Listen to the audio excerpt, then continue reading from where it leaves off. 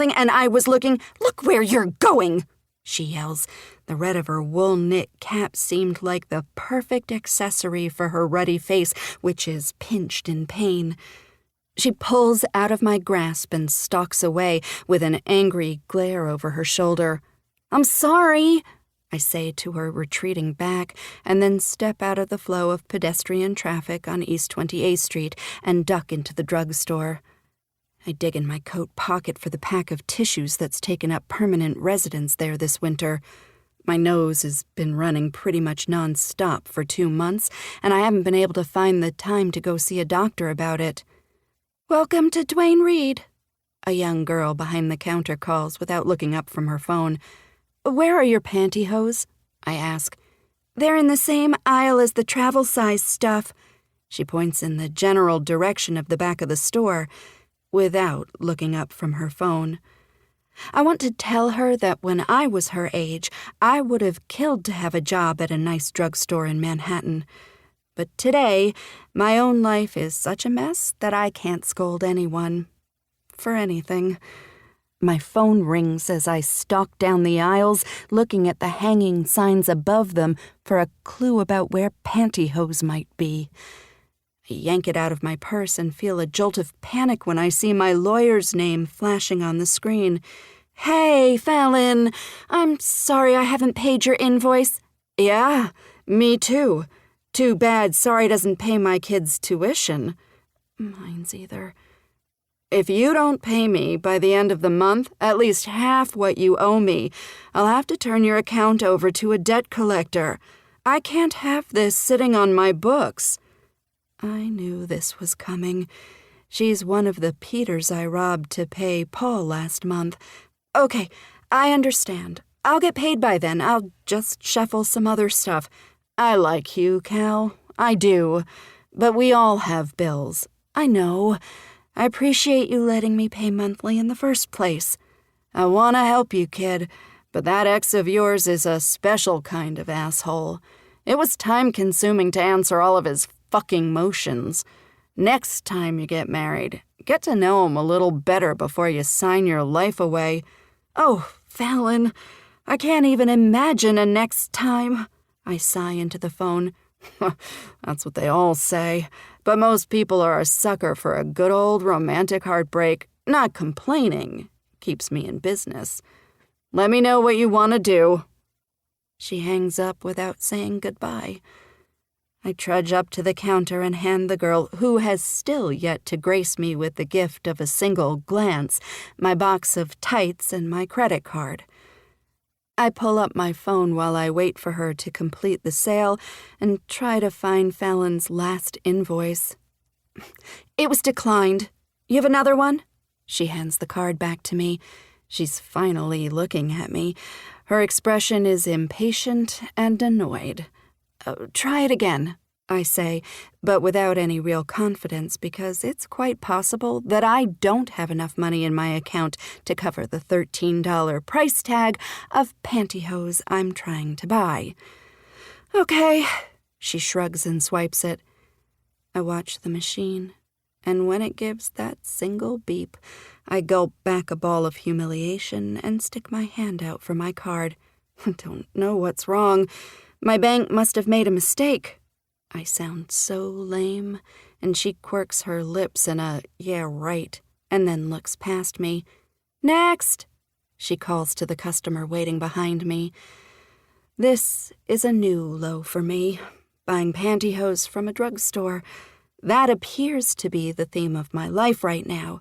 New lows are all the new year has brought me. I gather my purse and the shattered fragments of my pride and walk out of the store.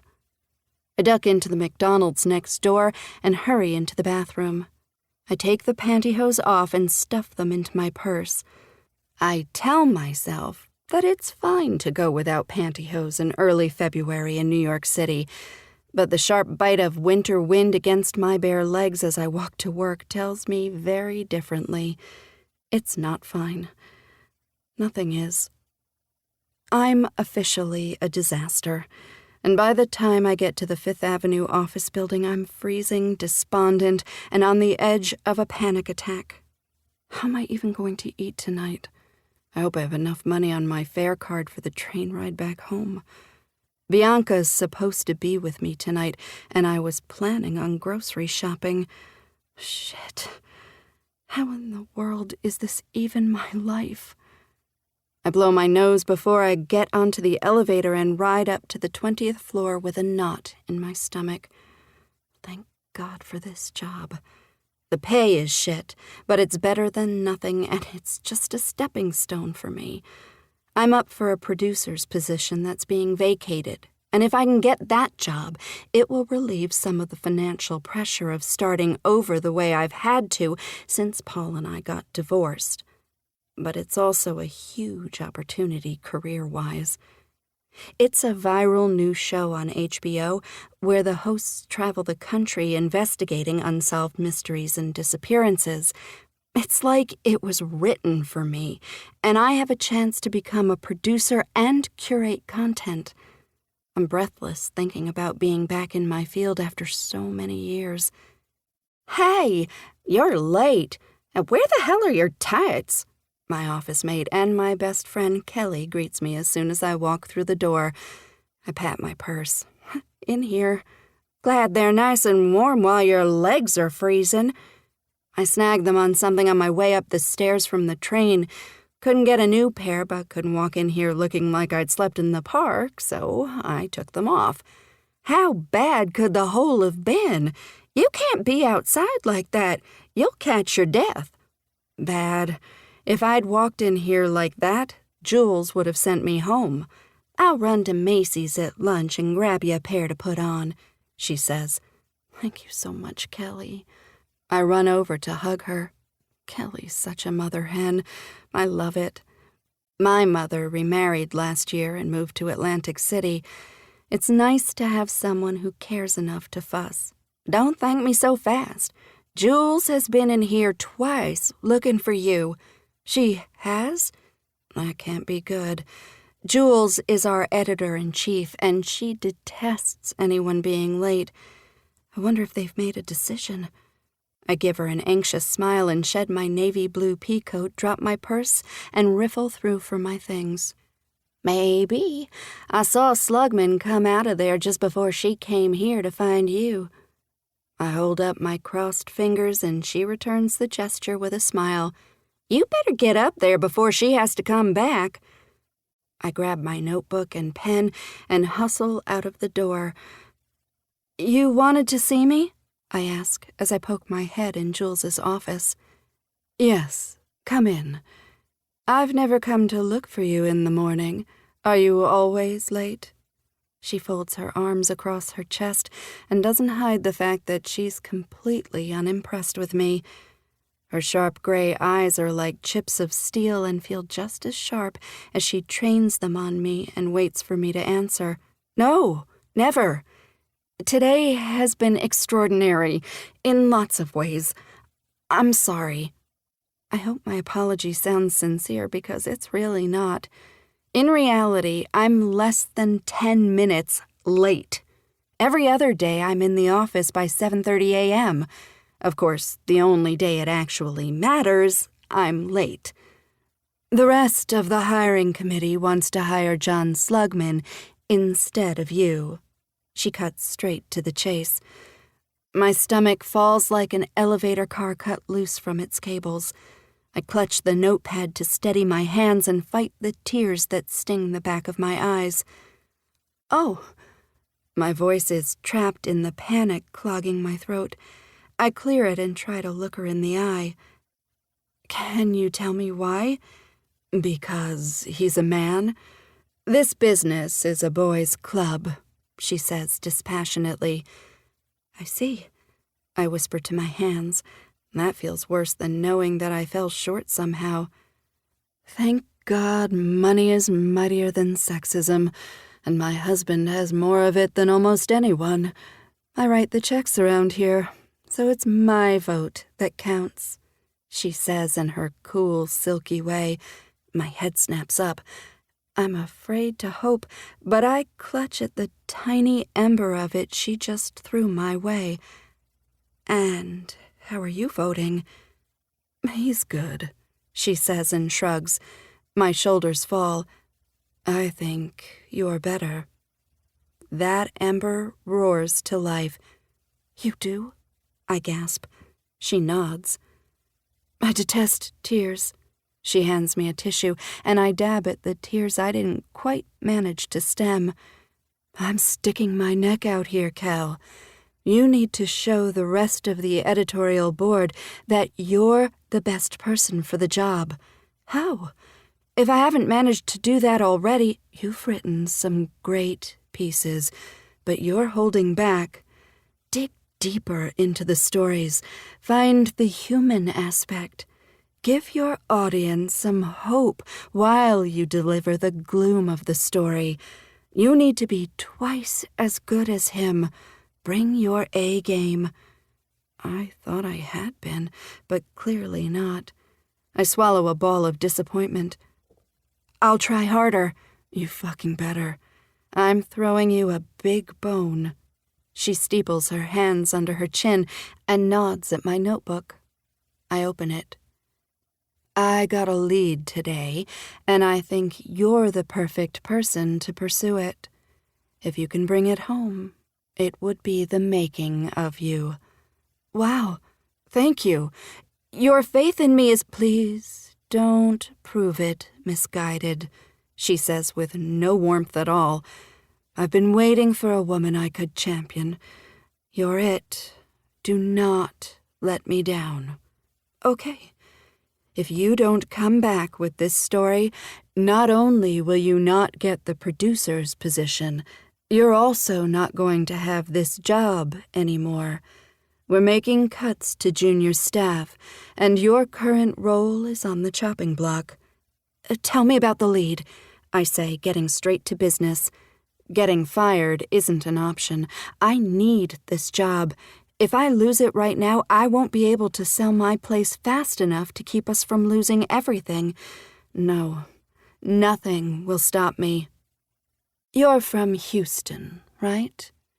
Surprise straightens my spine. Yes. I mean, I haven't lived there in over 15 years, but yes. Wonderful.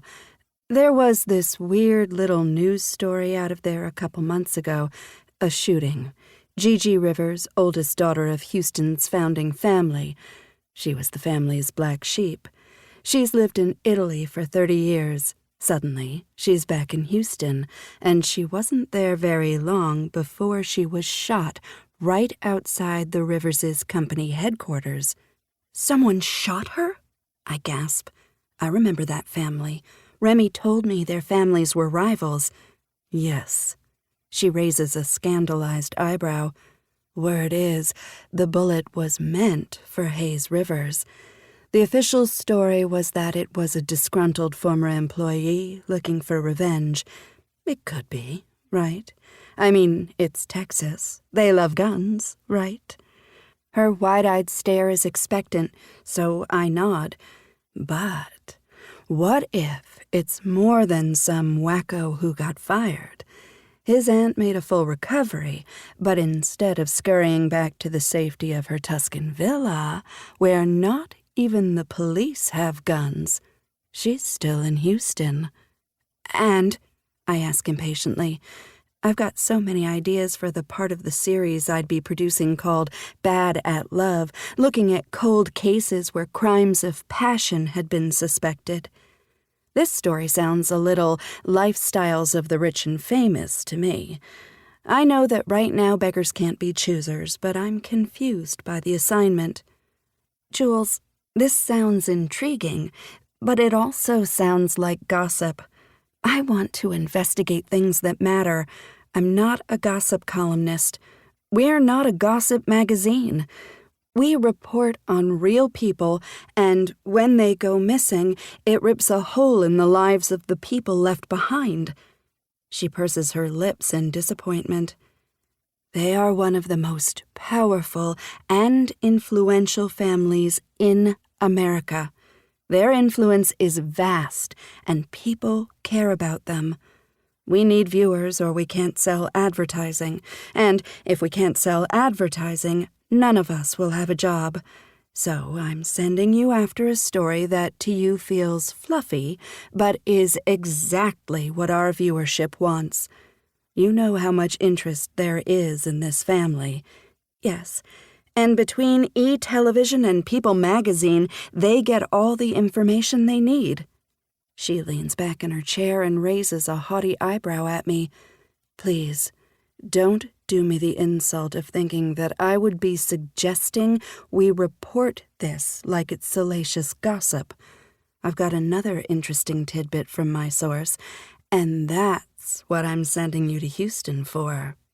According to a credible source, there was a DNA test ordered for Hayes Rivers last fall.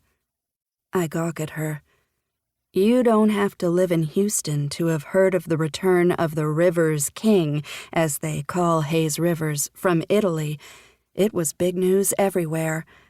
They are one of the last remaining true family dynasties in the United States, and the fact that they all look like movie stars only makes them the subject of intense interest. There were dozens of interest pieces detailing his background, really casting this aura of mystery onto his return.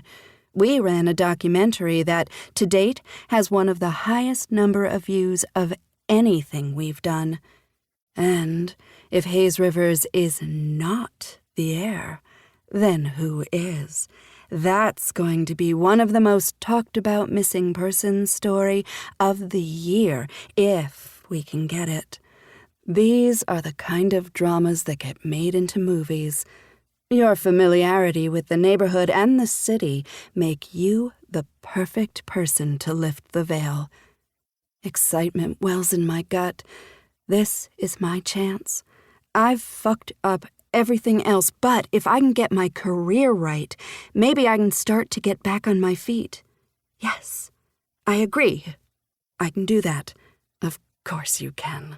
You're pretty, you're curious, almost too curious for your own good, and you're hungry, but not in a I'll do anything to win kind of way like Slugman is. I look at you, and I see myself. You're what, 29? I cringe. 31. You're in competition with a 22-year-old college graduate. You reek of single mother starting over, and I want you to win because I think you deserve it. So go and get this story. I think about Bianca and what it means if I go to Houston for work that could take weeks or months to complete. But if I get it, I can pay Fallon back for my shit show of a divorce and finally get back on my feet. I look down at my bare legs, think about my empty fridge and empty bank account. I can't say no. I'll ask Kelly for air miles to get Bianca a ticket down to spend a weekend with me. It'll be fine. And Houston means Remy. I push that thought away. That's really the last thing that should be on my mind, but it is increasingly so since my divorce. I'm single, and he is too. I haven't seen him in 8 years, and that last time had been so painful, I'm not sure he'll be happy to see me. It may not be a good idea to poke at old wounds. I'm just asking for more heartbreak. But the truth is, even after all of these years, my heart is still his to break. Even now, just at the thought of seeing him, the foolish thing is beating wildly. 23. Missing. Cal. I'm meeting Kalila Greer. I hear a voice behind me speak softly to the maitre d'. Reagan? I call to her back, and she turns around and gapes at me. Cal, is that you? I let her stare. I look nothing like she remembers. To be fair, she looks nothing like she used to either. At her wedding, the gawky, skinny girl with terrible acne and braces was already long gone. But even then, in her couture wedding gown, she'd still had an air of insecurity around her. Today, Reagan Wilde Landell stands in front of me in all of her glory. She looks perfect. Her hair is a sleek sea of chocolate silk whipped into beautiful waves that hover at her shoulders. I only see hair that perfect in magazines. No one looks like that in real life. Well, no one but Reagan. Her tanned honey skin is polished and glows against the white of her body-hugging blouse. Her makeup so expertly applied that I wonder if maybe she doesn't have it tattooed into place. Her body, even after 3 children, is ridiculously toned. She's dressed head to toe in Carolina Herrera couture, black pencil skirt, white blouse with flounces at the sleeves. A sexy but simple pair of black patent leather Louboutins adorn her small, perfectly lovely feet. Small gold hoops dangle from her ears, a simple gold band on her finger where most wealthy women wear their huge diamonds.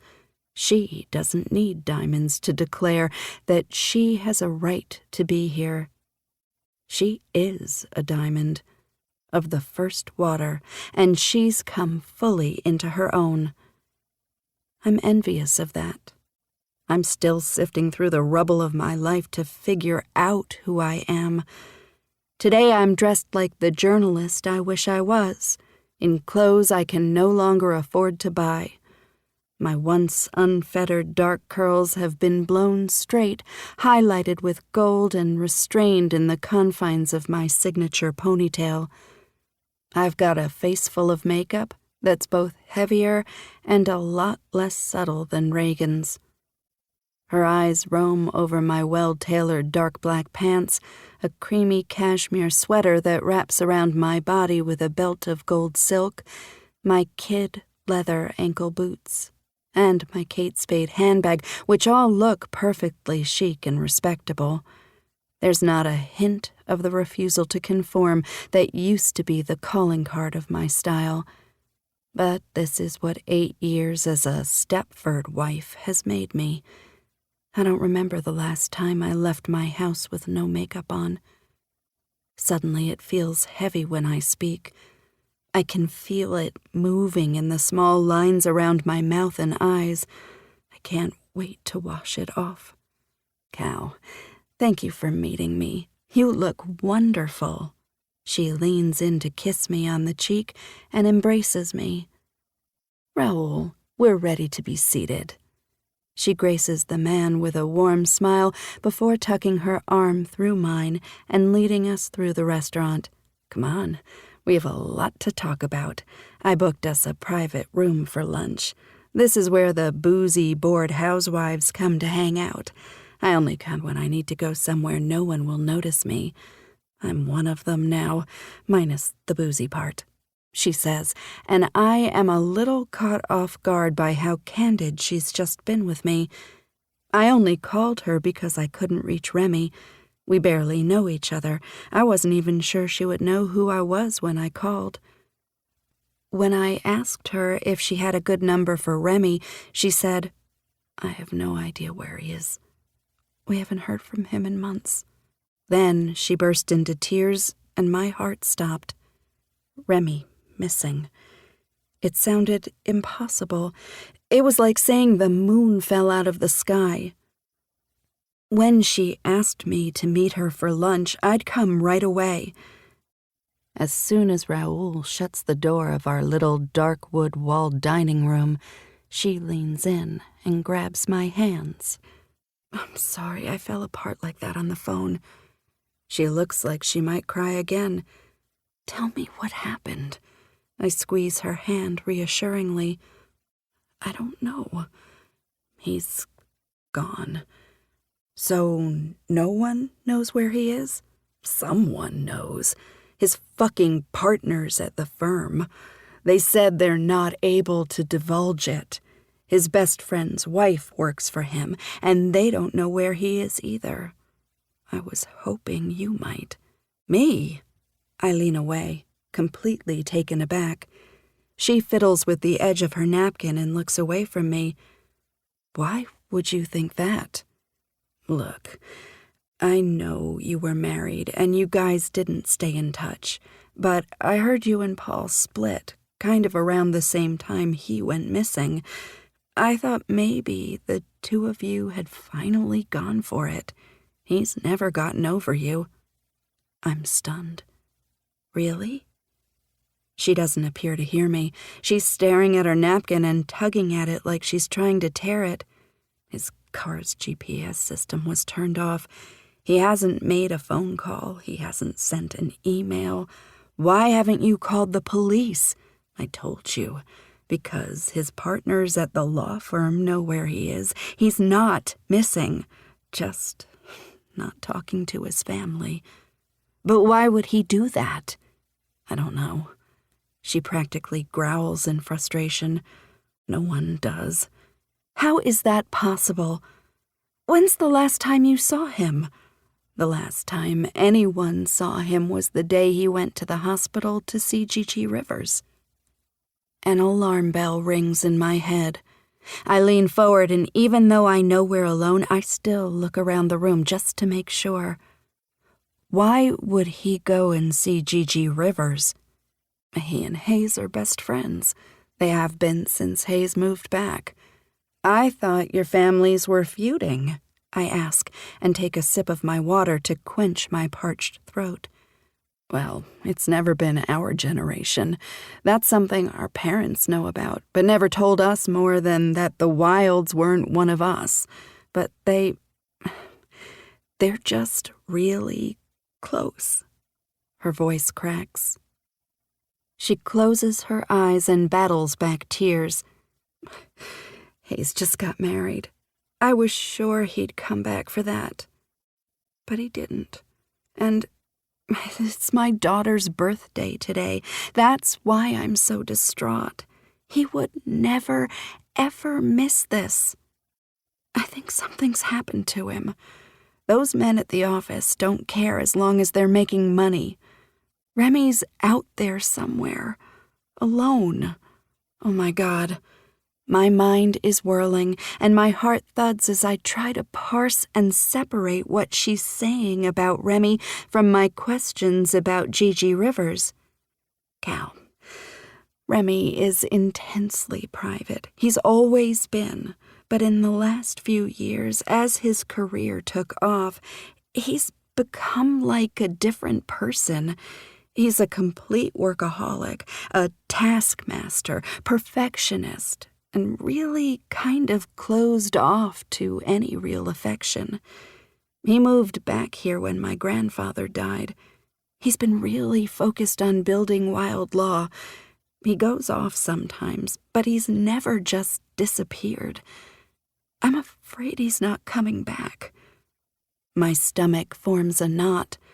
The thought of Remy somewhere hurt or stranded and alone sends chills through my body. Reagan doesn't seem to notice my stillness or feel my panic. I'm still trying to protect his privacy. He wouldn't want this to be news. Whatever is going on with him is obviously serious. His assistant quit right when he left, and I know he wouldn't trust anyone else. I've been managing his calendar, but I fucked up. I forgot to cancel one of his appearances. He was the keynote speaker. Now there's gossip that he's missing. Her face is pinched. Oh, wow. I shake my head in bewilderment, trying to put together the meager facts she's just given me. So, he didn't get in touch with you at all? Her question lurches me out of the daze that the rest of her words put me in. I've heard nothing, but I think I'm the last person he'd call. Cal, you're probably the only person he'd call. He talks about you all the time. Those Christmas cards Paul sends Marcel every year, he's confiscated every single one. His refrigerator is covered with them. I just assumed. I thought he would come to you. She covers her face in despair. No, He didn't come to me. I say slowly, "Oh, God, I don't know what to do. Gigi Rivers won't talk to any of us," she wails. "Why? Because of the feud, I guess?" She clears her throat and composes herself. "My mother's tried. She said she won't see us. I don't understand. I'm friends with Stone Rivers, but he's off in Medellin or some shit, and otherwise I have no contact with the rest of them. I don't know what to do." "Are you kidding? Your brother is missing, and you haven't talked to the last people who saw him?" She leans away from the judgment in my voice. "I told you. My mother tried.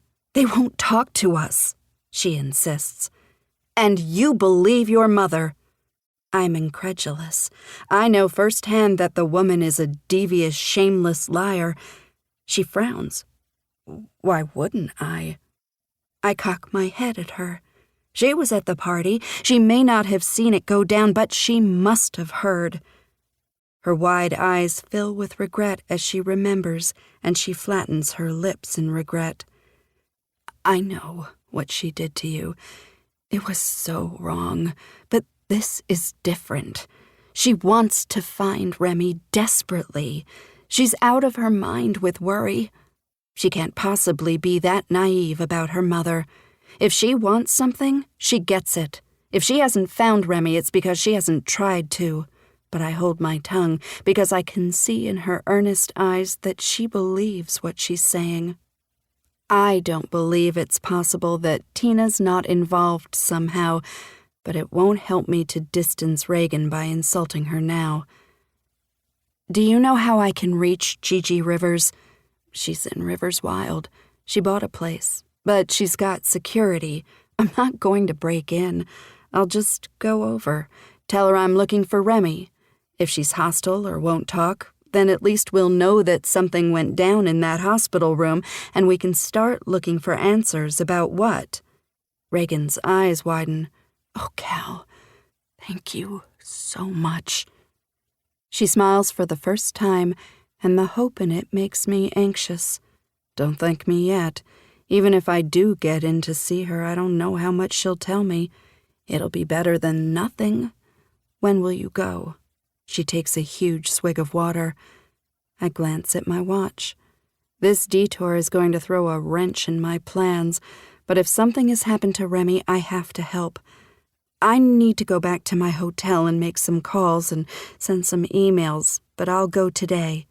She clamps a hand over her mouth. "Oh, Cal, I'm so self-absorbed. I've hijacked your trip with this drama about Remy. I'm so sorry." She covers my hand with hers. "Tell me why you're in town." My mind is so focused on unpacking everything she's told me that I draw a blank for a second. "Are you okay?" Her pretty brow furrows in worry. I shake myself and hope my benign smile is convincing. "I'm in town doing research on a story I'm writing and just thought I'd look up an old friend." Her confused sadness clears, and in its place is the other thing she and Remy share. Keen, knowing gazes. "Why didn't you just call Remy's office? Why call me? We're not friends," she says, and I get my own guard right back up. She may be nice, but she was never stupid. Her tears made me forget that I'm on an assignment, one that requires me to lie to her. I did call his office. No one answered, so I called yours next. She nods slowly as if she's processing what I've said and is deciding whether she believes it. "What story are you working on?" she asks finally. "It's an investigation. I can't talk about it. I signed an NDA. You understand," I say with a small, not particularly friendly smile. She holds my gaze for a few minutes, and then smiles apologetically. "I'm sorry. I don't trust anyone right now. We've had some local press sniffing around since he missed that event, and I'm just so on edge. Here you are about to do me a huge favor, and I'm giving you the 9th degree." I squeeze her hand reassuringly. You've had a hard day. It's okay. Thank you, Cal. I know you always cared so much about Remy. I smile and look down at my hands because I can't keep looking her in the eye and pretend that I'm being purely altruistic. I am worried about Remy and want to find him too, but I didn't come down here expecting to find that there might be a connection between Gigi Rivers getting shot and the Wildes. It seems like a long shot, but Remy up and disappearing after visiting her in the hospital feels like something. I'll talk to Gigi and let you know what I find. I tell her, thank you so much. You have no idea how grateful I am. It'll be a good place to start. Maybe she can tell us if he seemed upset about something when she saw him, and if that doesn't work, I'll talk to some of the hospital staff and see if anyone saw or heard anything. I tell her, I should have thought of that, but my little not-so-secret poison pen article hasn't exactly honed my skills as a journalist. She smiles self-deprecatingly. Poison pen? It's just a gossip column I write under a pen name. It's an open secret that it's me, but I haven't worked properly since I married Marcel. Do you want to work? I ask. She smiles blandly and then proceeds to act like she didn't hear me. So, how long are you here? I'm very good at staying in my lane, so I let it go. I'll go back when I have the story. I'm thinking no more than a couple of weeks. You must love the freedom of being divorced. If I even mentioned going away indefinitely, my husband and children would band together and hog-tie me. She laughs, but it's tinny and flat. Her eyes glisten with tears. Are you okay, Reagan? She blinks back her tears and smiles. I just want my brother home. I need him. 24. Found. Cal. Miss Rivers, thank you for speaking with me. I stand up as Gigi Rivers is wheeled into the sitting room. She looks younger than I imagined, and very much like Hayes Rivers. She lifts an eyebrow at me and doesn't smile. Well, you say you're a friend of Remy's, and you left your phone with my security guard, so I hope that means I can speak without worrying you're recording it. I can't imagine living like you think everyone is looking to betray you. Her nurse helps her out of the chair and settles her on the cushion she's arranged on the couch. Thank you, Enid. You can leave us, she says with a tired smile to her nurse. The young woman turns to me and sets her dark, green, serious eyes on me with a warning glare. Please remember that she is recovering. Nothing too difficult. And I'll be back in 20 minutes to check on her. What does she think I'm going to do? I just want to chat. I'll make sure to pay attention to signs that she's getting tired. Stop talking about me like I'm a deaf invalid. Enid, I said you can leave us. And Kalila, if I'm tired, you won't have to look for signs. I'll tell you. Now sit. Let's get to talking. Of course, Gigi, Enid says in a cajoling voice. She gives me an almost comical warning frown on her way out. I've wondered when someone was going to call me. I've given up on that woman calling me back, but I'm thrilled someone actually gives a shit enough to come and talk to me. Her voice drips with disgust. I'm confused. I was told that you refused to speak to the Wildes, that Mrs. Wilde had reached out to you and had her efforts rebuffed. That's a lie. But considering the source, I'm not surprised. I've called her every day since I got home. She pulls her phone out and scrolls through it. Then she hands it to me. Here, look. I'm not tech-savvy enough to know how to fake that. I take the phone from her. Sure enough, Her outgoing calls are interspersed with several listed to a T. Wilde. I shake my head. My mind boggled. Why would Tina pretend Gigi had refused to talk to them? She laughs dryly. I look up and she's watching me with beautiful hazel eyes that, in contrast to the small smile she's wearing, are very sad. You must not know her. Oh, I know her, but it's been a long time, I confess. She's done so much lying over the last few years. She's forgotten how to tell the truth. Trust me, it takes someone who has done the very same thing to recognize it. She doesn't know what's false and what's true anymore. I look at her with a knowing understanding. So, Remington skipped out on his family, huh? The girl who comes in to do my hair told me she'd heard gossip that he'd gone walkies. She muses, but doesn't offer anything else. I smile and try to appear patient. I understand you're the last person to see him before he left. Was I? I hadn't heard that. I have no idea what was going on, because no one in that family will talk to me.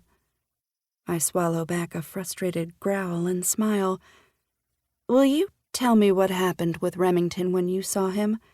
I could, but then I'd be telling a story that's not mine to tell.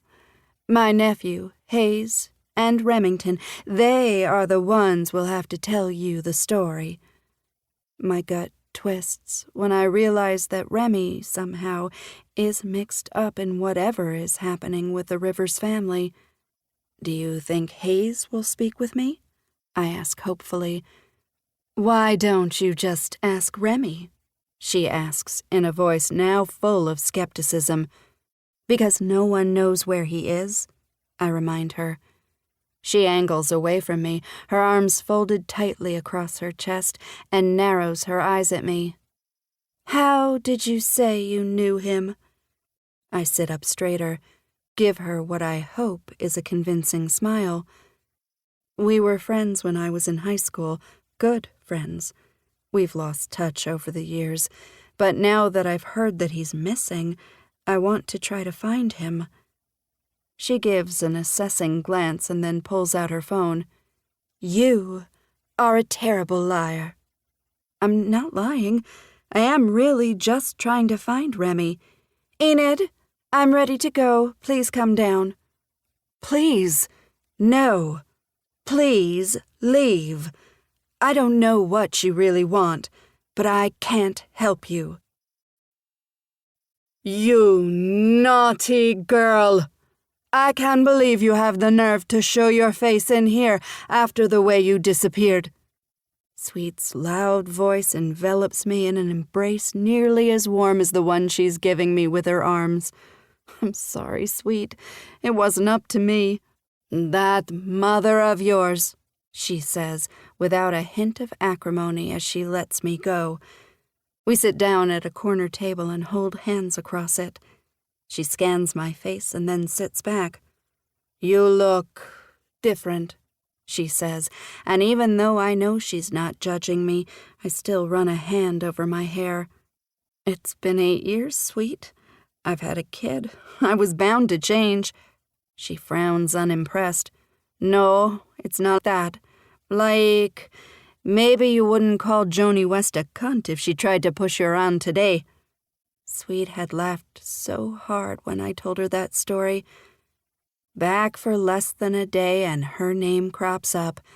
Should I be worried that she's going to stroll in any minute? Thank goodness, no. She's that loud of a husband's problem now.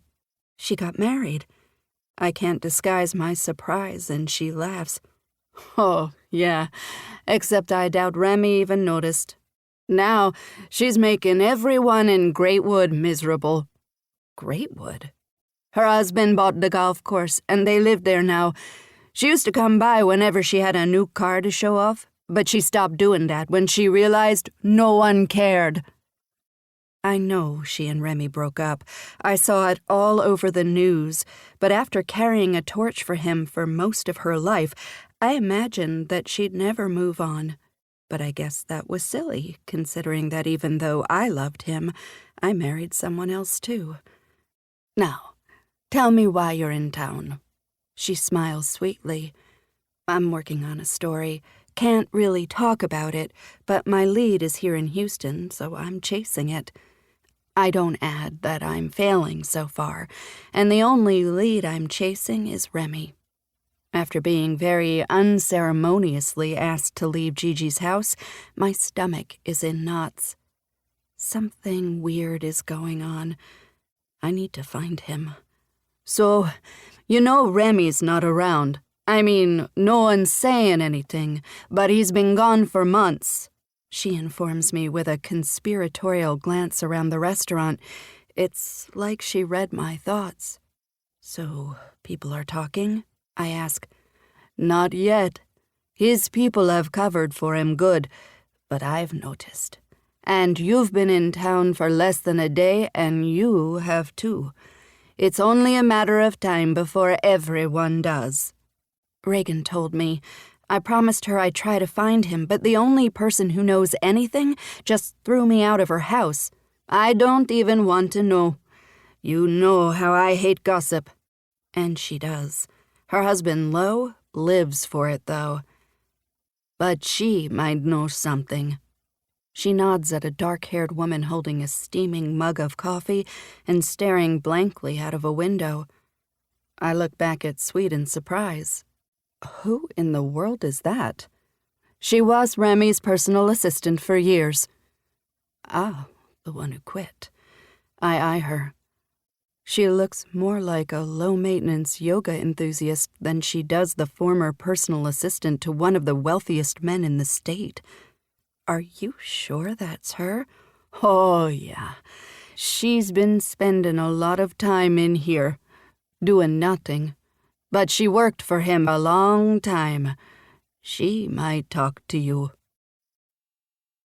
Armed with an address and Rachel's command that I bring Remy home, I pull just out onto Wilde Way Parkway and start making my way north.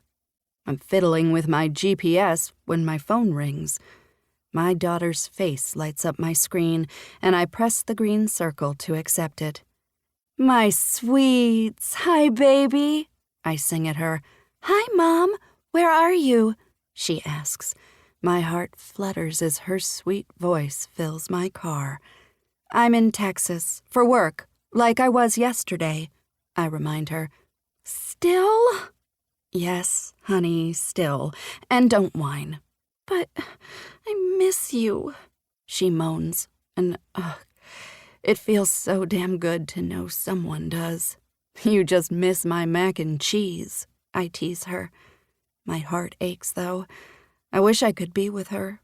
She's young, but she's great company, and in some ways, I'm getting to live my childhood through her. She makes all the shit I've had to wade through worth it. Making sure she gets everything I missed out on is what gets me out of bed every morning. I would suffer everything all over again if it meant I could have her.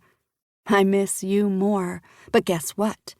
I'm buying you a ticket to come and see me in 2 weeks. You and I are going to spend a whole weekend just hanging out. Really? She squeals, and I'm glad she's still so easy to please.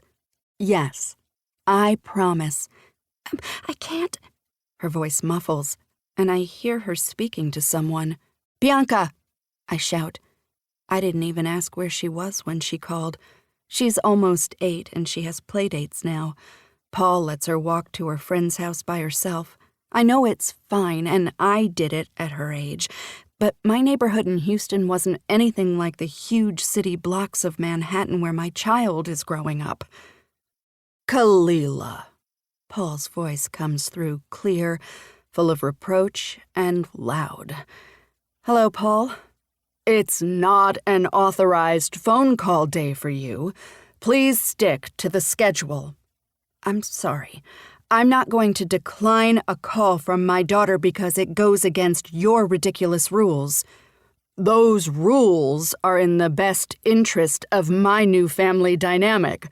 On the days she speaks with you, Donna is upset. It causes a heightened level of tension in our home that I would like to minimize. It would be best, actually, if these protracted visits could be kept to a minimum in general. My anger surges. At his parents' urging, he fought me for full custody. I went broke to make sure that my daughter stayed with me. Now, Paul treats being a parent like it's an inconvenience. She's going to grow up one day, Paul, and she'll wonder why you didn't spend more time with her. She'll be leaving in a week. Please do your best to make her feel at home until then. It's a warning and not a request. Maybe you should be here instead of gallivanting all over the country in the name of a career. You made your choices. Now we all have to live with them. And then he hangs up. He has never laid a hand on me, but I used to flinch every time he started to talk, because his words were his weapon. He berated me constantly, ruined my career, and then, the minute I rebelled, he divorced me and took up with his secretary. He's the one who had an affair, but somehow the breakdown of our marriage was my fault. I've never wanted her to feel like a piece of rope in a tug-of-war. She hated that we split. She loves us both. Choose better next time, Cal. I hear Fallon's voice in my ear.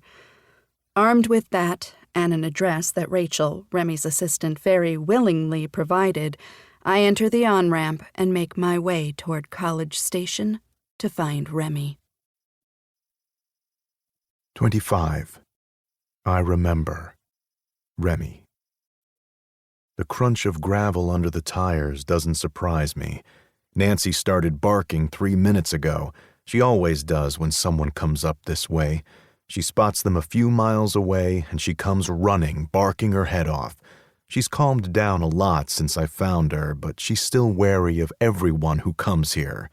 Mrs. Jameson comes up every Tuesday from the small restaurant that's attached to the convenience store she and her husband own in town.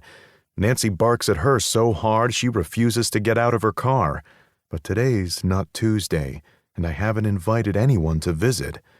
For a split second, I wonder if Reagan finally pulled her head out of her ass and came to find me, or if my mother has sent some sort of special forces team to make sure I don't talk, as if I ever would. I wish I didn't know what I knew. Why in the world would I want to broadcast it? When the squeak of brakes tells me the car's in front of my house, I stand up. I head toward the front of the house and pick up my shotgun. It's resting in a corner nook built into the wall. I pick up my pace when I hear the car door close, and I put the butt on my shoulder and open the door slowly. I drop the gun, and it lands with a thud at my feet. I stand there with my heart racing like it hasn't in years. Cal is standing at the end of my walkway, and it's like someone put an electric paddle on my chest and hit the power button. "Oh my God in heaven!" Cal screams and throws her hands up in front of her and crouches behind the open door of her car. I shut the door behind me when I hear the scramble of Nancy's claws across the floor as the strange voice brings her running to investigate. Cal's lips are moving, but I can't hear what she's saying over the roar of blood in my ears. Is it possible I'm dreaming? Hallucinating? Cal can't possibly be here. I stand barefoot on the front porch of the house and stare down the long stone gravel path at the very last person I expected to see, and perhaps the only person in the world who, right now, I'm happy to see.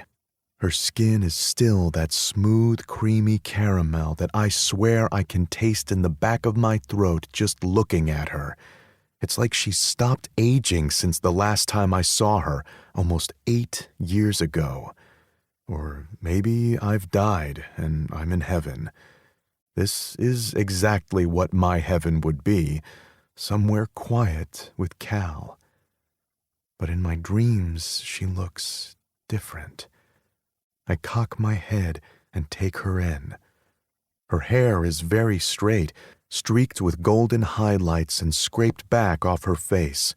Her face is made up. She's wearing lipstick. It's a neutral color, but still not close to the peachy perfection of her own lips. I sweep her from head to toe. She's dressed like she lives in a J.Crew catalog. I go from being shocked to see her to being worried. "Will?" I say her name and she peeks out from behind her hands. Her large brown eyes land on me, and the twin beauties stir a place deep inside of me that has been asleep for a long time. "Remy, hi." Her smooth, deep voice is the most soothing thing I've heard in a long time. It makes me think about things I miss, home most of all. Because every time I've been with Cal, no matter where we've been, I've always felt at home. I walk toward her, barely noticing the bite of the gravel under my bare feet, and completely ignore Mrs. Jameson's repeated warnings about snakes. But her being here makes no sense. Something must be wrong. "Why are you here?" It sounds harsh and unwelcoming even to my own ears, and she flinches. I came for you, to see you, to check on you.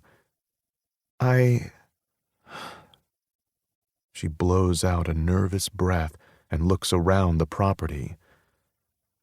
"The house is so beautiful. I don't know why I imagined I'd find you living in some burned-out, abandoned house." I sway and take a step closer to her. Her eyes widen a fraction, but then she takes a step toward me, too.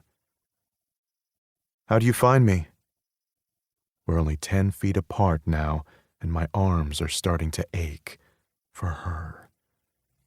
She swallows, and the flash of her soft pink tongue as it darts over her tender, plump bottom lip draws my eyes back to her lips. I want to wipe that fucking lipstick off with my tongue.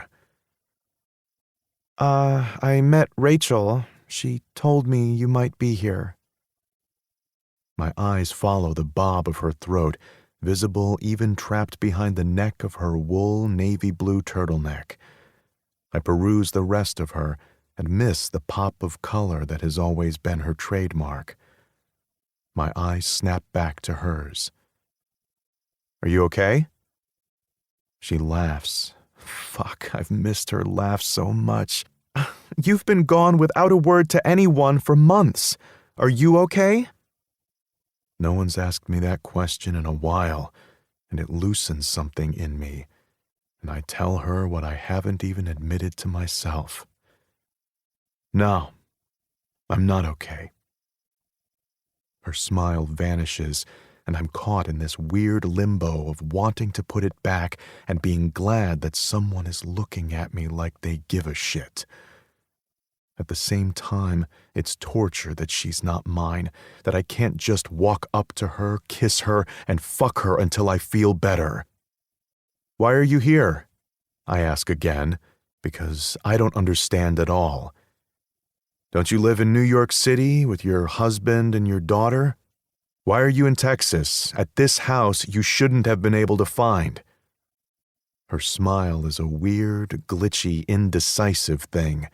I don't smile back. She clears her throat, and her smile falters. "We have a lot of catching up to do. I am really just here to check on you, I promise. We can go inside or talk out here. Either's fine with me, but I'd rather do it sitting down." She nods at her feet and lifts one of her legs up to indicate the heel on the boot she's wearing. Oh, shit. I shake my head. It's Cal, not the fucking FBI. If she's here, there's a reason. I'm treating her like she's a hostile enemy. I've been out here alone with my anger for too long. "I'm sorry. Sorry. Come in." I wave her to follow me, and I head back to the house. Nancy's tongue is pressed to the glass of the door, and I can see the eagerness in her eyes. "I've got a dog, though. She's skittish. I rescued her, and she's got some kind of PTSD. Instead of running from people, she tries to attack them." I turn just as she's making her way up the stairs, and I hold out a hand to her. She doesn't hesitate to slip hers into mine. I wish she had. That touch, the slide of her soft palm against mine, is like dropping a goldfish into the mouth of a starving shark. Hardly enough. I'm trying to figure out how I'm going to handle sitting next to her when I want to pull her into me and hold her there. But she's someone else's wife. I let go of her. "Oh!" She looks in surprise at her companionless hand and then back at me. I smile stiffly. I'll go in first and hold her back. Once she sees us being friendly for a few minutes, she'll be cool. She eyes the dog wearily but gives me a genuinely happy smile. "I don't have pets, but I've always wanted one. You rescue her from a shelter around here?" "Nope. Someone chopped her tail off and threw her in a ditch to bleed to death. I found her on one of my runs and brought her home. She just took to me." "Another Remy person, I see," she says, a wry smile tugging the corner of her pretty mouth. It's enchanting. I look away from her, open the door, and grab Nancy's collar just as she lunges for Cal. Cal shrieks and steps backward. "Oh my God, you weren't kidding. Has she bitten you?" "No, and she won't bite you either. She's just trying to scare you because she doesn't know you're not here to hurt her." I scratch her chin and smile down at her. "Do you, girl? She won't hurt you." I slide a glance at Cal and wink. "She only breaks human hearts." She flushes. "Come in. Rub her head once, she'll be good. She'll slink off and won't come out until she's hungry." Cal looks between me and the dog like she's not sure she believes either one of us. Then she drops to her knees and brings herself almost eye level with Nancy. "Hey," she says softly in return to Nancy's growl. She puts a hand on her head. "I understand, baby. I wouldn't like people either. I'm Kalia. I'm nice, like he said. And don't mind his talk about hearts. I've never been the one to do the breaking." She looks up and smiles in that sweet way she has, and I have to look away again. She is so beautiful it steals my breath. "What kind of dog is she?" "I don't know. The vet said she's a mutt, but that black coat and her height say she's at least part mastiff of some sort. We just don't know." Nancy huffs contentedly and turns her nose until it's in Cal's palm. I blink down at her. "Well, that's a record. Takes her a few visits to give that to anyone." Maybe she can smell the little girl in me who always pined for a friend just like her," she says. At the mention of that little girl, I remember that Cal shouldn't be here. "Are you going to tell me why you're here?" I ask, pulling Nancy back. She looks up sharply and stands. "I was in Houston for work. I called your office, thought we could catch up over lunch or something. When I couldn't get a hold of you there, I called Reagan." "Reagan doesn't know where I am." "No, but Rachel does. She gave me the address." "Rachel did? She's still in Rivers Wilde?" "Yeah, she asked me not to tell anyone, so I didn't. I just got in my rental and drove out here." "Why?" "Your sister is worried sick. I wanted to make sure you're okay. You've gone off the grid completely." She looks around again. "I'm perfectly happy out here. I have clients, they pay me in cash, food, cleaning services, and yard work. I don't have to worry that I'm living in a nest of vipers like I do with my own family." I realize my voice has gone from even to loud, and she takes a step toward me. Her eyes are wide with alarm. "Remy, what's happened? Who hurt you?" she asks, and my soul takes a deep sigh. The 10-pound weight that's been pressed against my heart lightens because my person is here. She'll understand, because she always does. Yet even in my state of I don't give a fuck, I'm not devoid of common sense. I know Cal is my friend, but she's also a journalist. I'll tell you, but what I tell you stays here. 26. Burning. Cal. Shit. Fuck. Why did he have to say that? When Remy stepped out with that gun, I almost pissed on myself. But then he looked at me like he'd been hunting and finally had his prey in his sights. I felt every single place his eyes landed on me as surely as he had touched me with those big, strong hands of his. I'd forgotten what a thrill it always was just to be in his presence, like dancing on the edge of a fire, the flames licking the tips of my toes, but not feeling any fear because he'd never let me hurt myself. Safe. Cherished. Seen. Remy had made me feel all of those things. It had been so long since I'd felt any of them. I was so desperate to touch him, I ached. He looks impossibly handsome, his cheeks covered in a dark beard that my fingers itched to touch. His hair has grown too. He's always worn it close to his head, but today it's long enough to get lost in. His dark ringlets cover his head like a crown. He's leaner, but more muscular, every bit as tall and strong as I remember him. Oh God, I want to climb him like a tree. I deflected earlier by gushing about the scenery and trying to get us out of the pocket of tension we'd stepped into the minute we saw each other. I've been taking huge imaginary gulps of air. It hasn't helped the feeling of lightheadedness that's come over me. Being forced to think before I speak feels like a huge task. But I have to remember why I'm here in the first place. My job. Cal, did you hear me? Are you okay? Remy peers at me. I'm fine. It's just a shock to see you, and of course, what you tell me stays here. I think I can make that promise in good faith. Whatever is going on with him can't possibly be about the Rivers woman. I'm listening. Go ahead, I nudge. He takes a deep breath. My father didn't die when I was 2. Those are the very last words I expected to hear. Come again? He left when I was 2. Left? I don't understand.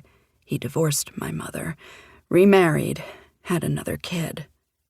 I processed that quickly. Okay, so everyone just thought he was dead? No, my grandfather and mother knew he wasn't. They let us think he was dead because that was easier in their minds than us and the public knowing that he walked away. My eyes bug out of my head. But that's crazy. Do people actually do things like that? Apparently my people do. The kicker. Gigi Rivers was the woman he left her for. A feather could knock me over right now. My mind is racing. I make a mental list about everything that I know about Gigi Rivers, other than she's Hayes Rivers' aunt, and that she lives in Italy, and that she was estranged from her family for years. There's not much information about her. And the word is that she and the family reconciled when her brother died. She raised Hayes in Italy from his teens until he came back last year. Something clicks the way it does when I finally find the last piece of a puzzle. I remember the paternity test Jules mentioned. Oh my God. It can't be. You said they had a kid. You have a half-sibling? Do you know where they are?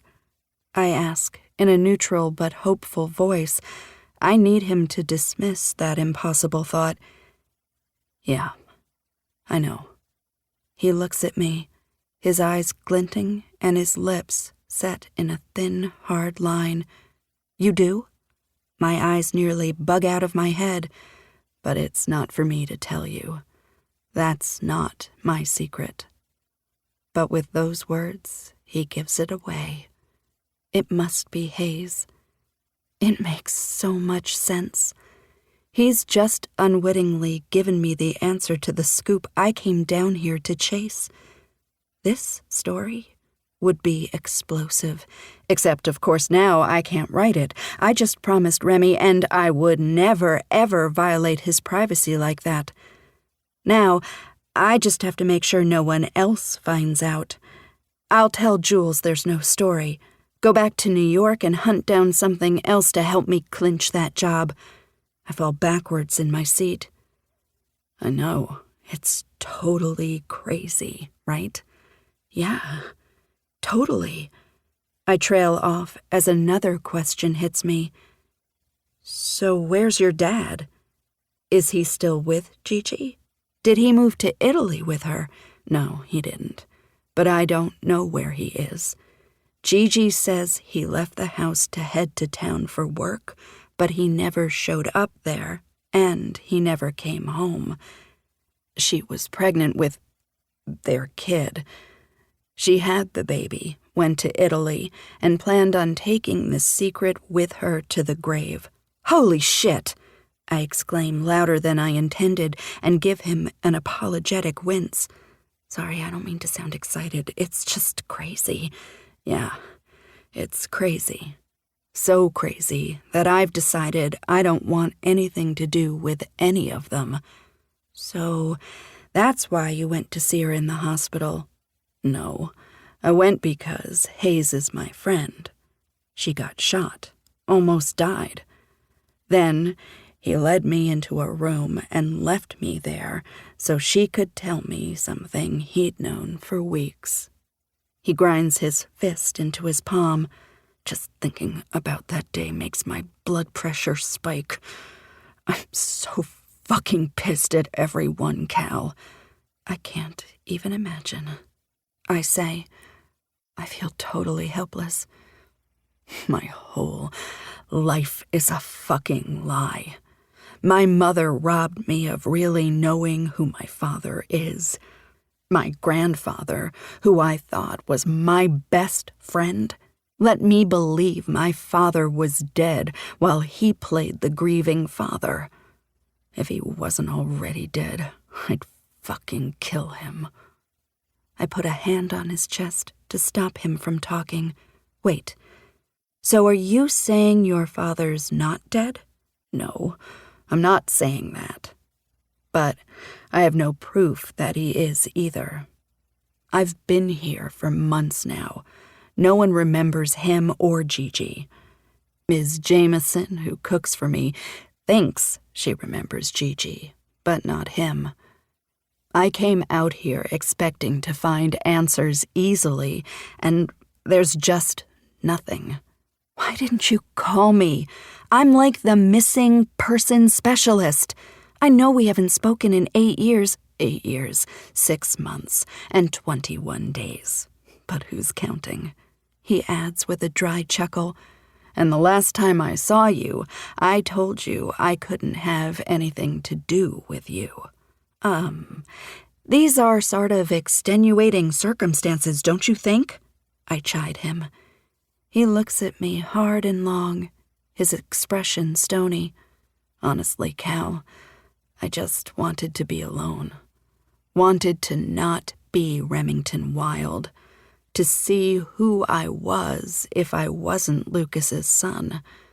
They built this legend around him and then pushed me to live up to it. It wasn't even real.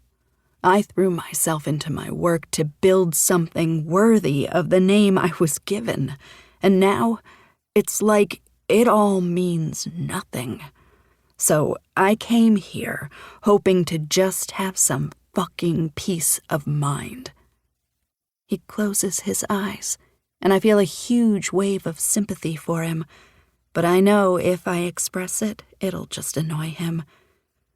So did you find it? Your peace of mind, I ask after a few minutes. No, but it's been good to cut off the world and just be. I look around the rustic but chicly decorated cottage. It's got every modern convenience, but it's furnished to be comfortable rather than stylish. 2 huge brown leather couches make a corner around a fireplace that stands in the middle of the room. So, this was their house. Yeah, they bought it and the farm when they walked away from their families in Houston. Gigi pays the taxes on it every year, has it renovated regularly. She said she'd planned on telling me one day, and that almost dying made her realize it was time. He pulls a piece of paper out of his pocket and smooths his fingers over the worn edges of it. He's got the nicest hands. Long, broad fingers, square, wide fingernails, and intricately veined. Strong, sure hands that seem to know things about my body that no one else does. This is the letter. He planned on finding a way to see us again. He said my mother and my grandfather wouldn't agree to let him see us. Can I read it? I ask, and he hands it over without looking up. I unfold it carefully. It's worn, and even though he's folded it nicely, I can tell it's been balled up more than once. Dear Remy, one day I hope you'll understand that your freedom is worth more than anything. I didn't choose her. I chose that. And I will never love anyone as much as I love you. I will find a way back to you. Love, Dad. Oh, Remy, I'm so sorry. My words feel so utterly inadequate, but they're all I've got. Me too. Clearly, he was a piece of shit for leaving his family, but I wish I'd had the chance to get to know the real man behind all of the bullshit my mother's taught me about him instead. He drops his head into his hands and groans. I'm so sorry, Remy. I touch his shoulder, and he stiffens and sits up straight. My hand slides off his shoulder. Where's your family? His sudden change of subject catches me completely off guard. I stare at him blankly for a minute, and he laughs. You know, Paul, Bianca. I glance at the hands in my lap, then back at him. His smile disappears when he sees my face. I knew it. Something's wrong. What happened? Nothing is wrong. Paul and I got a divorce. Bianca's staying with him while I'm here. I'm bringing her down for a visit the week after next, if I'm still here. My answer is met with silence. His eyes lose their slightly far-away look and focus intently on me. His posture changes. He straightens and sits up. The hunger that was there before is back, and this time, he's not looking away. My throat is dry, and there's a thrumming in my core that's vibrant and strong. I haven't felt that sensation in years, and oh, how I've missed it. But I need to tamp it down. I'm not here for this.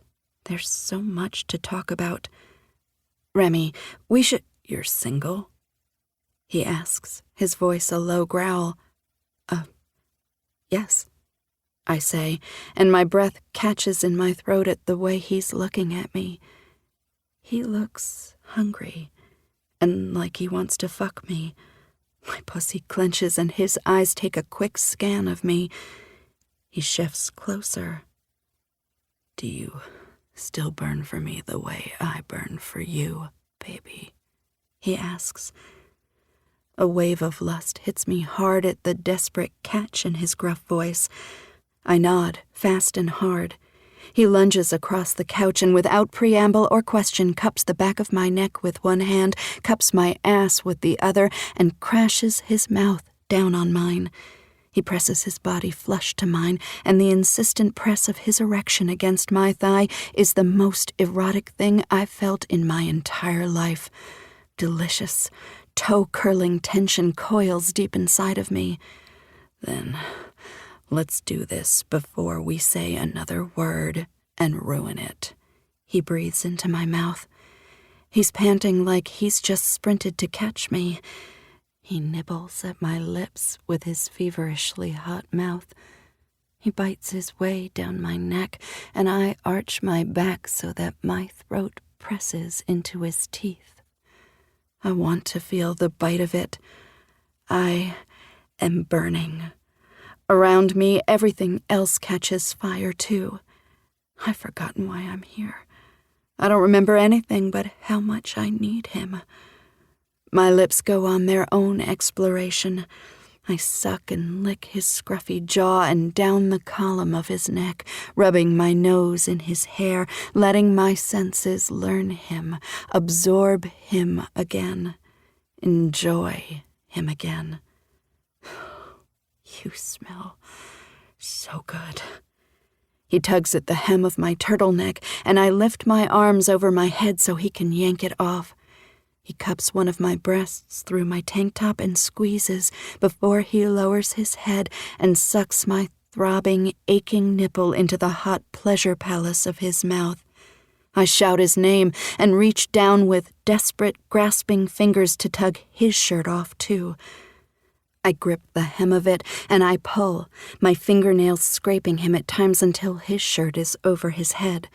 The press of his warm, firm skin against my own, now topless body is akin to relief.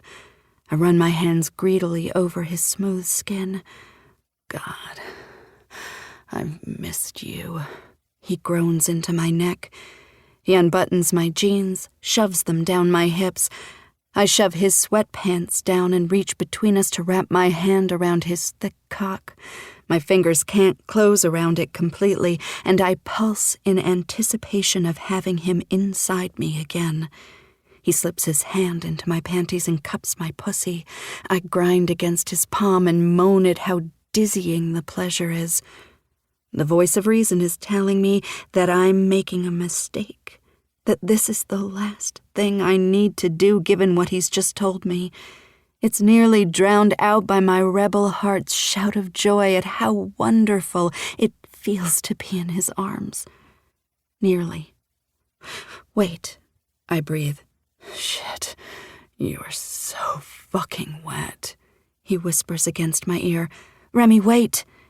I let go of his cock and shift so his hand slides out from my panties. He stiffens and pulls off me immediately and hovers over me. What's wrong? A bead of sweat falls from one of the curls that's hanging on his forehead. It lands on my cheek. He leans down, his heat and breath as heady as the weight of him on me. He glides the tip of his tongue over the spot on my cheek where his sweat fell. Remy, this isn't what I came for. I'm not ready, I pant and press a hand to his chest. His hot eyes bore holes into me. He swoops down and gives me the most perfect kiss. Not as perfect as the sweet friction of him sliding into my body would have been, but it wouldn't just be sex. Not to me. My feelings for him are right below the surface. I can't afford to let them spill over. So I sit up and pull my clothes on. Let's talk first. 27. Catching up. Remy. She's sprawled on top of me, her head resting on my shoulder, her eyes closed. Our chests rise and fall in almost perfect unison, and we lie there in silence, trying to catch our breaths and gather our thoughts. That was unexpected. I lost my mind for a second. I break the silence with my confession. I want to say I'm sorry because I kind of just attacked you. But Cal, I've been waiting for you to be free for me to do that for what feels like nearly half my life. She slides her pretty brown eyes over to me and lifts the corner of her mouth in a satisfied smile. I know. I've been waiting too. Surprise has me sitting up, thinking I missed something. Really?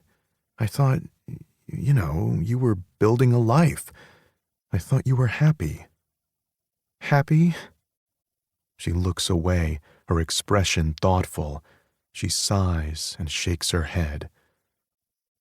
No, but she didn't ask to be born. I chose to have her, and I wanted Bianca to have a stability I didn't. In hindsight, it was completely misguided. Her life has been in constant upheaval for the last couple of years. I'm just finding my feet. Her smile is tight and forced, and just like when we were kids, I feel compelled to make it reach her eyes. I shake my head at her. Well, shit.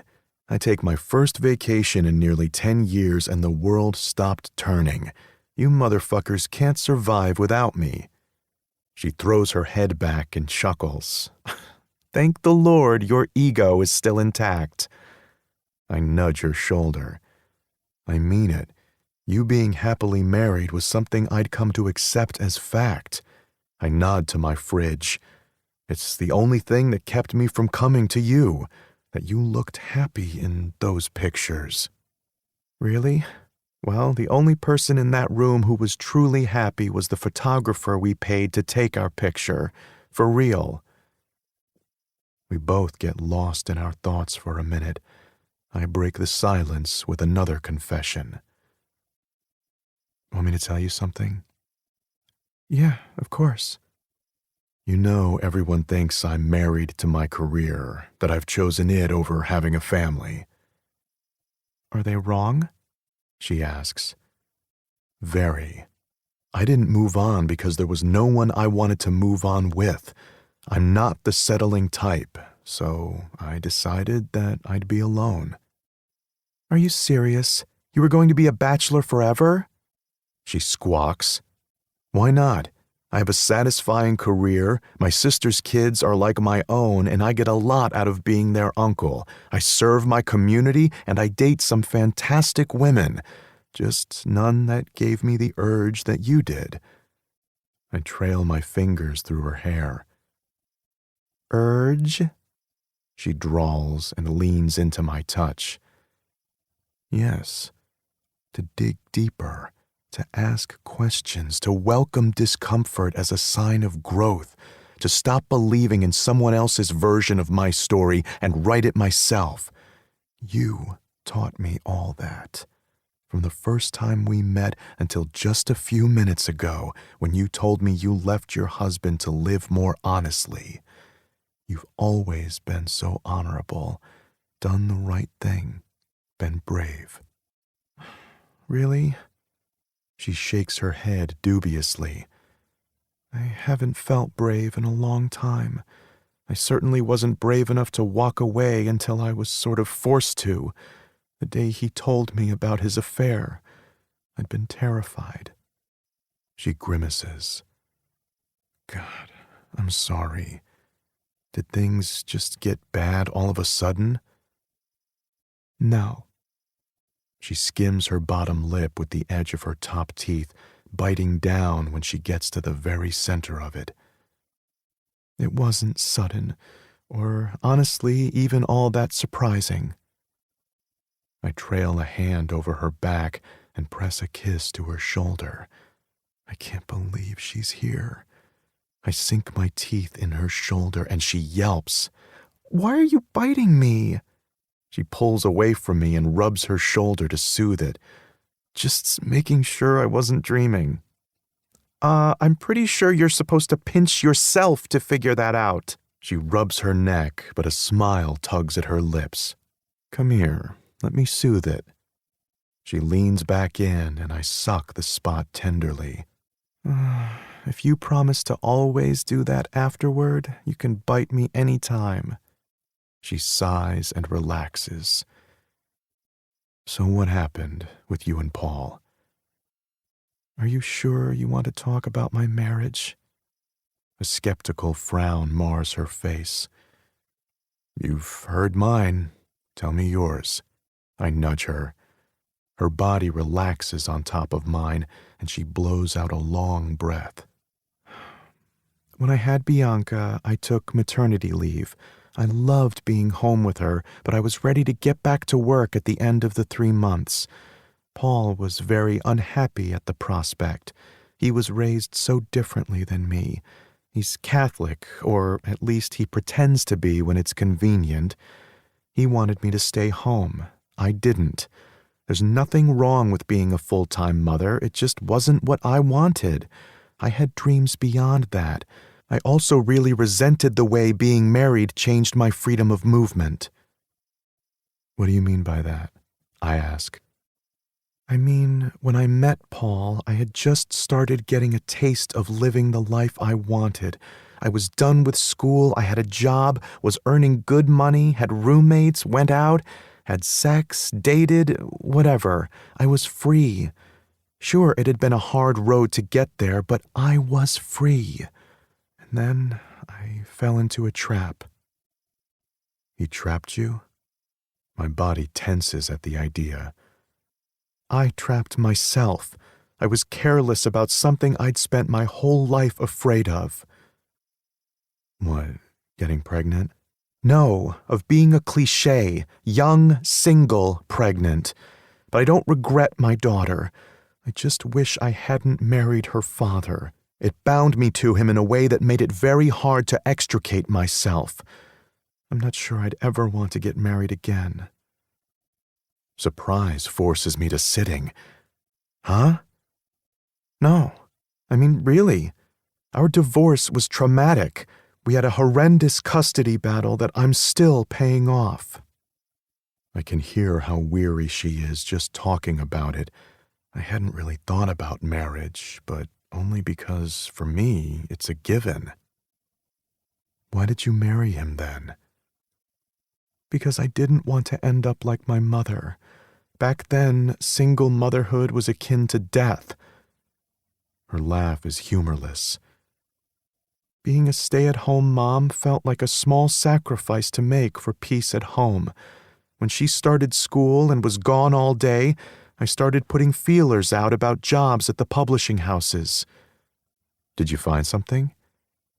"Yes. Paul made such a stink. I turned it down." "Even with her in school? What did he expect you to do all day?" "Things other media tycoons' wives do, I guess. Go to lunches, fundraisers, cut ribbons at the openings of new hospital wings, look pretty, hair straight, makeup flawless. That's what he cared about. Don't stand out, be a picture-perfect wife. Suddenly my clothes were too revealing, too risque. My hair looked unprofessional. I changed all of those things to try to make him happy." "I see," is all I say. But now I understand the slightly Stepford Wives vibe Cal gives off. "Last year, my old boss called me up and asked me to come back, said he'd bring me back in at the same level and title and everything.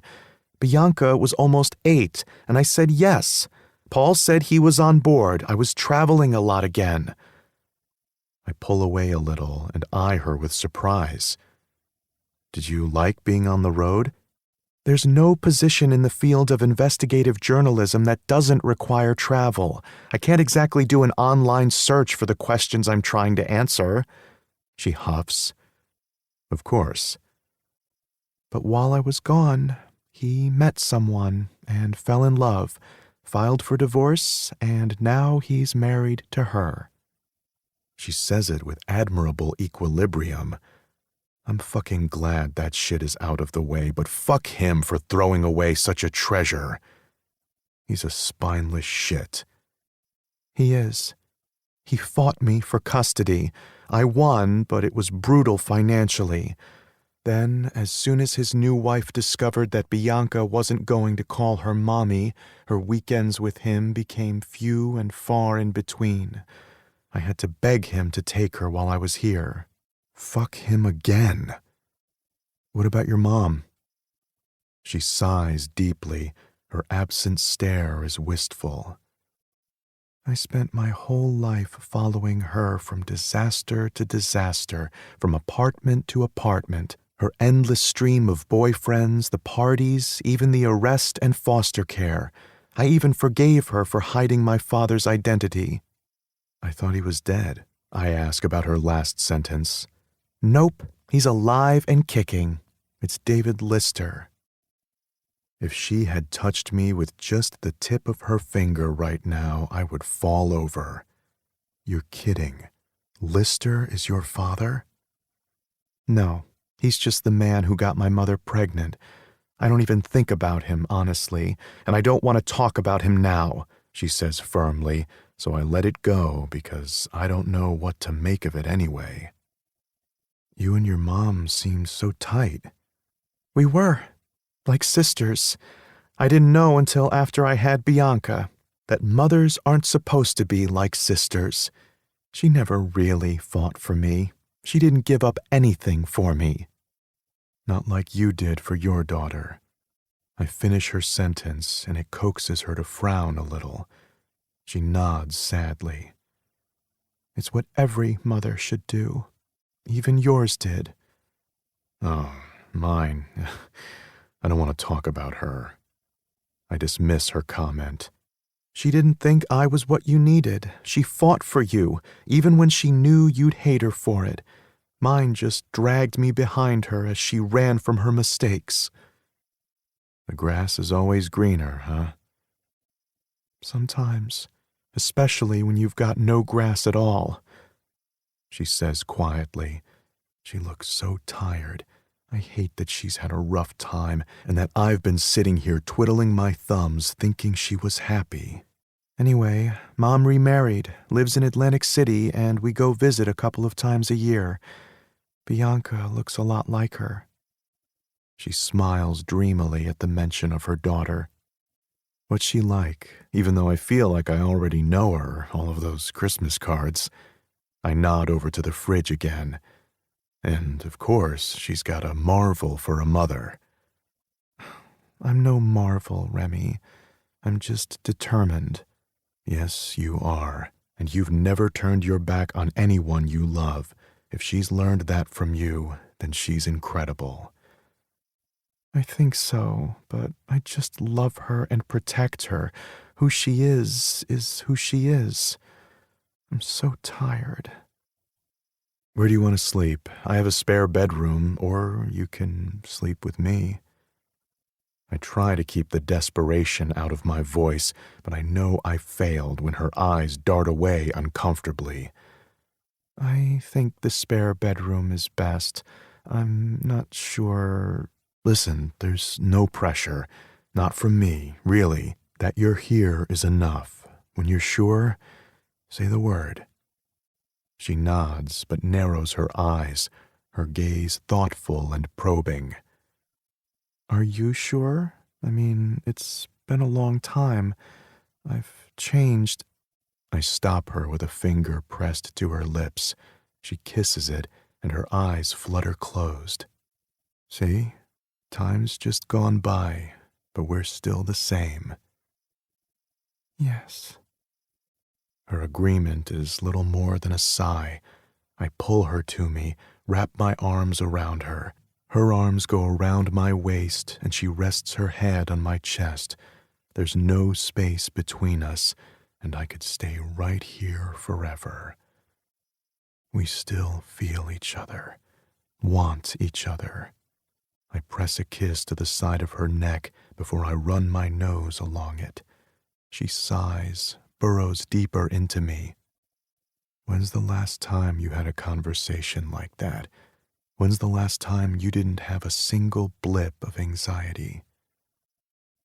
I don't remember. Me neither. So I'm sure. And when you are, Cal, just say the word. but you have to know that this time I'm playing for keeps. 28. Complications. Cal.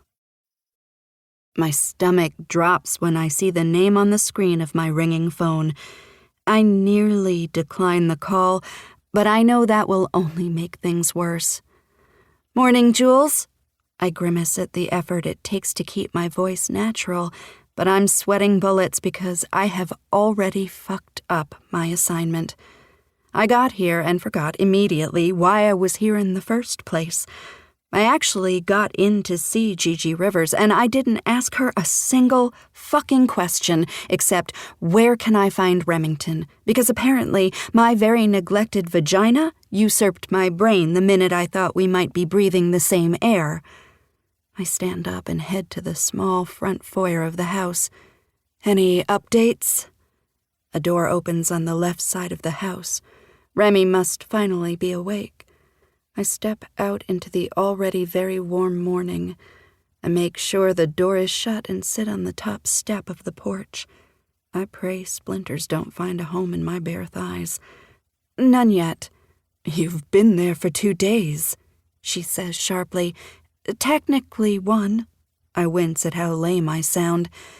"If you're already speaking in technicalities, that means you've already made a mistake," she accuses. "I haven't made a mistake." I lie through my teeth. Well, it's not technically a lie. It's so much more than a mistake. "Cal, I'm not calling to argue with you," she snaps. "Jewel, do you know Reagan Landell, née Wilde?" Her question and the mention of Reagan's name completely startle me. "Yes. Well, kind of. She's a rich, bored housewife who is also a failed journalist and is a sometimes gossip columnist," she says, without any judgment, like she's reading from a list. She's putting Reagan into a context she can understand, underestimating her in a way that I think a lot of people do. I feel like I should defend her, but that would only make things worse. "Okay, so why are we talking about her then?" "Apparently, Reagan was overheard telling someone that Remington Wilde is missing." "I don't understand," I mumble dumbly. My plan from earlier goes up in a fiery blaze. How the hell did anyone overhear us? Neither do I, but you're going to go and find out if the two are related, and if they are, you're going to write a story about it. Surprise explodes inside of me and panic starts to build. Whoa, no, that's not the story I'm here to pursue. Why would they be related? My brain is moving at 1,000 miles an hour as I try to figure how in the world she could have found out. Last time he was seen, he was leaving the hospital in the wee hours of the morning the day after Gigi Rivers was shot, but no one knows who he was there to visit. He was supposed to be the keynote speaker of an event the ACLU was holding, and he didn't show up. His family has declined to comment, but I have this bead on Reagan. Find out everything you can about him. What about the Rivers story? My voice comes out in a squeak, and I clear my throat. Holy shit. This is a cluster. They're related. I just know it. My inner bloodhound is on fire. She sounds more animated than I've ever heard her. My stomach sinks. If you can get this story, Cal, the job will be yours. People would die for a peek behind the curtain one of the country's biggest families has draped themselves in. It's catnip for our audience. She's practically crowing. Okay, I'll work on it today. The contrasting lack of conviction in my voice is startling. Cal. Jules's voice takes on an uncharacteristic softness that's as jarring as someone's shout would be. Yes, Jules? I ask tentatively when she doesn't speak. I want you to do well. Right now, though, I feel like I'm doing your job for you. I know you're probably trying to find your feet and that you've got stuff going on at home, so I'll cut you some slack, but just today. Her voice loses the warmth that tinged it. Thank you, I say quietly. I hate that I'm letting her down. She stuck her neck out for me. I know her credibility is on the line. I've just given you a substantial lead. I want the next one to come from you. She pauses and waits for me to agree. Okay. I know I sound lame, but right now, I don't know what else to say that wouldn't be a lie. I need to come clean. Get your head in the game. Slugman's just as hungry as you are. I know. I feel like a 1,000-pound weight has been strapped to my shoulders. I'll call you when I have something to tell you, I promise, and hang up before she can ask me another question. I'm going to be sick. Why is this happening? This job was my chance. I glance back at the house. But so was this. What the fuck am I going to do? Is there a way to write this story without including Remy? Not only did I promise him not to share anything he told me about himself, I know he would never agree to letting me write it. He would be livid if he even thought I'd tricked the story out of him. I need to shut it down. I just don't know how. Especially now when Jules has him so firmly in her sights. I click my heels and wish I could turn back time. The front door opens and Remy says, "You done with your call?" I turn slowly to face him. Yeah, it was just my eyes nearly fall out of my head. He's smiling, leaning in the doorway without a stitch of clothing on. I've seen it all before. I almost had it all last night. But Remy, naked in broad daylight, is just like looking at a rare statue. His body is perfect. His muscular chest is covered in a light dusting of the same dark hair that's on his head. It swirls down his body and narrows to a trail that leads to the happiest of sights. His thick, long, left-leaning dick. It twitches, and I take a step toward him. I step on a leaf that's fallen from one of the potted plants on the porch, and the crunch of it reminds me that we're outside. I rush back to the porch and try to push him back into the house. You can't come outside naked. He doesn't move. Instead, his arms wrap around me and pull me in for a hug. Good morning, Will. Nice to see your face first thing. I tilt my head back and smile up at him. Nice to see yours, too. I cup his firm, bare ass and squeeze it. Can we go inside now, though? I don't have a neighbor for 2 miles. He tilts his hips, so his stiffening dick presses into me. Someone could drive up any minute, I protest, but don't let go.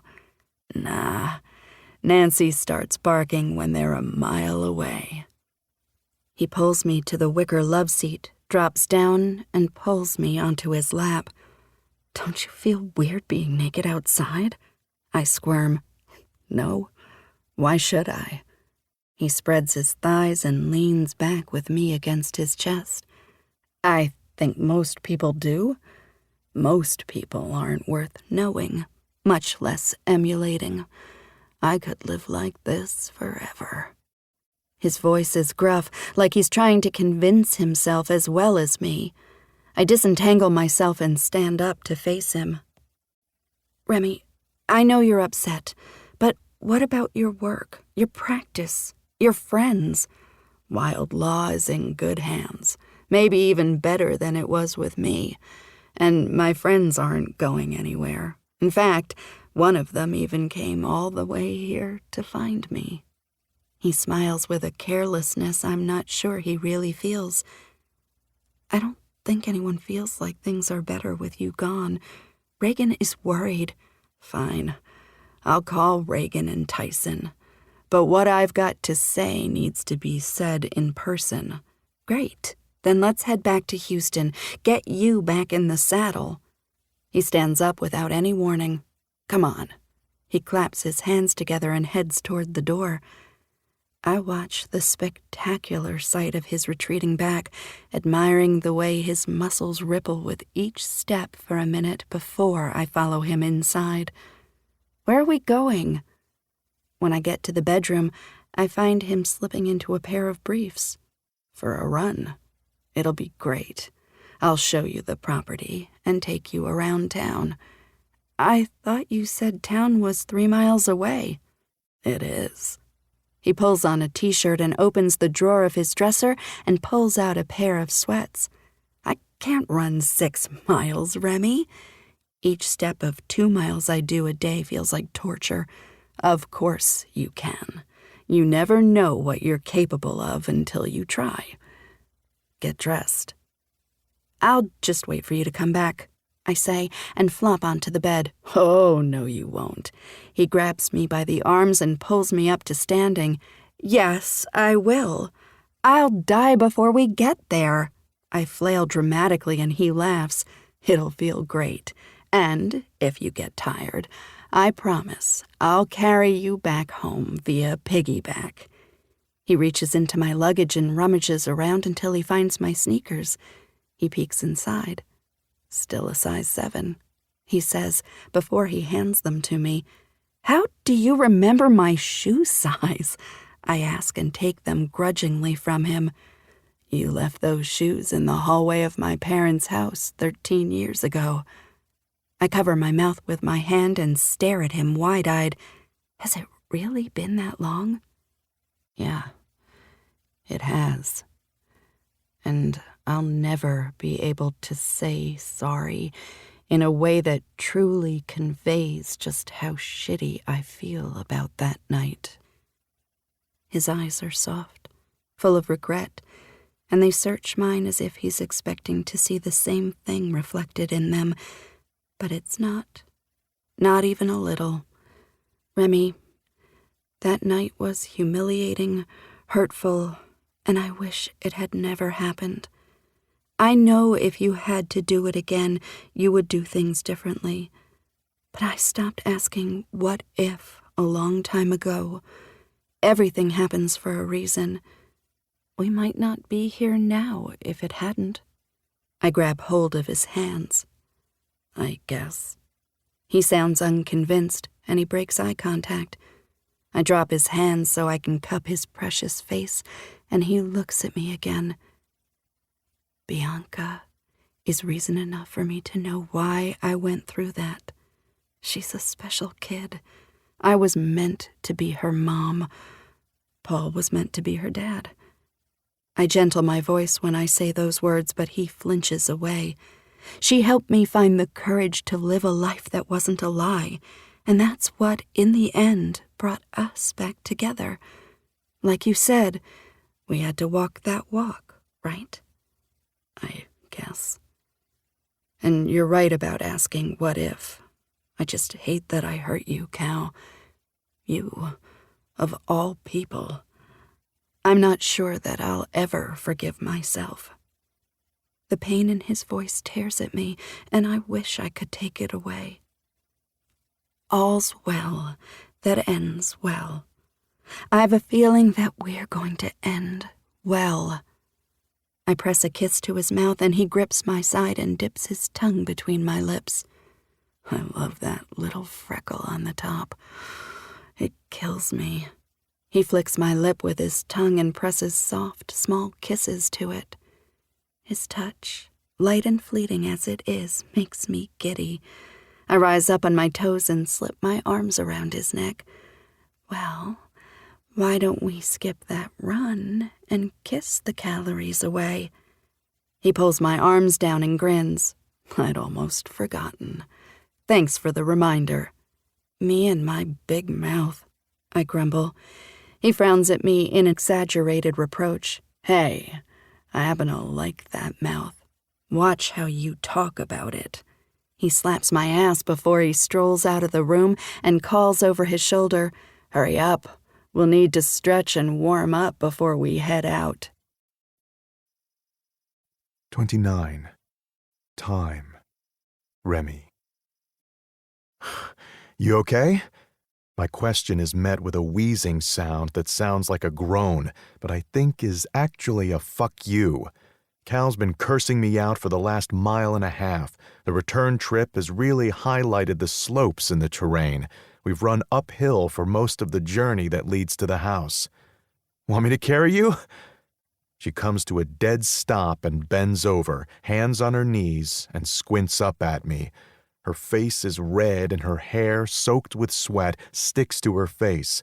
She pants as she peers up at me, and she looks pissed. Is that a yes? She stands, hands at her waist, and grimaces. That's an it's about fucking time you asked, you sadist, she says, and I let out a loud bark of laughter. You could have told me to pick you up any time. You should have offered the first time I said I thought I was going to throw up. You don't ask, you don't get. Hop on. I turn around so my back is facing her and bend my knees. She puts her hands on my shoulder and I hook my arms around her thighs and hoist her up. She lets her entire weight rest on me. Her head lolls on my shoulder. Thank God you're built like a gladiator. I don't think I could have made it 10 more steps. Good thing you're not built like a gladiator, or you would have had to lie there until you caught your second wind. Whatever. I'm going to take a nap. She drapes her arms around my neck and sighs. I savor her weight, the sweet smell of her sweat, the thud of her heart against my neck, the heat of her pussy pressed to my back. So, this job, it's as an investigative journalist? She stiffens, lifts her head slightly, and then she relaxes again and lays it back down. Yeah, it's actually a television show. I'm sort of auditioning for a job. When I'm done with the assignment, I'll know whether I get the permanent role that there's only one of. So, you're in a competition with someone else for it? Yeah, his name is Slugman. That's his real name? I chuckle. Yeah, honestly, he's not so bad. I just hate him because he's 10 years younger than me, probably smarter and more tech-savvy than I am. So you think the youngin's got the leg up? He might, but our editor, who would be our boss, likes me best. So if you don't get it, then what? Not getting it would be disastrous. I was out of work for so long. I tried to find a job in a male-dominated business obsessed with youth.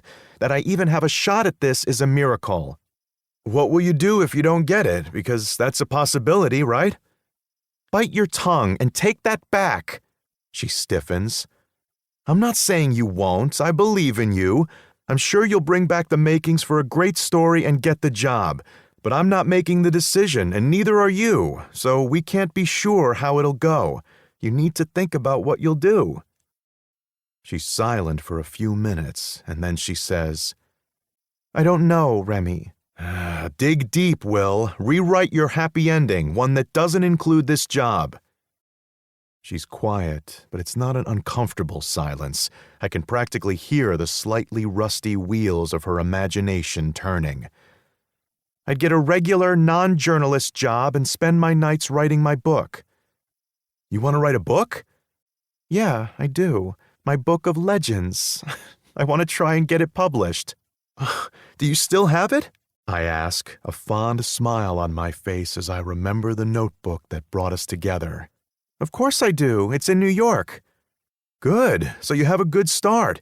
You have your book. Next worst-case scenario. Why can't we do best-case scenarios instead? Because you already know what that looks like. Best-case scenarios are always what we hope for or secretly expect. When we plan, we need to think about what could go wrong.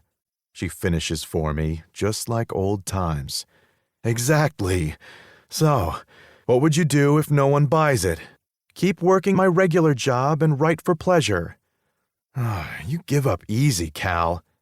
No, I don't, but I have bills to pay. I need that 9 to 5, she protests. But why couldn't writing pay the bills too? Because that's not up to me.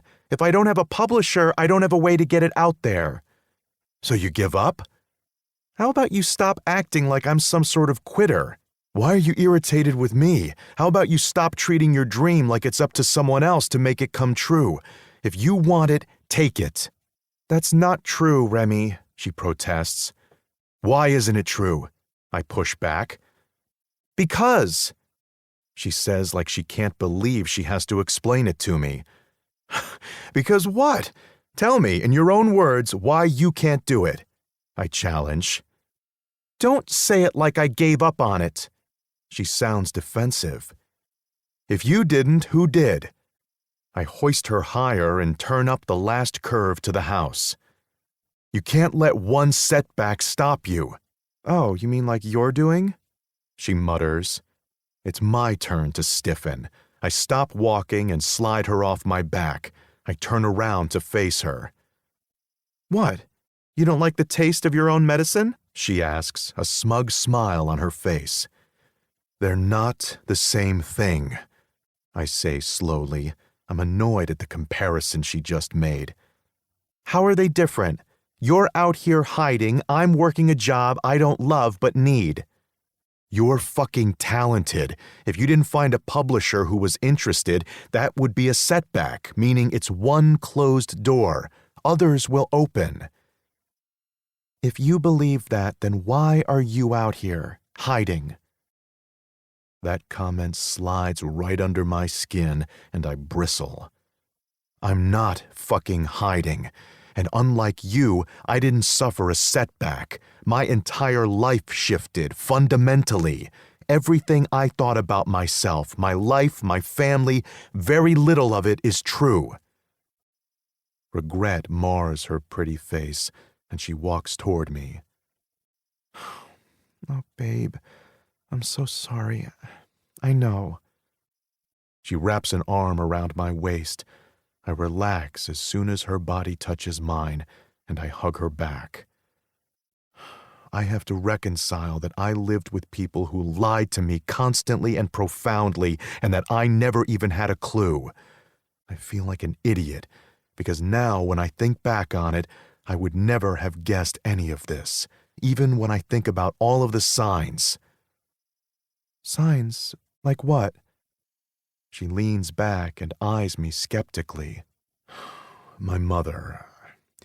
I have these two versions of my father that are at war with each other in the part of my mind where I keep him. What do you mean? I mean, in public she talked about him like he was a god, a bright light that had been snuffed out much too soon. But privately, the way she spoke of him was lukewarm at best, and when she let the curtain slip and her grief was on full display, I thought she really hated him. Really? Oh yeah. It was usually around his birthday or their anniversary. It was like a cloud descended over our house, and we all lived with the weight of what felt more like rage than grief.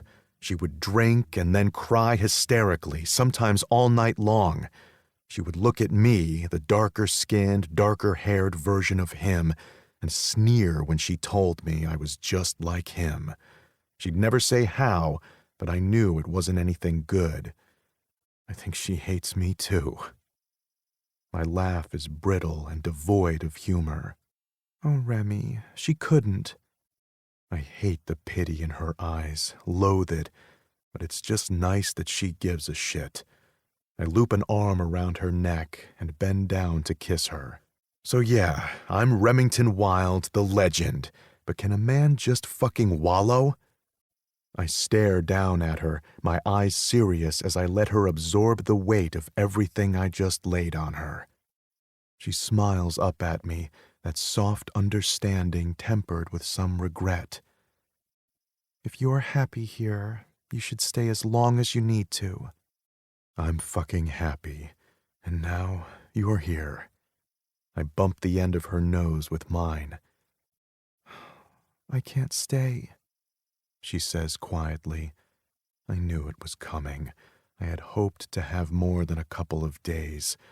I contemplate what's waiting for me in Houston, and my gut clenches.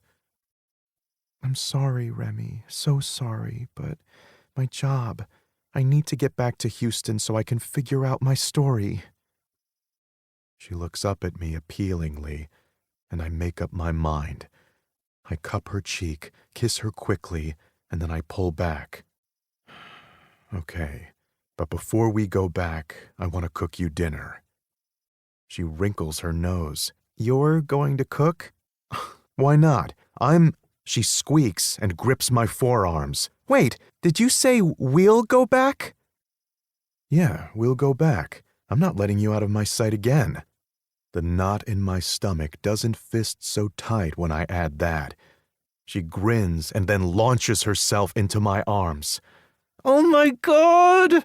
Are you sure? I laugh and set her back down with a nod. I'm sure. I need to go and talk to my siblings anyway. Remy, I don't want you to leave before you're ready. This morning you loved it here. She frowns slightly. I do, but I've hit nothing but dead ends. Besides, I can't have that young buck Rivers getting comfortable with the biggest lion in the jungle. Well, good. She claps. We should drive through town tomorrow, one more time just to make sure. I'm a trained investigator. I could ask questions. I know I don't have your training, but I've talked to everyone. Let's stop anyway, on our way back to Houston, with a pro at your side. I've forgotten what it's like to have someone offer to do anything for me. I'm not alone anymore. She's back. Okay, if it'll make you feel better, even though I could probably teach you a thing or two about investigations. Good Lord, you are incorrigible. I wink and turn around. I jerk a thumb at my back. Climb on. She hops on. I hitch her up higher and start running. Remy, come on, don't try to show off and end up collapsing before we get home. She yells into the wind, and I pick up my pace. I see you've got jokes. Hold on. I've been running this hill every day, and I can do it 4 times at top speed without breaking a sweat. I'm in the best shape of my life. You just hang on and keep those tits and that hot pussy pressed to my back, and I'll get us home. She tightens her grip, laughs, and says, Giddy up, stud. Take me home. 30. Grown. Remy. That was delicious, Cal says, and snuggles against my shoulder. We took a blanket out to my truck and ate in the flatbed. I wanted to give her one more night under the stars before we head back to Houston. I'm glad I was able to use up most of the food in the house. I shift the small basket to my left hand and take a hold of her hand. Are you sure you're ready to go back? I'll come back next weekend if you want to stay. She links our fingers and steps into my side. I wish I could bottle the contentment I'm feeling right now and take a sip whenever I needed it. Yeah, I'm sure. I press a kiss to her mouth. We get up to the porch. I put the basket down and sit us down in the chair I keep there. I tug on the slick, straight fall of hair hanging from her ponytail. I like your hair. I like yours. She reaches out to run her fingers through it. I need to cut it when I get back to town. Why? It's not too long. I like it. I'm glad you like it, but it's gotta go. Why? I contemplate her question for a minute. When I came out here, I wanted to see what it felt like to not be Remington Wilde. Okay, how's the experiment going? Besides achieving the werewolf look, what are your other major takeaways? You're such a shit-talker, Cal. And my takeaways are that despite the obvious downsides, being related to my mother being the greatest of these, I like being Remington Wilde very much. He's a good man. He does important work. He loves his family, and he's only an asshole to people who deserve it. Don't forget best lover in the world. she says as she holds my hand, tracing a pattern over it. That goes without saying. I shoot her a quick eye roll before I look back to the road. My father spent his last days here. I felt a sense of peace in the last few months that I'm not sure I've ever known. I feel the tug of regret as I think how much I'll miss it here. But this isn't my place either, just like basketball wasn't my place. I know where I belong, and that's in that shark tank, leading and making a fucking difference. I look at our hands, and she's still tracing the pattern. I pause and pay attention and realize she's spelling something. What are you spelling? Pay attention. T-H-E-W-O-R-D.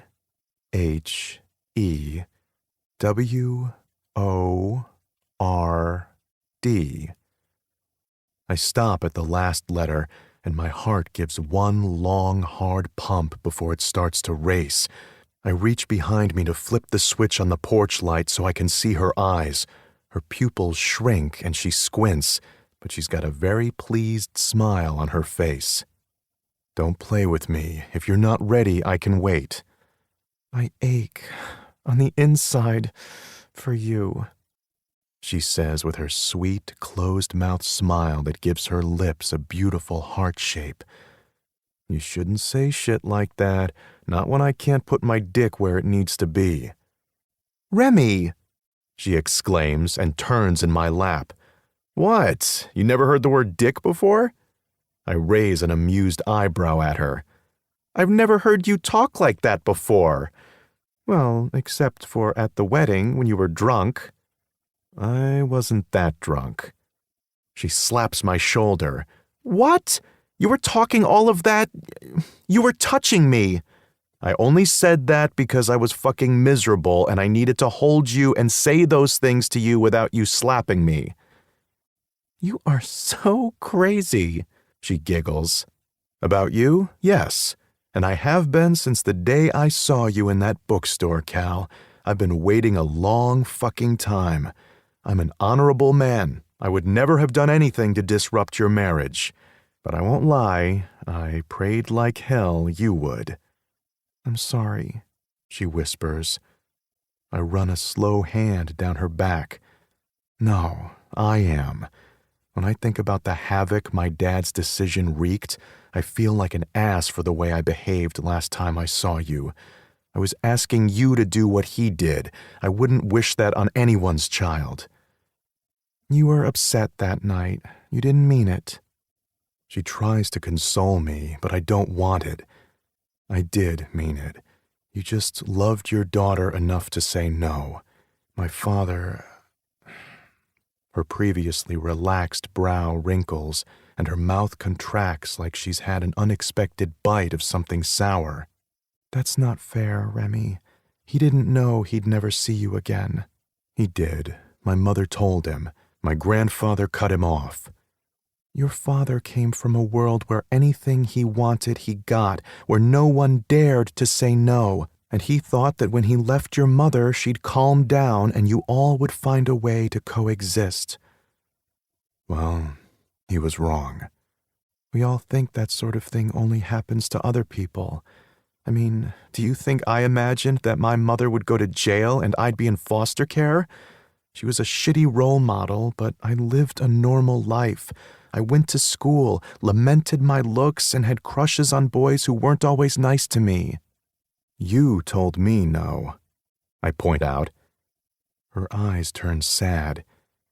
Yes, because that kind of surety was stolen from me a long time ago. I know how easily everything can change. I know that children deserve the best we can give them. They are so innocent, and I wanted to make sure my child had the best possible chance at a normal life. She's lucky you're her mother, I tell her.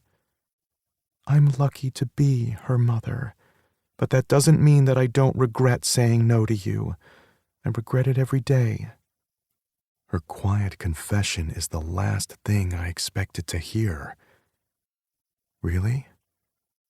I was so worried about depriving her of things I thought she needed to be happy, but I never imagined how much I'd be depriving myself of in the process.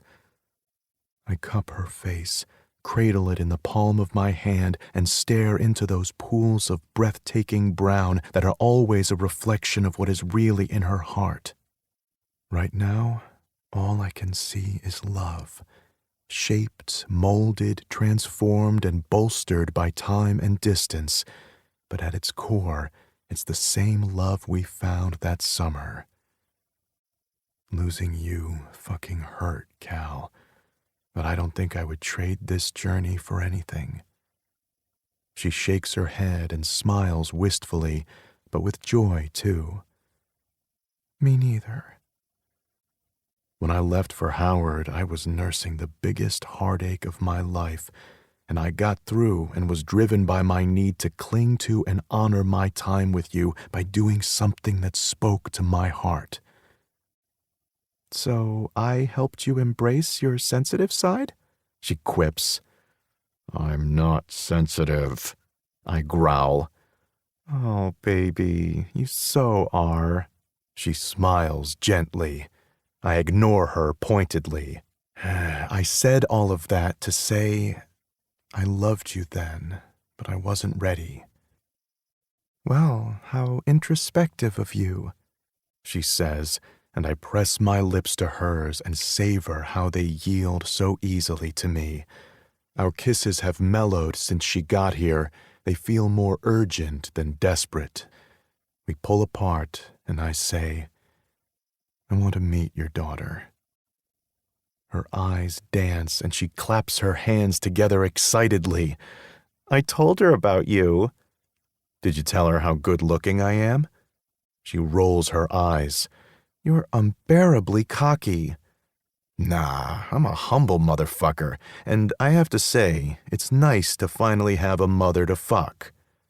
She groans and covers her face. Remy, you're still dropping those lame-ass pickup lines? How about this for a pickup line instead? I grab her hand and press it to my cock.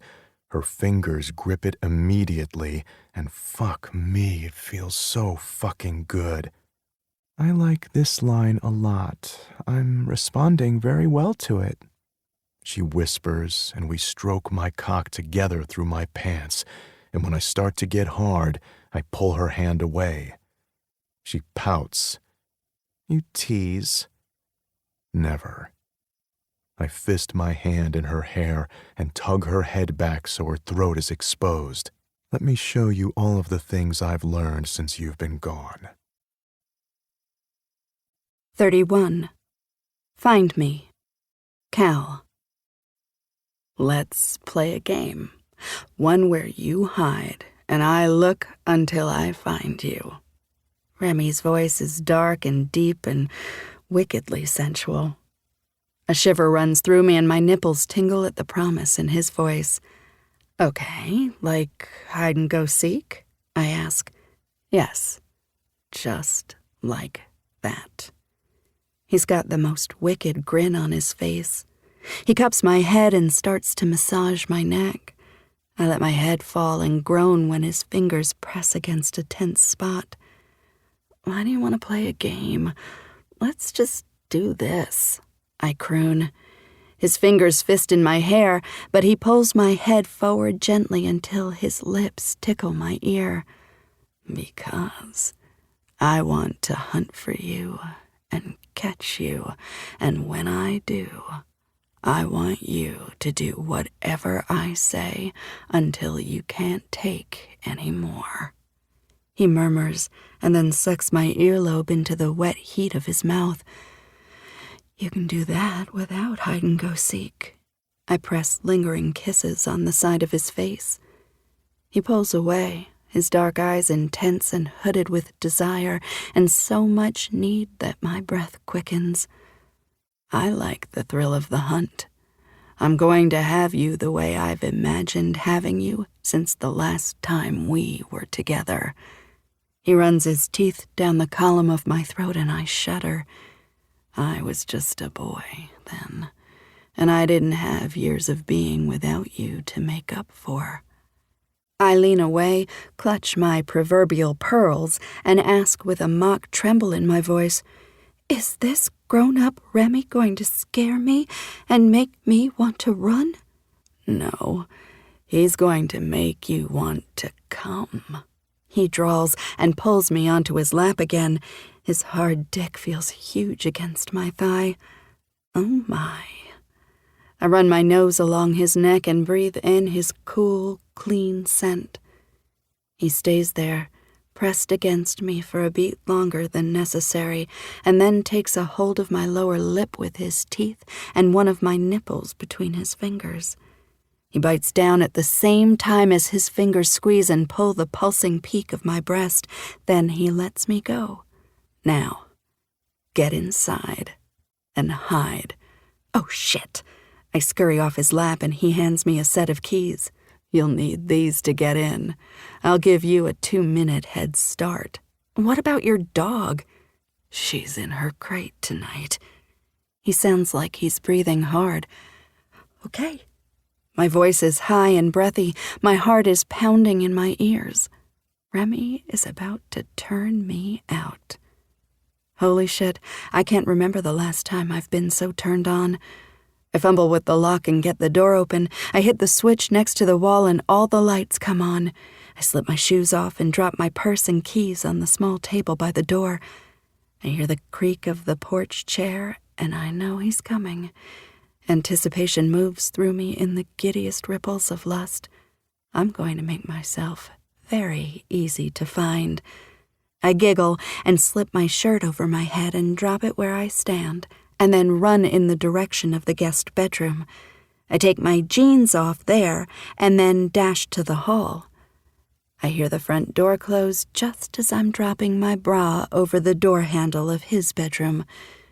I slip out of my panties and walk to the huge armoire that takes up almost an entire wall. I slip the string of my G-string onto the small handle that opens it and start to climb inside. Just as I'm tucking myself inside, the entire house is plunged into darkness. I quiver with delight when I hear the squeak of the bedroom door's hinges and footsteps moving across the floor toward me. I hold my breath. I know he's there. He knows I'm there. But with every step he takes, my heart rate ticks up a notch. "Cal, you broke the rules." I yelp. He's standing right outside the armoire. "You were supposed to run, hide and let me find you. By leaving a trail.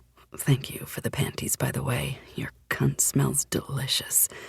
You've deprived me of my chase." His voice is so deep. It resonates through, and goose flesh spreads all over my body. "Oh, I'm so sorry, Remy." I purr. "Good." The door opens, and he's standing there, naked, except for a tie draped over his shoulders and his thick, already rock-hard cock in his hand. His fist moves up and down in a lazy stroke that immediately captivates me. The moonbeams cut in through the window and illuminate the head of it. Oh, this has to be some sort of sin. Nothing so tempting that it makes me forget my name can actually be good for me. My fingers are brushing the warm skin of his chest before I even realize I've lifted my hand. He steps back. "Get down here and show me just how sorry you are." 32. Yours, Cal. I take his proffered hand and climb down from the closet. I need the support because my thighs are quivering. He turns away and walks to the bed. His naked ass is a beautiful thing, and I'm almost drooling by the time he turns around to face me. He sits down at the edge of the bed and spreads his thighs and continues stroking his thick dick. I take a step toward him. He pulls the tie from around his neck and snaps it. "Offer yourself to me," he says, and this time the command in his voice is different. It's darker, but sensual, and I would do anything he says. I kneel first, cup my breasts, drop my head down to swipe my tongue across my nipple. Fuck, Cal. Come and let's suck them together. Gingerly, I place my hands on the cool wood floor and lift my head so our eyes are locked while I prowl slowly toward him. His dark eyes are like a line that casts hooks into mine. Each move forward is driven by the pull of that tether. "Is your sweet cunt wet?" His husky voice is so deep, it's nearly a growl. So wet, it's dripping down my thighs. He moves his hand faster. "I'm going to lick it off and then suck more of it out of you," he promises, and his hand speeds up. His eyes close briefly, and I speed up my movement. "I want to suck you too. Will you come in my mouth?" "Repeatedly, baby. But when you get here, I want you on your knees in front of me, and I want you to tell me how badly you want me to fuck you. Tell me you'll never let anyone else in that body." I reach him in a dozen paces and place my hands on his knees and start to slide my fingers toward the center of his thighs. His free hand grabs one wrist, then the other. "Not until I tell you, greedy." He smirks and gives his drool-worthy dick one more stroke before he lets go. It bobs right in front of my mouth. My tongue darts out, but I only manage a small swipe of his salty head before he moves away. He wraps his tie around my wrists, and I gasp. "Do you trust me?" "Yes." He ties a knot and binds my hands together. I lean forward to try and take his cock between my lips again. He moves away. "No, not yet." He rests my hands on the bed in between his spread thighs, just out of reach of him. Then he grips my chin and forces my eyes up to his. They're so very dark, and yet I can see the hunger, the heat, the love burning bright in them.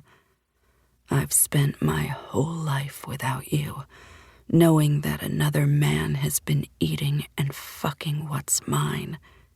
I try to pull my face away, but he drags my eyes back to him. "Do you know what that feels like?" he asks. "Like something tearing at your insides," I tell him.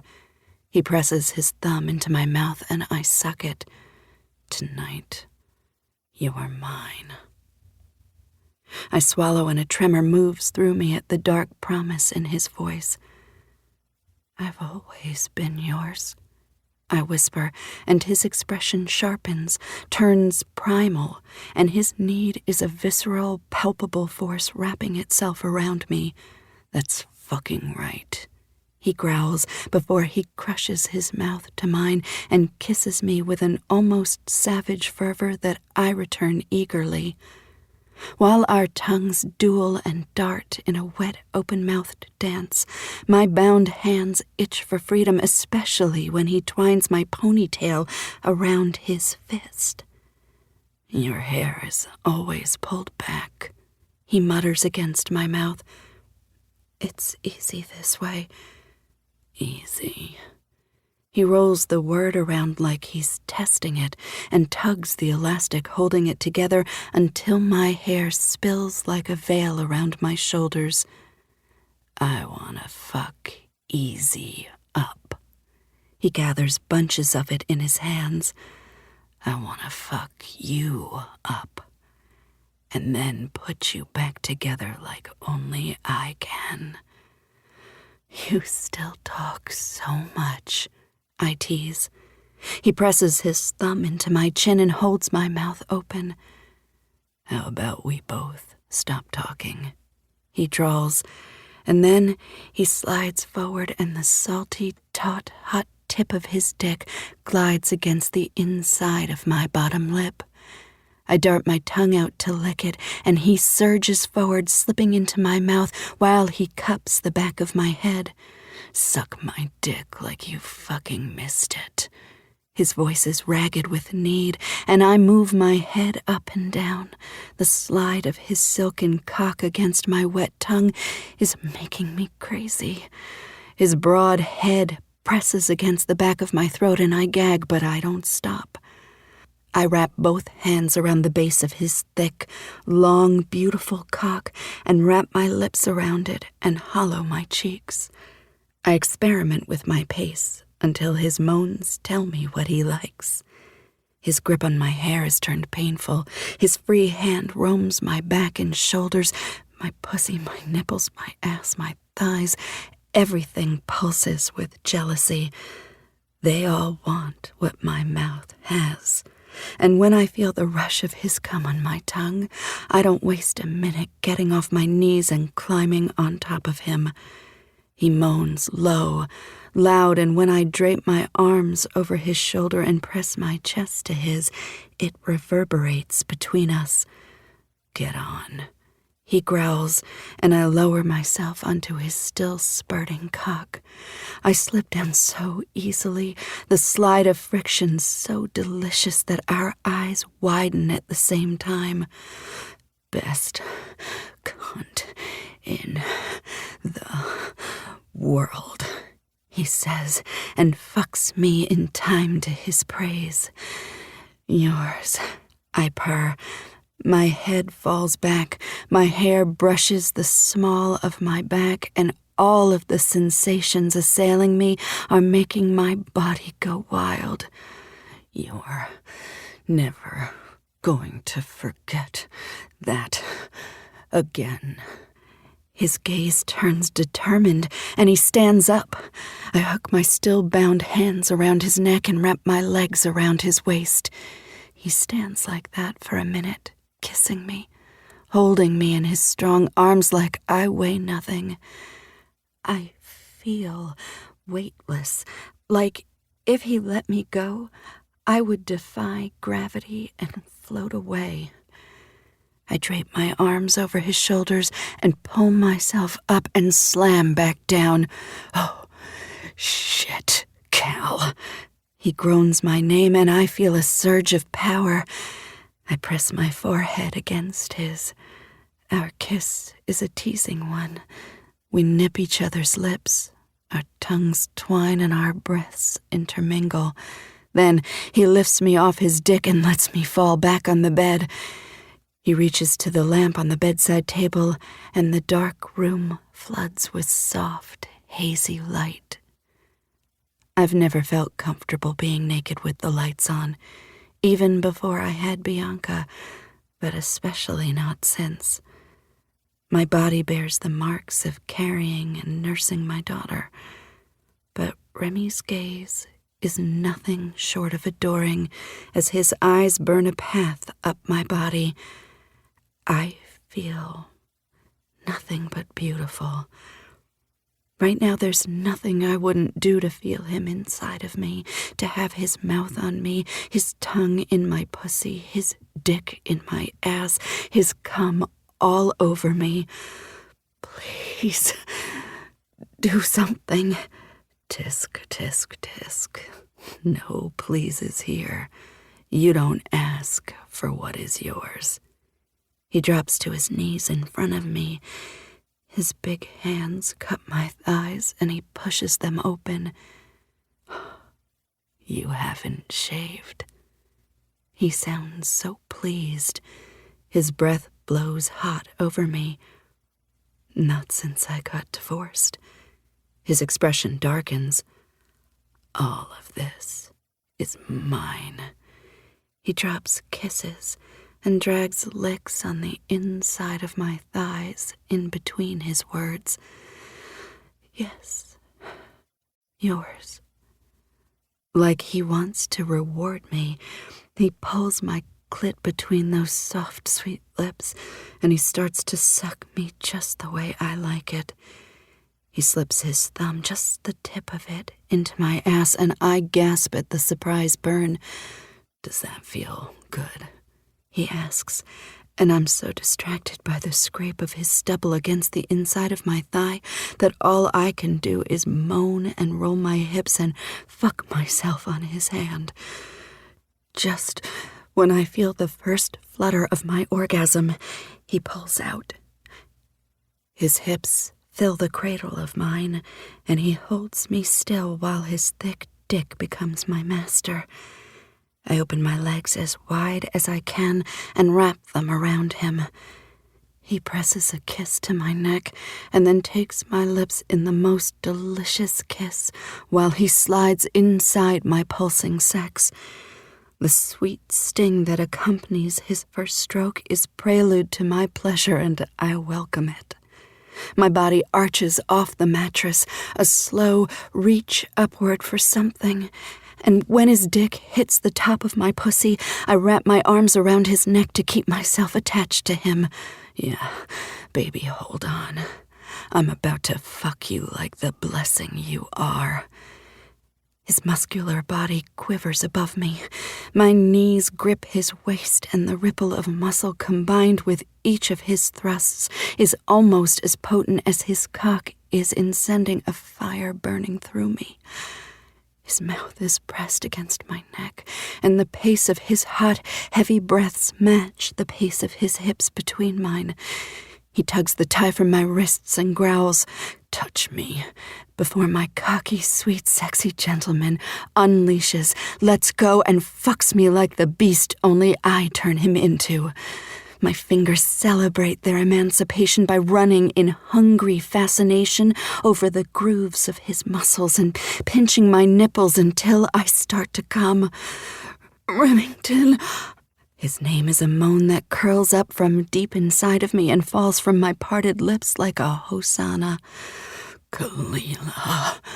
His reply is a promise, and then he lets out the most exquisite, rumbly groan I swear I've ever heard, and comes so hard inside of me that I feel it at the very center of me. I follow him over the edge of my orgasm, where I float, suspended on a cloud of fulfillment and pleasure so raw, tears spill from the corners of my eyes. I wrap my arms around him, hold him close to me, and savor being in his arms and knowing that, at least for now, I can stay here. "Fucking delicious," he whispers before he pulls me into him. As his body relaxes into sleep next to mine, I think about my future.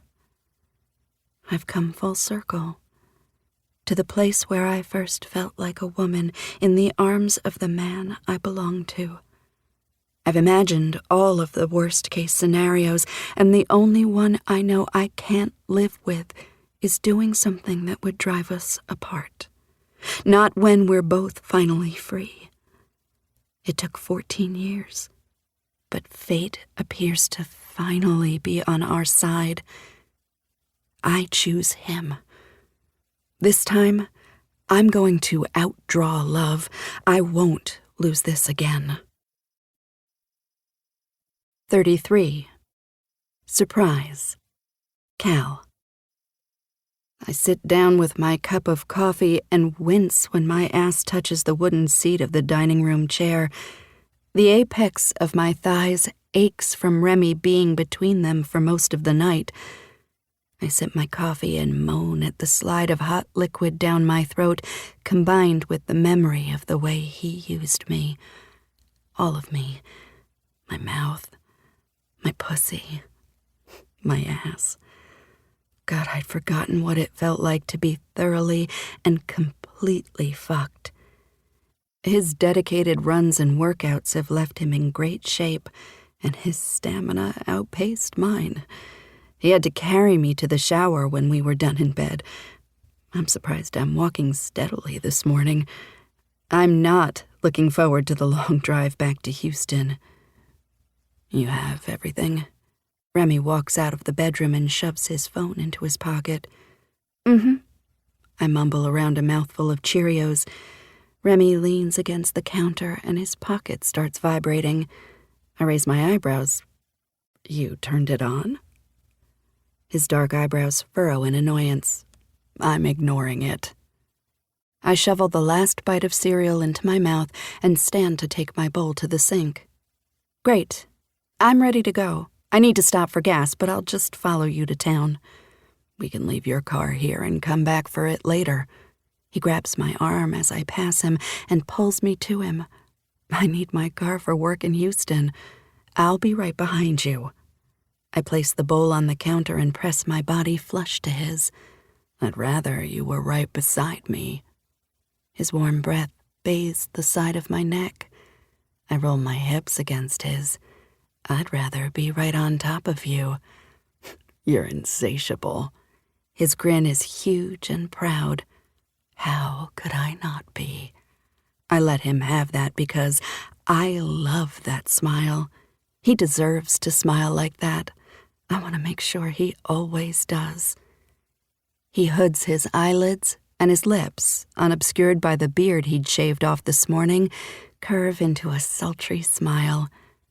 He lifts my sweater. "I'd like to be inside that spectacular ass of yours again." He bends his head and pulls my tight, already throbbing nipple into his mouth and sucks hard. His teeth circle the sensitive tip and he tugs. "Oh, Remy." I sigh. He lets go of my breast and drags his lips up my chest, up my neck, and finally arrives at my mouth. But he doesn't kiss me. We don't have that kind of time. But we could. Someone pounds on the front door and we freeze. We both turn to look at the door and see the silhouette of someone out there, but it's so frosted I can't even tell if it's a man or woman. "You expecting someone?" "No," and Nancy didn't bark. "She's outside." He eyes the door and then heads toward it. He touches a panel in the wall that pops open and he pulls his shotgun out. The person pounds again. This time they call out, "Hello?" I follow him, and by the time he's pulling the door open, I'm standing behind him. An old man with a long, white, unkempt beard covering half his face, a dirty, faded, worn, light blue baseball cap pulled down so low his eyes are hard to see, stands before us. But there's a friendly smile on his face. Remy's dog is sitting docilely by his side. "Hello there, sir. Sorry to knock like this." He pulls off his baseball cap, and I gasp. He looks so much like... No, I shake the thought out of my head until I see Remy's face. Then I know I'm not wrong. He's thunderstruck and is just gaping at the man. The man's eyes dart left to right nervously. He reaches down to scratch Nancy's head, and she preens into his touch. "I've been looking for her for almost a year." "Well, damn," Remy says, and the hollow shock in his voice makes me wince. "Oh, God. She been with you all this time?" The man drops down on one knee and looks his dog in the eyes. "Missed you, baby. Did those boys hurt you?" He runs a hand down her sleek black coat and caresses the stump where her tail had been. Remy puts his gun down. "She's yours?" "Yeah. Some kids led her away while I was asleep almost a year ago. I sleep down by the underpass in... They cut off her tail and left her for dead in a ditch." The man's face crumples in anguish and drops his head into his hands. And then he sobs hysterically. Nancy nuzzles him with her nose, and after a few seconds, his sobs subside. I rush up to stand next to him and put my hands on the man's shoulders. They are bone-thin and shaking from his sobs. But what strikes me is how thin the fabric of his shirt is. Then he coughs, a rattling, wet, unproductive sound that I can tell isn't a normal cough. I look at Remy, and his expression has morphed from shock to anger. Remy, we need to bring him inside. He's not well. Who are you? Remy barks down. His voice is brittle with anger. The man's sobs grow loud again. The dog whines and rubs her head on his shoulder. Remy! I chide him and stand in front of the man and put what I hope is a reassuring hand on his chest. His heart thunders under my palm.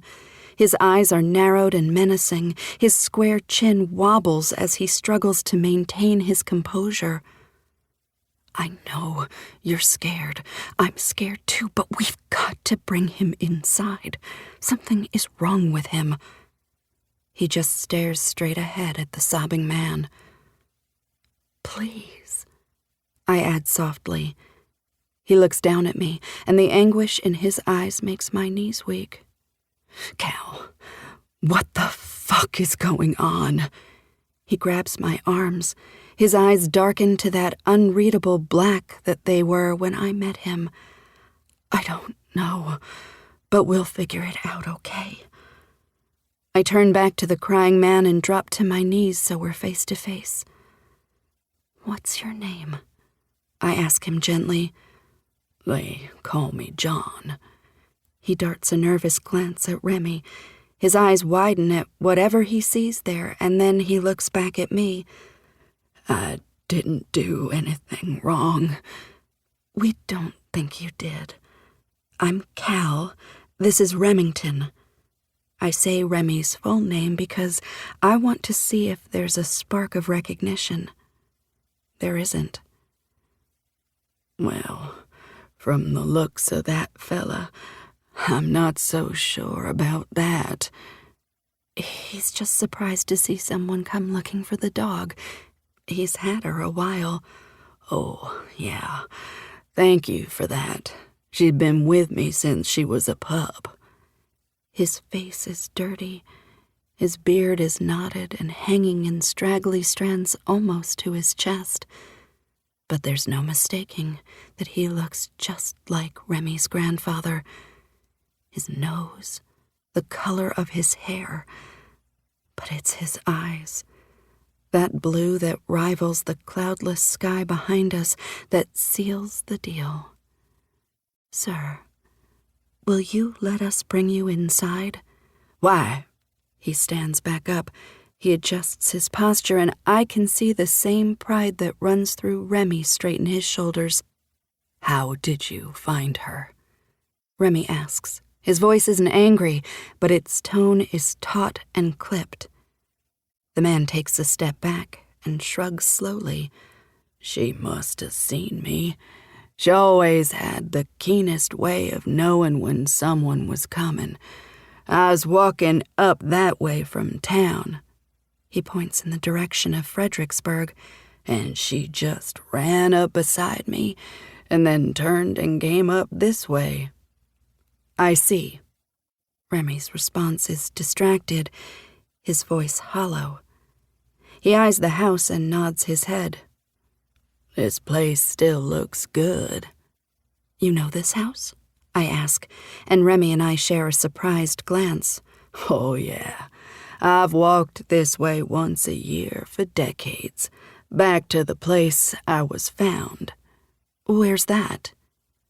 He slips his baseball cap back on, and his eyes disappear from view again. A ditch near San Antonio, he says, and then starts to cough again.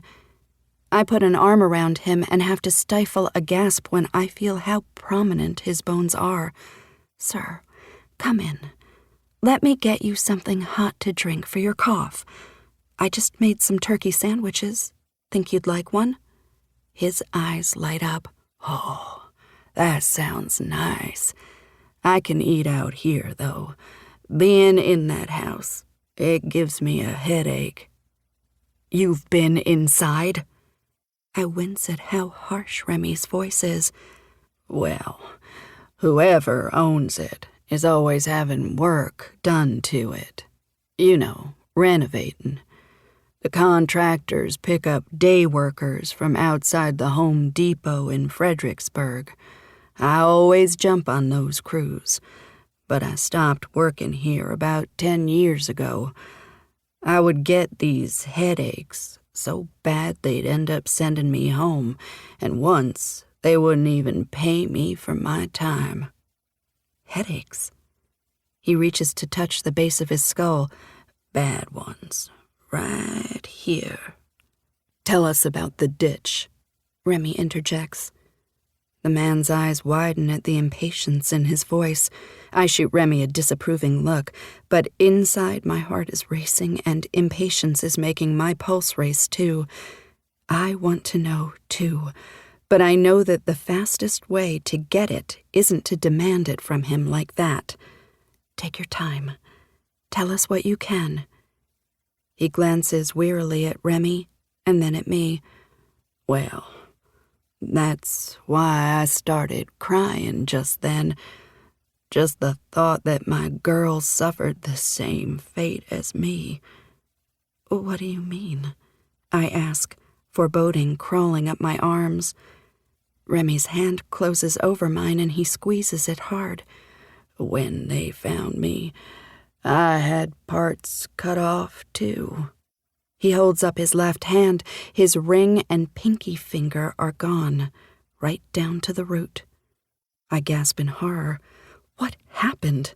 I don't know. Don't remember. Never have. They call me John, and it suits me just fine. My first memories are waking up, calling for help. Help coming. No one knows how I got there. No one's ever come looking for a fella who looked like me. I'm speechless and can't fathom what he's been through. John, let me get that food, and of course we can sit out here while you eat. Sure. That would be very nice indeed. Okay. We'll leave you and Nancy to get reacquainted. Her name's Gigi. He pets the top of the dog's head. Of course it is. I smile at him. I grab Remy's hand and we go inside. We'll be right back, and then we'll talk. 34. John Doe. Remy. My heart is beating so fast my whole body is vibrating from the speed of the blood rushing through it. I'm trying to think, but in my ears there's this loud whooshing sound that I can't get rid of, the way it was when I saw Cal standing on my doorstep a few days ago, times 10. I let Cal lead me back inside and push me down into a chair at the table. She sits down next to me and grabs my hands and starts to rub them as if she's trying to warm me up. Is that my father? I ask the most improbable question. I feel like someone dropped an anvil on my head. He looks just like your grandfather. She shakes her head and covers her mouth like she can't believe she said it. Then she drops her hand and leans forward, her eyes wide with shock. I mean, they could be twins. His eyes... With every word she speaks, something I can't define but know I won't be able to contain grows inside of me.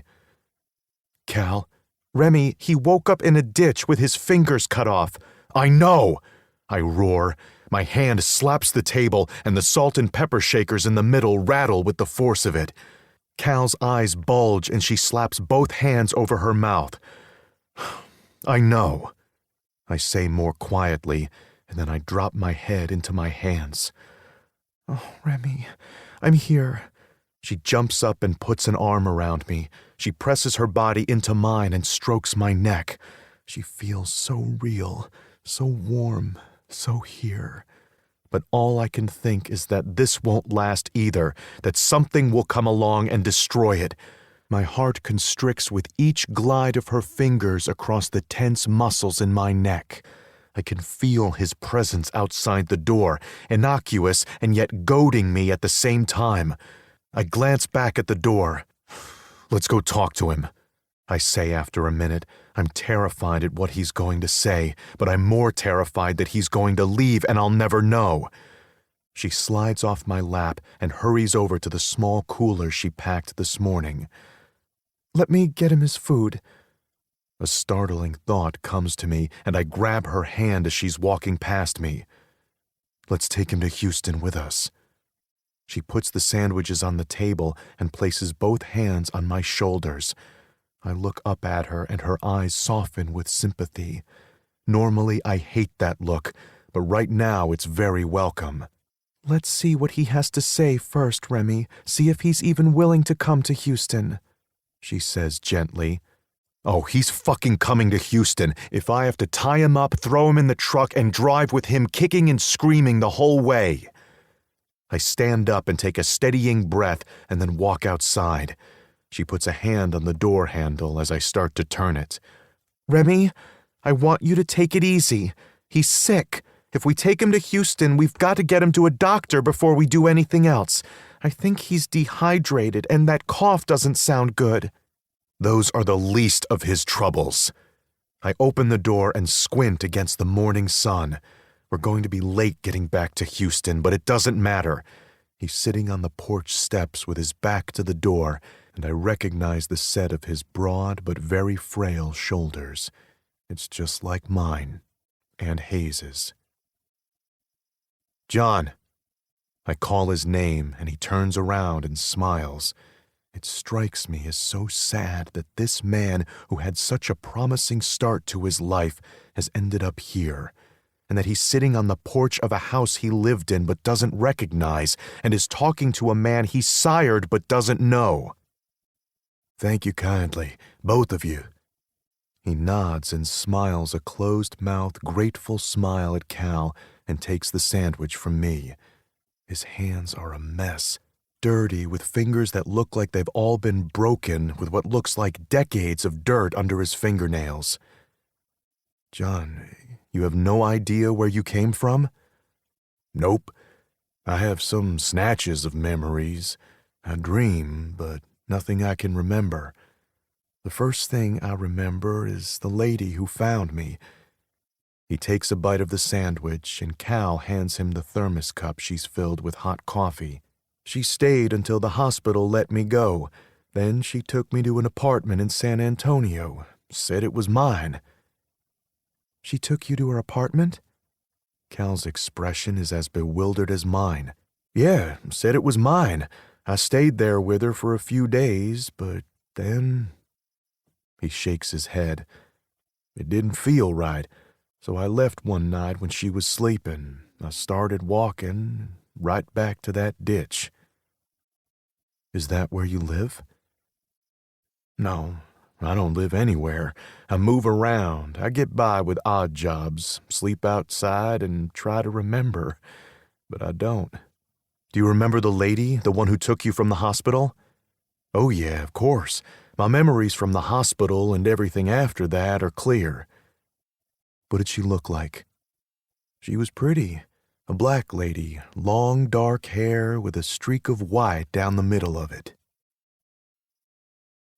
35. Brothers. Remy. 3 days later. "Thank you for seeing me." I sit down across the desk from Hayes Rivers. I study his face. I've seen it countless times in the last year, but now I can see my father's features stamped all over it.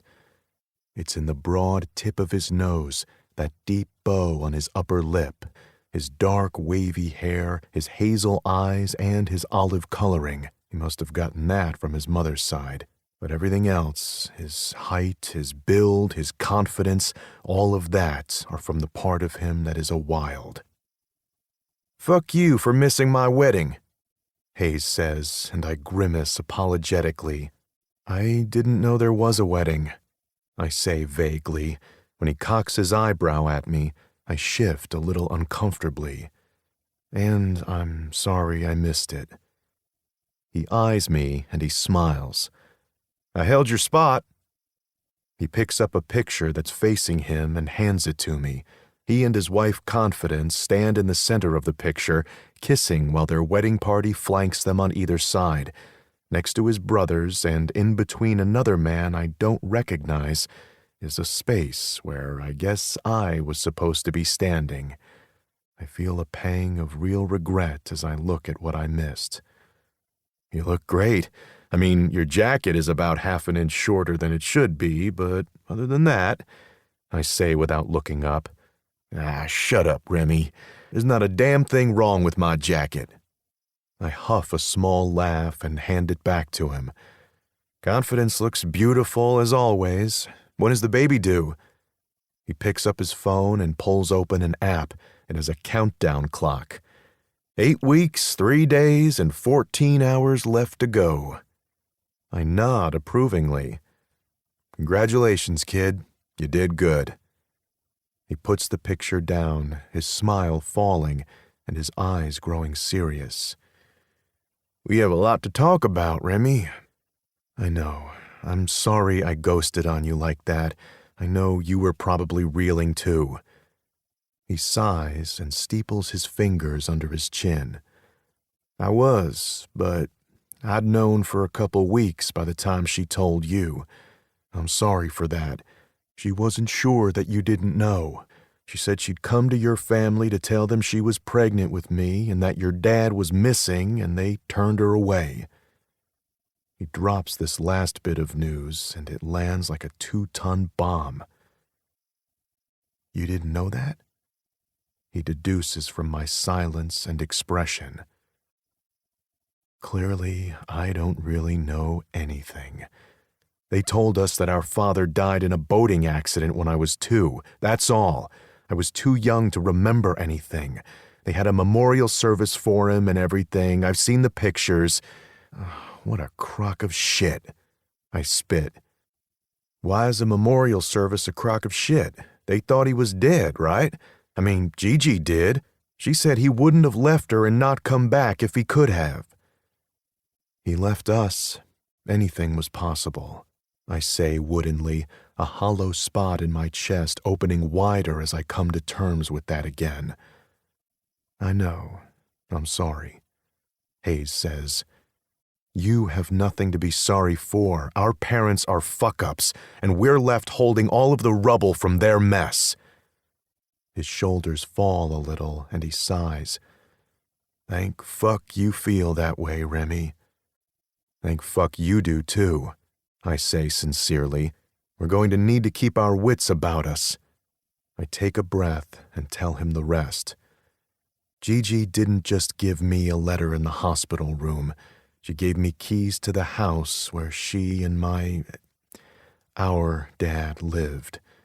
She said she had papers drawn up a long time ago deeding it to me and Reagan and Tyson, that she thought it's what he would have wanted. So that's where you've been? I have to say, your organization is a well-oiled machine. They ran seamlessly without you for months before the first real snafu happened. My business manager is an expert in crisis management, and I've got ironclad NDAs for every single member of my staff, and they're loyal. We forgot that one event. If not, no one would have noticed. Hayes leans back in his chair. Well, if your shit is so tight, why are you back? A couple of reasons. First one's a woman. I say simply. You look like the cat who caught the canary. Is she the one who got away? I give him a sideways glance. Man, shut up. I have never mentioned anybody getting away. You told me once I should make up with Confidence before she got a taste of the world without me. I got the distinct impression you were speaking from experience. That's some damn good advice, I say. Just fucking tell me, Remy. Yes, she's the one. She got away once, but I'll be damned if she does again. Do I know her? She grew up in Houston, but she left the same year I went to college, so I doubt it. She lives in New York. She's got a kid. His eyebrows shoot up. So, the motherfucker got his MILF. I'm annoyed that he delivered that line better than I did. Shut up, man, and as much as I'd love to talk about her all night, she's not why I'm here. Tell me then. When I went out to the house, I had hoped I would get some answers, find out what happened to him. Did you? He leans forward, drums his fingers along the edge of his desk. I don't pull any punches. I found Lucas Wilde. He's very much alive, but only because the person who tried to kill him failed. He leans forward in his leather chair and stares at me like I've just told him I saw the Loch Ness Monster. Remy, listen, my brother Beau, he spends a few months in the desert doing some very weird shit, and he's had hallucinations too. Were you eating the cactus out there? Hayes, shut the fuck up, please. I have never taken a drug in my life. I lean forward and press my hands to his desk. I found him.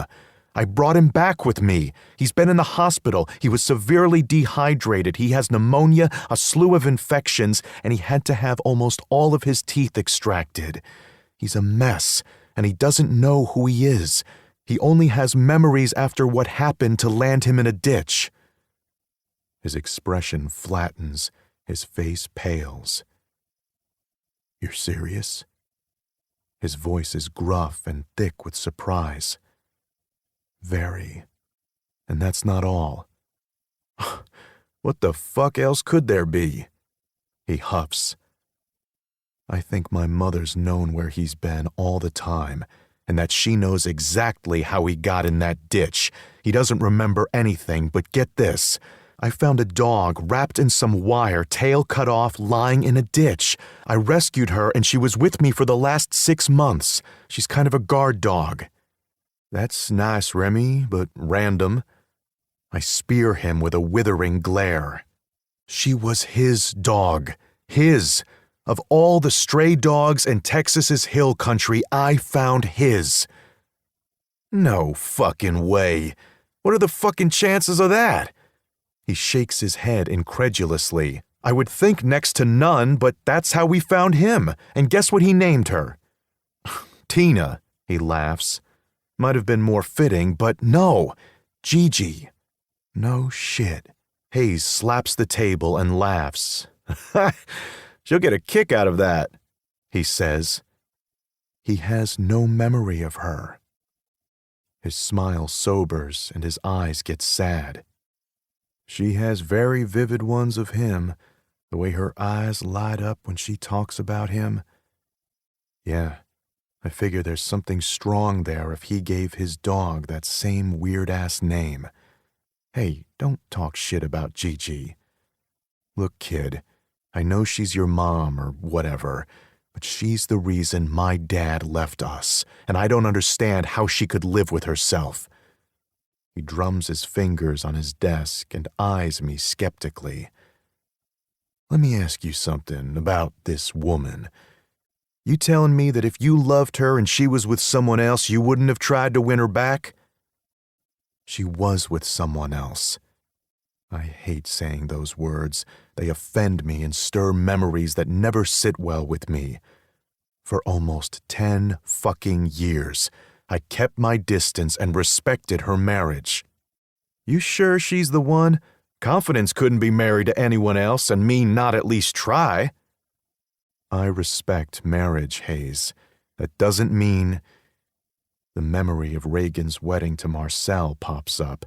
I meant it when I asked her to leave him. If she'd said yes, I would have walked out of there with her in my arms and not given a damn what happened. I did ask her to leave him. She said no. She has a kid. She didn't want to break up her home.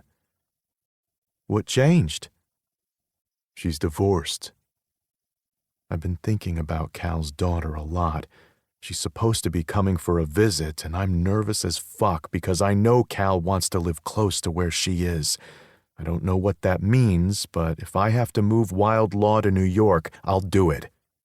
The very thought sends a river of unease up my spine. I'm the head of our family. I run Wilde Law, but I own 40% of Wilde World stock. I'm still the face of the family's philanthropic efforts. Moving would be...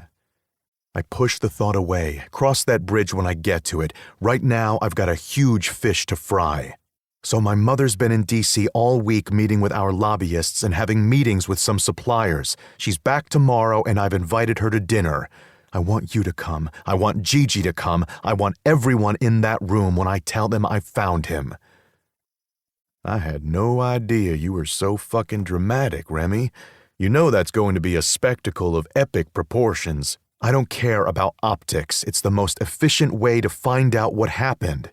So you're going to have him walk in and see who starts confessing or tries to run for the hills? Of course not. We've got a lot of he said, she said going on right now. Lots of hiding and lies, lots of untruths. I want to know who tried to hurt him, and I want to see their faces when they realize it's not a secret anymore. Holy shit. He whistles long and low. To say the least. I'll send you the details. Can I meet him? Ahead of time, I mean. You want to? I didn't think you would. I'm surprised. He was very close to the man who raised him. Yeah, of course. I mean, biologically at least, he's my father. I can't think of him like that, but I want to meet him. And since I'm clearly not a suspect in his disappearance, yeah, man, of course. I'm sorry I didn't come sooner. It's been a busy week. Oh, I understand. You've had all that fucking to do. I laugh. When you meet her, you'll understand. No doubt. I stand to leave, and Hayes calls my name. Wait, so how do you feel about the fact that we're brothers? Elated. I love Tyson, but if I could have picked a man to be my brother, it would have been you. I answer honestly. Me too. The coolest motherfucker I know. I'm just sorry it went down the way it did. He pats my shoulder. Me too. But I'm fucking glad it went down. 36. 3 conversations and a fuck-up. Cal. I swear, you're the best cook in this entire city. Remy rubs his hands together gleefully as Sweet drops off 2 plates of steaming garden omelets. She puts a hand on her ample hip and glares down at him, her pretty face pinched in annoyance. That sweet talk may work on your gal here, but it doesn't work on me, Remington. You wound me. I'm being sincere. I've been in here every day since I got back. That's got to count for something. He gives her a charming flash of his smile and she rolls her eyes. You're nothing but a flirt. Thank goodness you got your girl back. Be good to see you settled down. His girl. That sends flutters through me. I'm trying to convince her to stay. He grabs my hand and squeezes it. I squeeze it back. She doesn't look like she's going to need much convincing. I can practically see the stars in her eyes. She nods at me. Stop talking about me like I'm not here. Maybe you should try having breakfast in bed one morning instead of rolling in here every day, she says, eyebrows raised knowingly before she pats Remy on the shoulder and strolls off. I love it here. I smile after her. I'm glad. I do too. So, what do you think? Breakfast tomorrow? My place? Are you asking me over to your house, Mr. Wilde? I bat my lashes at him and drawl my words. I am. And not just tomorrow. When all this shit with my dad is over, I want us to talk about how we're going to close the distance between us. You're getting ahead of yourself, I say, and try to laugh around the bundle of nerves in my gut. We've got a lot to figure out. Nope. Just finally catching up, actually. He wolfs down the last bite of egg and stands up. Where are you going? I have a meeting in 15 minutes. I'll see you tonight. So you'll be there by 6? I ask Remy. Yeah, but you and Lucas don't have to get there earlier than 8. The fireworks won't start until after 7. You're awfully glib for someone who's planning to try and catch a potential murderer tonight. Sure this is how you want to do it?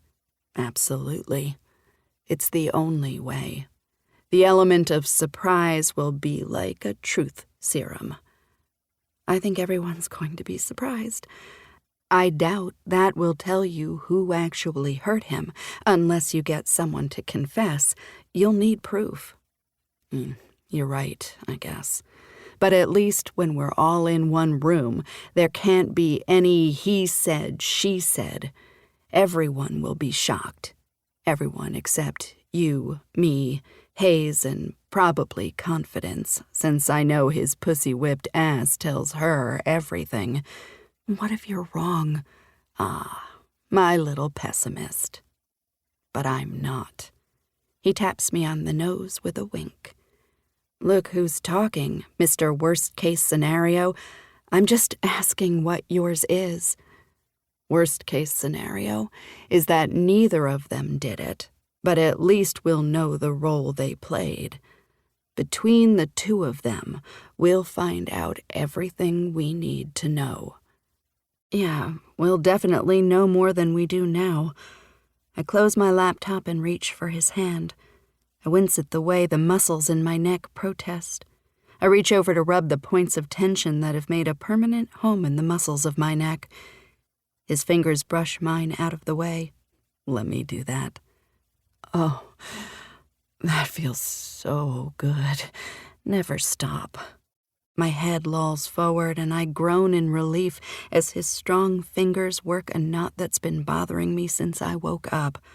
God, your neck is tight. This week has been intense. I'm actually pretty tired. I close my eyes and he digs deeper and the tension starts to dissipate. If only he could make the rest of my problems go away as easily. He sighs. I'm sorry. This thing with my dad has stolen all of the oxygen in the room. I haven't even asked you about your story. Did you get everything you needed? At the mention of the story, my stomach gives a small flip.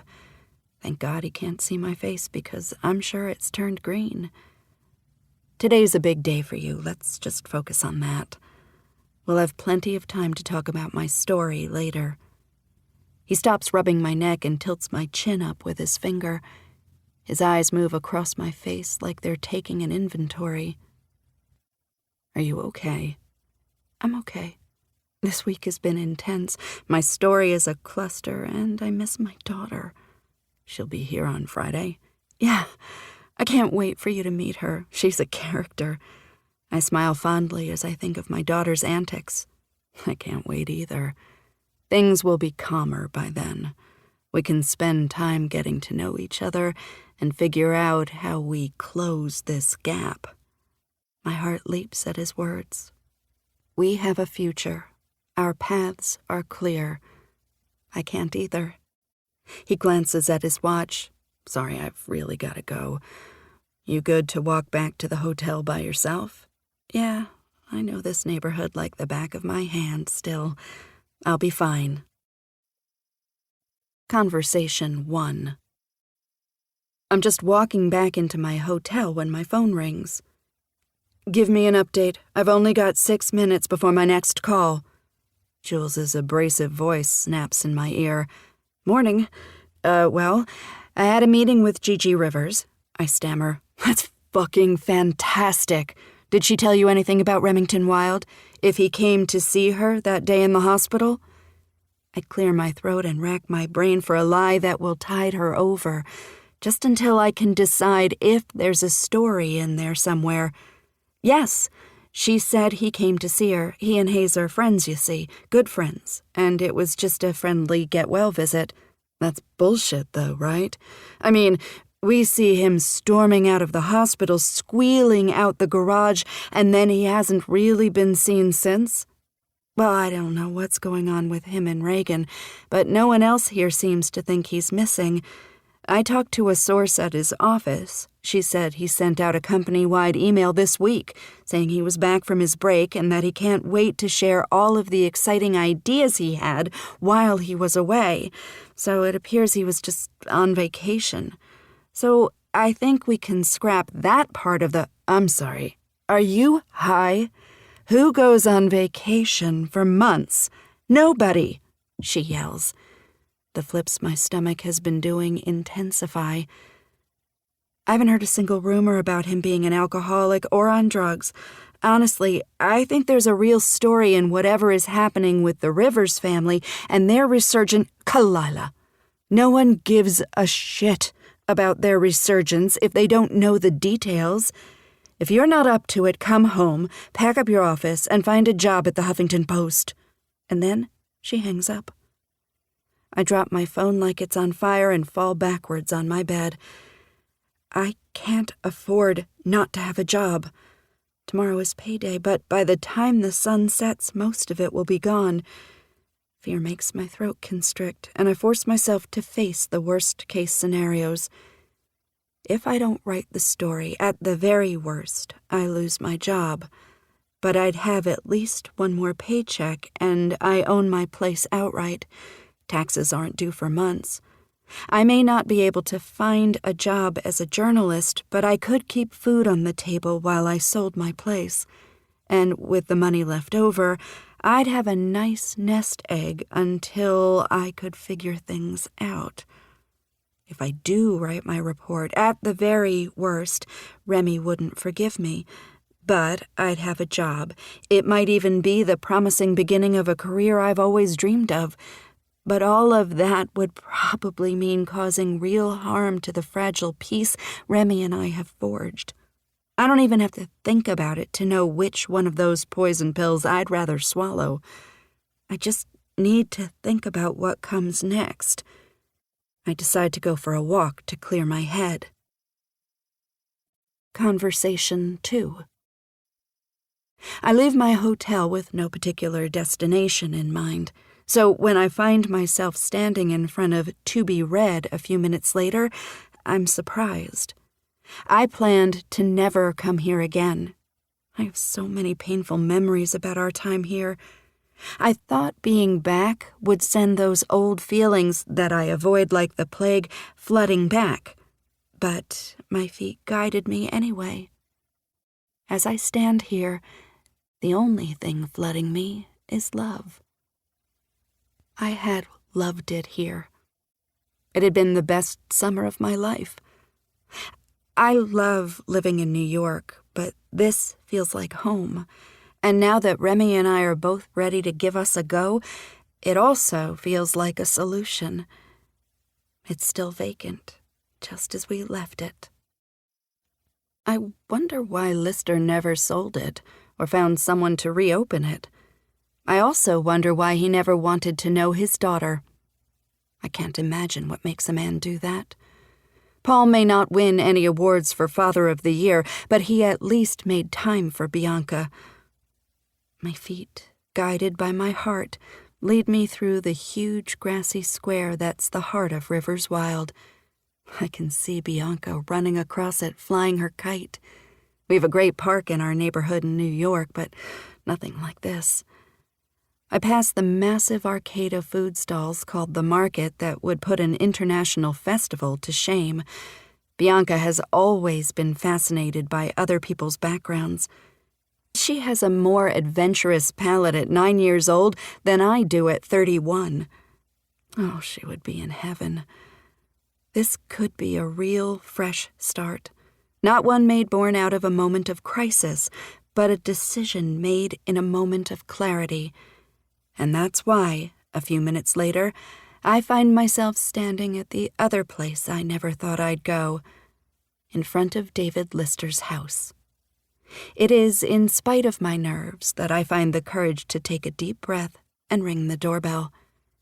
He answers the door himself, and if it wasn't for that trademark scowling smile, I wouldn't know it was him. The words I'd rehearsed die on my tongue as my alarm at his appearance rises. He's stooped and pale, his cheeks nearly hollow. His pajamas, a dignified navy blue ensemble, look like they're draped on a clothes hanger instead of a human body. His dark eyes are watery and red-rimmed as he takes me in.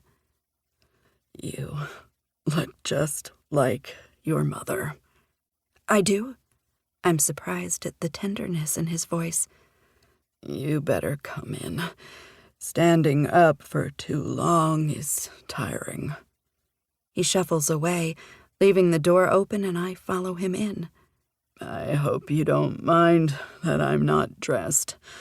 Just doesn't seem like it's worth all the effort on the days I'm not going out, he says wearily over his shoulder.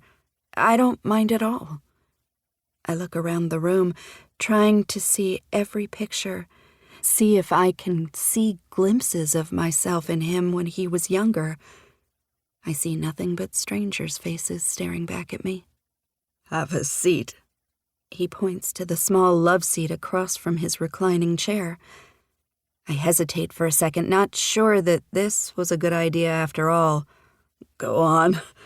You came all this way. Don't chicken out now. His eyes twinkle with humor as he lowers himself back into his chair. I'm not chickening out of anything. I sound defensive, but I don't care. My nerves are flying around like bats in my stomach, and I sit down because I'm afraid my legs might give out on me. You've got more courage than me. I've never been able to work up the nerve to come and see you, even though there were so many times I wanted to. You did? I clutched the bag in my lap to my chest. I didn't expect that. Of course. I owe you an apology. It's too little, too late, but I do. His admission surprises me. I, of course, can list my grievances against this man in my sleep, but I've never imagined he would feel any remorse. So I ask the one question I promised I wouldn't. Why didn't you want to know who I was? He doesn't even blink. I cared very much about your mother. I met her when I was going through a very difficult time. She was far too young, and I was far too old, you see. I could have gone to jail. I had a business, a family. I just couldn't risk everything for a lapse in judgment. He doesn't even sound sorry. He's just telling me the facts. So you abandoned her and me. My tone is biting, and he casts his eyes to his lap. Yes, I did, he admits, and somehow it doesn't hurt as much to hear it as I had imagined. I see. You have to understand, my wife and son both died in a horrific car crash about a year before your mother came to see me about you, after you got in all that trouble. I wanted to help, so I gave her the bookstore. But I couldn't do more than that, Kalila. When I looked at her, all I saw was my karma. I'd convinced myself I lost them because I betrayed my wife. It was irrational, but I was grieving, so I kept my distance. But every time she's asked me for it, I've helped her. But I've had my own struggles. He sounds like he expects me to feel sorry for him, and I guess on a basic human level, I do. I glance around the room and imagine how different my life would have been if I had grown up in this house. I may have had a nicer roof over my head, but this man wouldn't ever have been the father I needed. His explanation sounds more like excuses, and they leave me cold. They're also not what I want from him. Mr. Lister, I came here today because I want the bookstore, and I want you to give it to me. Conversation 3. Cal, this is some shit, Kelly says, her tone thoroughly scandalized by what I've just told her. Trust me, I know. I am ankle-deep in it and sinking further every day. Oh, wee, honey. You know how to fuck up right. You go big or go home, she chortles. You're not helping, Kelly, I moan miserably. I have a low-level thrumming of panic inside of my head. I called her because she knows what's at stake in a way that no one else does. I'm sorry. Let me just make sure I've got this completely straight, okay? She says soberly. Okay. So you didn't know he was the story when you went to see him, right? Right. Now, you're lying to Jules to buy time to find an angle that doesn't include him because she stuck her neck out for you. But also, you're moving back to Houston to run a bookstore some dude just gave you? Right. So, what about this story? Is it not newsworthy? She asks. Of course it is, but I can't be the one to tell it.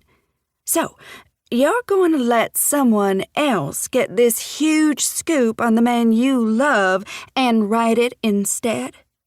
I don't know if anyone else will get the scoop. If Jules sent you down to Houston to chase this story, then trust me, it's a big enough scoop that you're not the only one with it in your sights. Someone will write it, but that someone won't be you. The thought unnerves me. Cal, tell him about the assignment. Ask him if he'll consider giving you the story. This could be his chance to get ahead of a story you can't bury. Yes. Oh my God, Kelly, you're right. I mean, he's very private, but if he could have some assurances about the story, and maybe you need to tell everyone the truth, Kelly says, as if it's that simple. I know, I say. Then why haven't you? She asks. My life feels like it's all balanced on a less than firm foundation. I don't want to lose it all again. I admit my deepest fear. Cal. Her voice is gentle. I only say this with love. You can't begin your relationship on the back of a lie. And honestly, if you tell him, he might help you, give you the story. Oh, God, he's going to hit the roof. That's not the end of the world. He'll be mad, but then he'll get over it. Don't let your fear lead you down a path of bad decisions. You've got a second chance. Do it right. Her words make perfect sense. I know it's the right thing to do. I'll tell Remy first. If he doesn't want me to write it, I won't. And then I'll call Jules and tell her what I've decided. Cal, I've known you a long time. And as talented as you are, and as much as I want you to succeed in this career, I am so glad you're choosing love. I laugh nervously. Well, let's hope love chooses me back. If he has any brains, he'll never let you out of his sight again. He's already threatened that. I'm glad he loves you that much. You deserve that. I know you're afraid, but I promise it's not going to be as scary as you think. My heart swells with love for her. She's such a good friend. I just hope I'm making the right decisions. The fuck up. When I hang up with Kelly, I open my laptop and start writing. It's just an outline, but I think Remy might like the direction I want to take. I'll show this to him and explain everything. As I write, I see how, with the right angle, the seemingly sordid chronology of events really just paints a picture of the typical American family. Sure, they have more money, but these aren't rich people problems. This could be a chance to lift the veil. show the human side of a family that only ever shows the public a perfect face. Worst case scenario, he says no. I would lose my job and probably never work as a journalist again. But after my conversation with Lister, I have a plan. I'll be okay. I love rivers, Wilde. I love Remy. I walk to the window and look out over the square. It's got a lot more stores than it did when I lived here. There are more cars, more people, but it still looks like the idyllic slice of suburbia that I've never seen anywhere else. Bianca would thrive here. It would mean amending our custody agreement, but I could make a convincing argument. By the time I'm done writing, I'm excited. After we get past this evening, I'll show him and we can plan the future we've always dreamed of. 37. The Truth. Remy. You have a beautiful home, Remington. Thank you for inviting us. Gigi smiles nervously but genuinely as they walk into the front hall of my house. Yes, thank you for coming back from your months-long sulk just in time to host a dinner party weeks before my baby is due, Hayes says irritably. I'll try to time my life crisis better next time, Rivers. This would be a good time to tell Gigi who else is here, Hayes says. None of the lightheartedness in his companion's tone is present in his. I'm not surprised or unprepared. He made me promise to name my firstborn son after him before he agreed to bring Gigi today. I know that this is going to be a fucked up day, but there's no hiding from it anymore. And whatever Gigi suffers today will be tempered by seeing Lucas again. I walk to stand in front of Gigi. Her smile has gone from hesitant to non-existent in the space of a moment. Who's here, Remington? Her voice is cool and even, but her eyes are wide with trepidation. My family is in the sitting room. She turns to look at Hayes. He turns his unsettled gaze on me. Remy, maybe we should rethink this. Maybe you should help me keep things moving exactly as we planned, I say in a stony, unforgiving voice. There's no turning back. She's terrified. Hayes walks over to Gigi. There's nothing to be terrified of, Gigi. I promise her. Tonight is going to be a difficult one, but I think you're the person who it will be least difficult for. I know there is no love lost between you and my mother. That's an understatement if there ever was one, and it's not just your mother, it's your grandfather, too. Yes, I know. Well, my grandfather is dead, so it's just her you're going to see. Well, Reagan and Tyson are here too. They're expecting you. My mother is not. She wouldn't have come or stayed if she knew she had to see you, I say with blunt honesty. What in the world is going on? She raises her voice and takes one stiff, deliberate step back from me. Hayes is the only person I've fully briefed on everything. What is everything? She cries loudly, panicked. She looks to Hayes, her expression alarmed. What is going on here? What have you been keeping from me? Come to the sitting room. I'll tell all of you together. I don't wait for her to agree. I just continue walking and know that Hayes will bring her along. As soon as I open the wide wooden double doors that lead to my formal sitting room, my mother jumps out of her seat and strides towards me. What is going on? Who was at the door, and why in the world? Her words die in her throat at the same time the sounds of their footsteps tell me that the Riverses are in the room now, too. What are they doing here? What is this? She turns those dark and raged onyx eyes on me, and if looks could kill, I would be halfway to dead just from that first glance. My heart pounds in my chest, a hard drumming that steadies me as adrenaline rushes in and keeps me from running out of the room. I've never been more afraid of anything in my life as I am of the conversation we're about to have. I inhale sharply through my nostrils and tell her, I'm not drawing things out tonight. Time is of the essence. They're here because It doesn't matter why they are here! She shrieks and spins on her heel and walks back toward her seat. I am leaving. I will not breathe the same air as this vile woman. She snatches up her purse and walks back toward me. I step into her path. You are not going anywhere, I say sternly. I look over my shoulder at the Riverses. Gigi's eyes are glassy, and she's clutching Hayes's arm like her life depends on it. I gotta hurry this up. I look back to my mother and say sternly, no one's leaving until we're all done. She eyes me like I'm an offending stain on her pristine white blouse. Her nostrils flare as if a malodorous wind just blew through.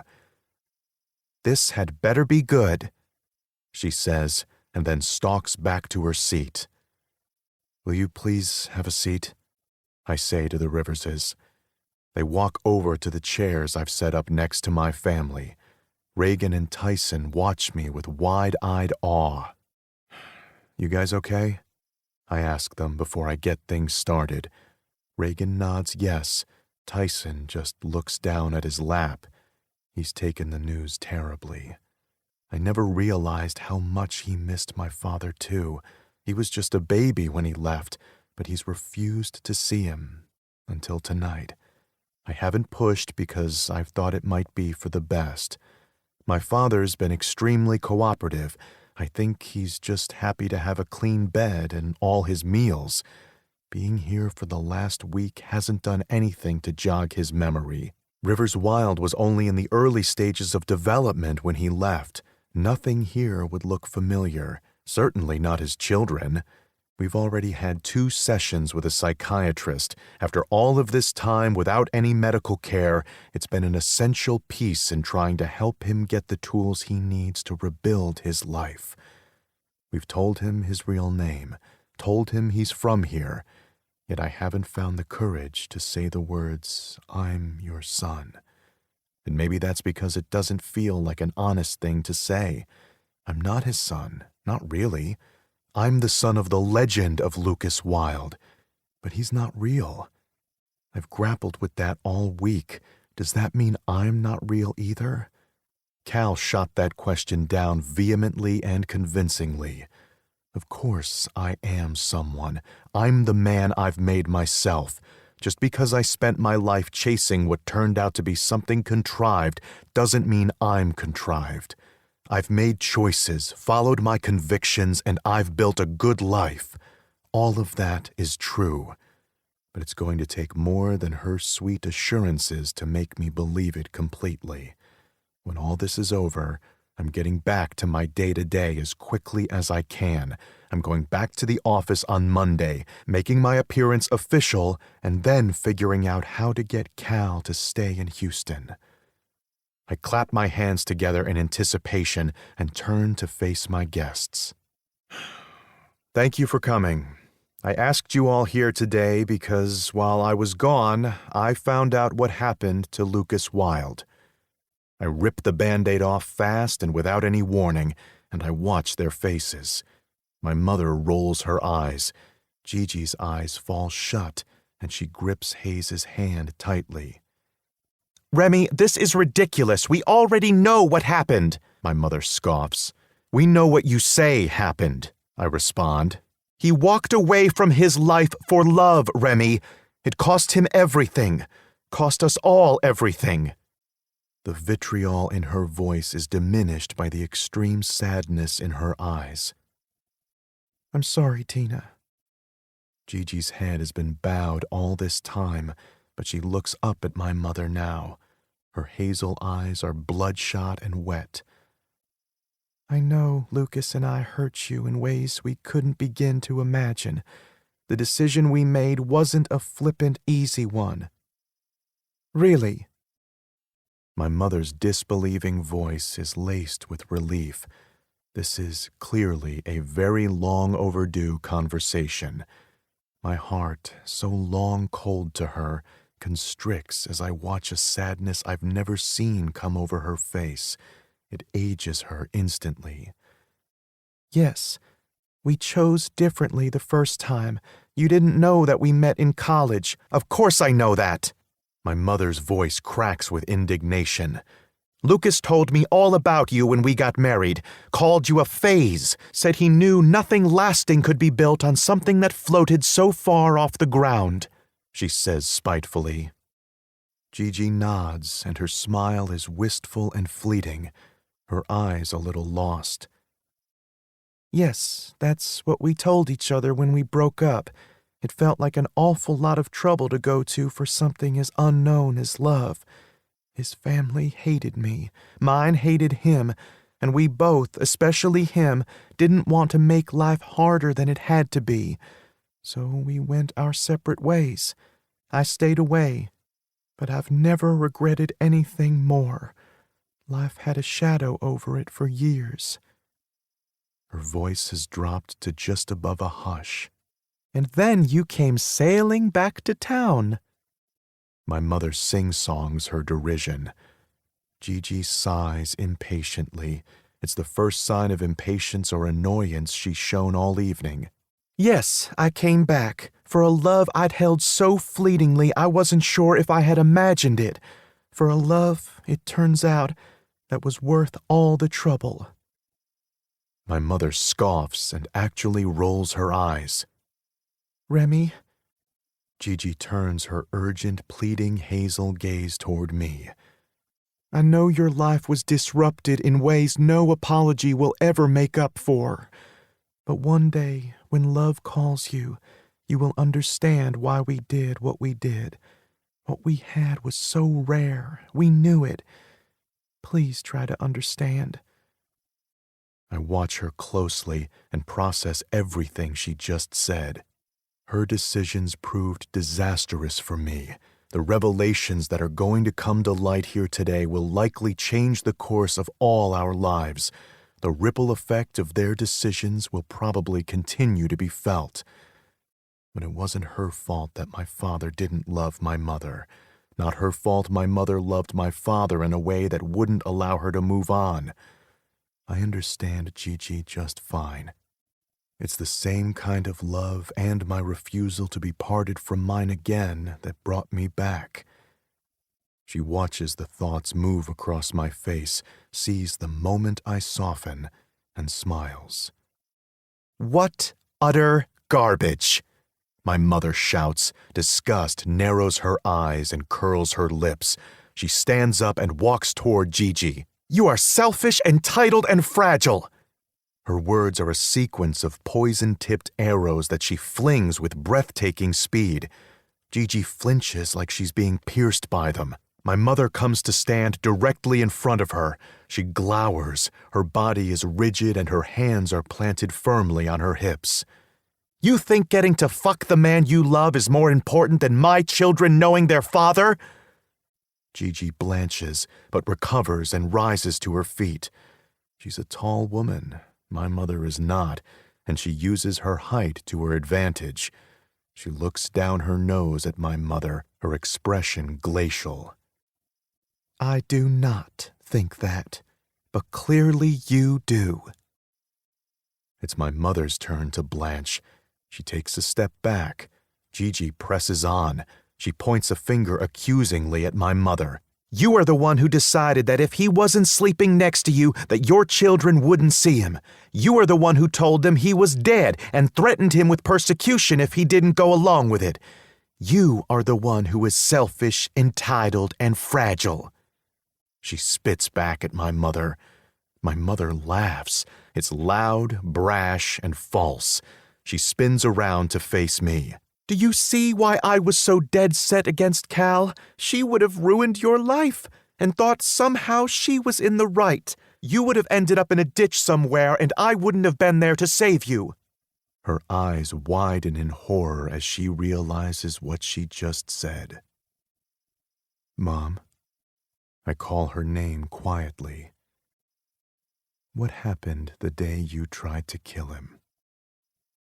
Reagan gasps and looks at me with shocked eyes. I don't know why. I told her I was going to ask. Stop saying that, she says, and her chin, for the first time I can ever remember, trembles. I feel a pang of guilt, but press on. I knew tonight was going to be uncomfortable for everyone. I didn't exclude myself from that expectation. There's no stopping this train. We'll all leave here different people than we were when we arrived, but it's time to end all of the secrets and lies that have held sway over our lives for so long. I cross my arms over my chest and look my mother squarely in her eyes, the exact same as mine, and I drop my bomb. This is my house. Here we tell the truth. When I first discovered the true circumstances of his leaving, you told me you and Pops had decided to tell us that because you were trying to spare us the knowledge that he left us. But why didn't you tell me 6 months ago that you found him alive and took him to a hospital? Gigi's moan is tortured, and she covers her mouth to muffle it. My mother's eyes widen in shock, but she recovers, and her mask of indifference is back. So, you know, she says, as if she's the one who has to accept an ugly truth. Yes, now I know for sure. That's unfortunate, she says stiffly. You knew he was out there and you never thought that maybe you should bring him home? I ask incredulously. So he could go back to her? She yells and points at Gigi. I slam my fist down on the table with such force that everything on it rattles. What about his kids? She remarried, moved to Italy. She hasn't lived here in almost 30 years. We were here. We needed him. Her eyes sweep across me and my siblings. You were the most ungrateful children. You wanted him. Him, who was not worthy of the title of your father, who didn't give enough of a shit about his children to stay with them. She's raging. You hate him. You kept him away. Tell us what you did to him. Did you try to kill him and get cold feet? I saved him! Her voice crackles with anger. He was lying in that ditch and I dragged him out. Me! She pounds her chest and turns her eyes, burning hot with accusation, at Gigi. She sat in her house for days before she even went to look for him. I didn't. I looked for him. Gigi yells back. I look at Hayes and he's staring blankly at my mother. How did you know he was in that ditch? I ask. Because she put him there, Gigi shouts. I did not! My mother hollers. Gigi is undeterred. She stands, stalks across the room, her finger pointing angrily. I've always known it. You hated him for leaving you. You think I didn't know you were talking to him? You think I didn't know he was still seeing you? I knew, but I also knew how desperate he was to keep contact with his children. You and that devil he called a father wouldn't let him. My mother's on her feet again, too, her eyes blazing. The heat of her anger has dried her tears, and the two women meet in the middle of the room. We all watch in fascination as the two normally dignified, stoic women practically bump chests. You shut your ignorant, thieving mouth, my mother seethes. You don't know anything. He loved me until you came to town with all of your bullshit about chasing your happiness, and you stole him. I didn't kill him. I should have, though. Should have left his faithless ass to rot in that gutter.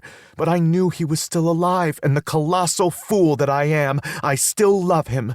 So I saved him. And then I tried to hide him, because if the person who tried to kill him found out he was still alive, he'd try again. What did you do? Give up your baby, marry another man, and then move to Italy. Gigi's hand flies toward her, palm open. My mother catches it. You don't have the right, she hisses. I wish it had been you in that ditch. You deserved to be there. She drops Gigi's wrist like it's filth she's holding and marches back to her chair. Gigi stands there, her shoulders drooping, her eyes forlorn.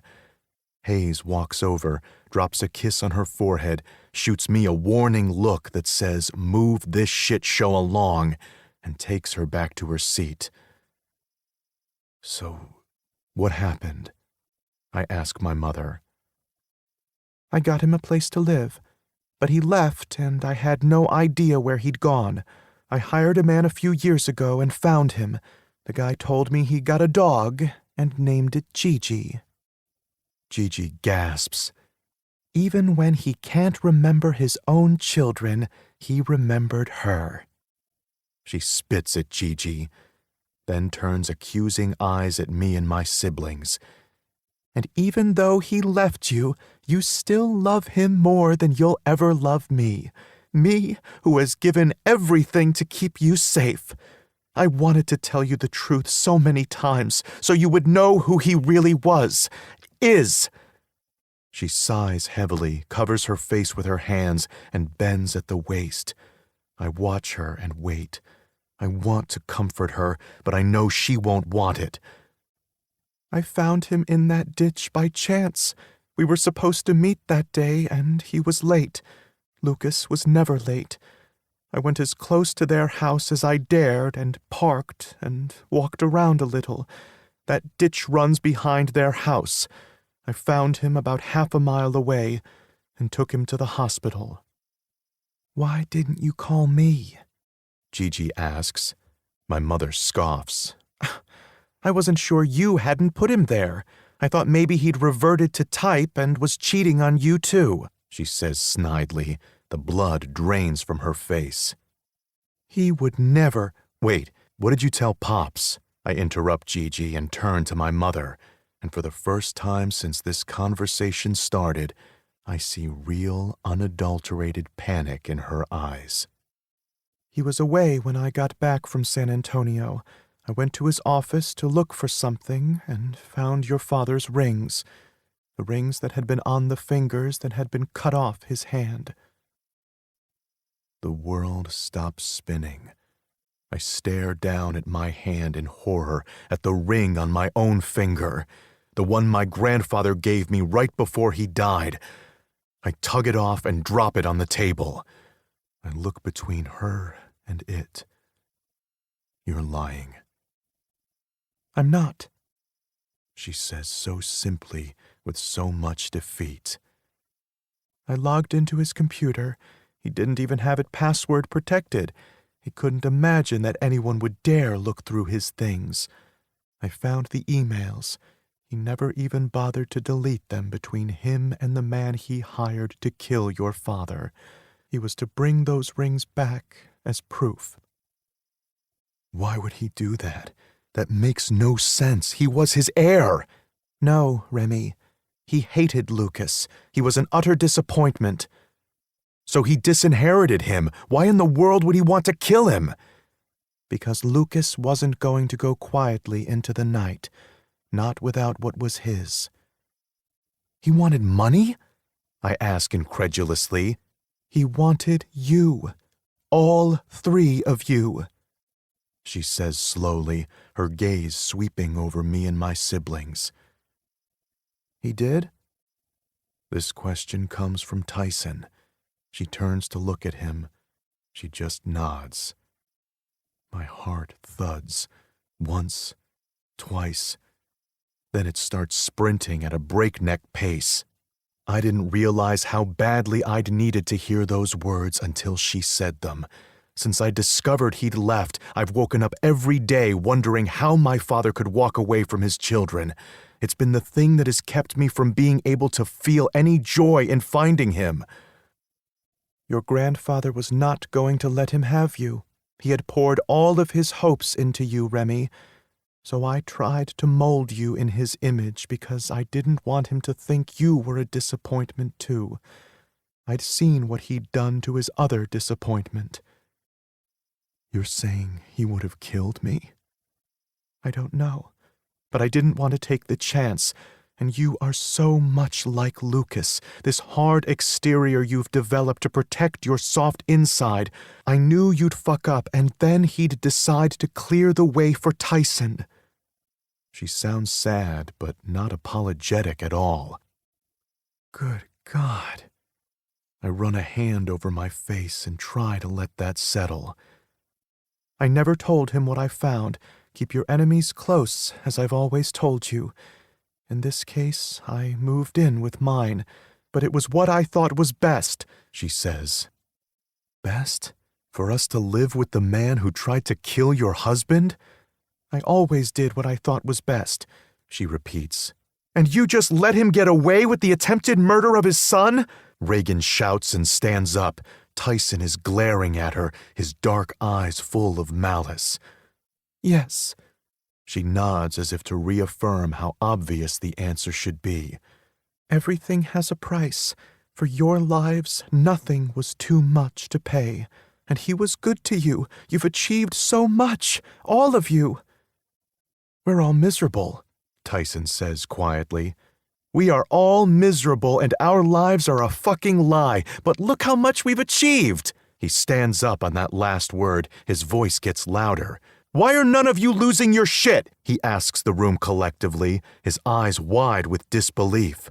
I lost my shit, Tyson. I've had 6 months to process it. I remind him, trying to keep my voice gentle. But you just found out right now that Pops tried to kill our father. His son. Pops. He shakes his hands like he's trying to rearrange the air around us, create a whole new reality.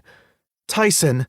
Reagan tries to calm him, but he cuts her off, flinging an arm in her direction. And she's been calm about everything. You've had months to let it all sink in, but she found out when I did, and she's sitting there like she's watching a fucking play. Who says I'm not losing my shit?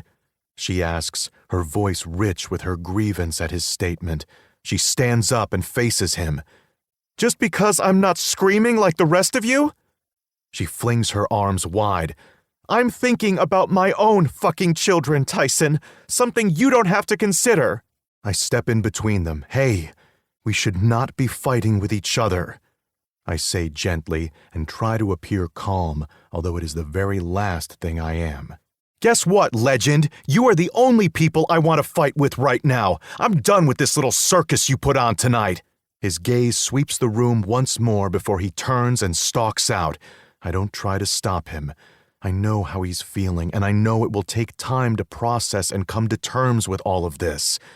Everything slows, and I sit down heavily in the chair across from them.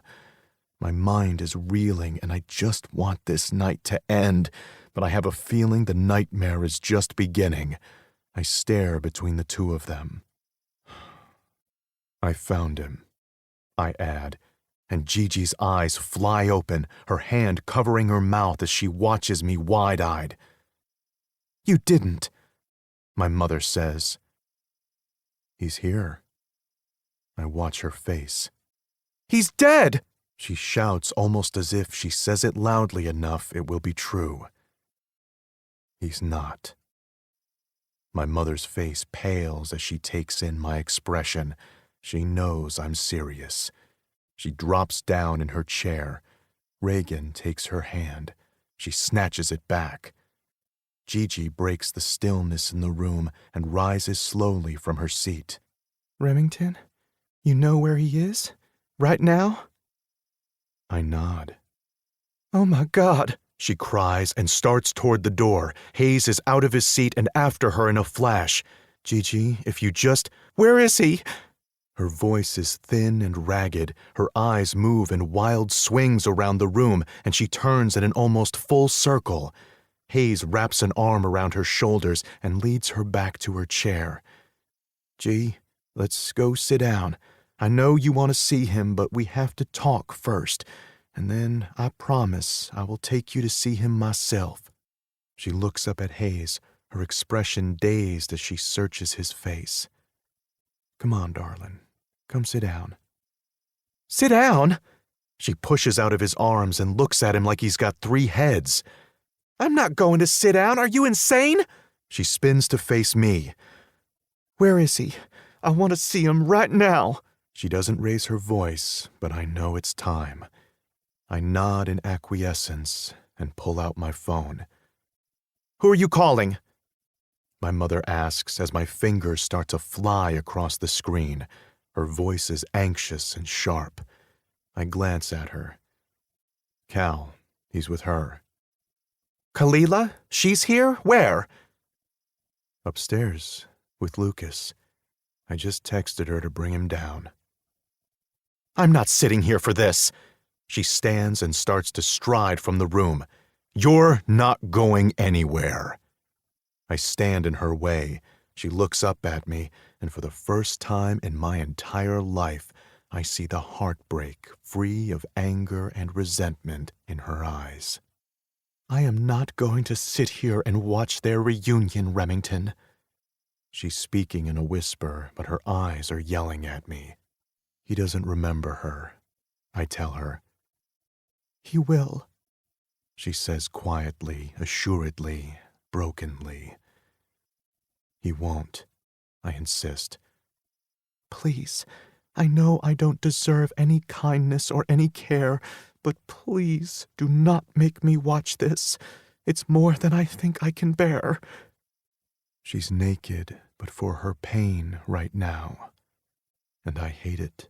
All of it. She didn't choose this. She married the love of her life only to discover she would never be his. I swallow down a lump in my throat as I remember how I felt when Cal told me she was getting married. It had been a knife to my gut. I can't imagine if she had been my wife first. I step out of her way. I'm going to call you when we're done, and we're going to talk. She nods and starts out of the room. I'll take you home, Mama. Reagan, who hasn't looked up from her hands since Tyson left, stands up. You will? My mother pauses and looks doubtfully at her daughter. Of course. Reagan links an arm through hers. She gives me a wan smile, and they walk out together. I walk over to where Gigi is sitting, clutching Hayes's hand and staring tearfully at the door. You okay? She doesn't say anything. She watches the door until, nearly 10 minutes later, it opens and my father walks in. 38. Certain. Cal. My eyes open when the sheets of the bed are pulled back and Remy slips into bed beside me. I roll over and sit up. Wait, I want to see your face.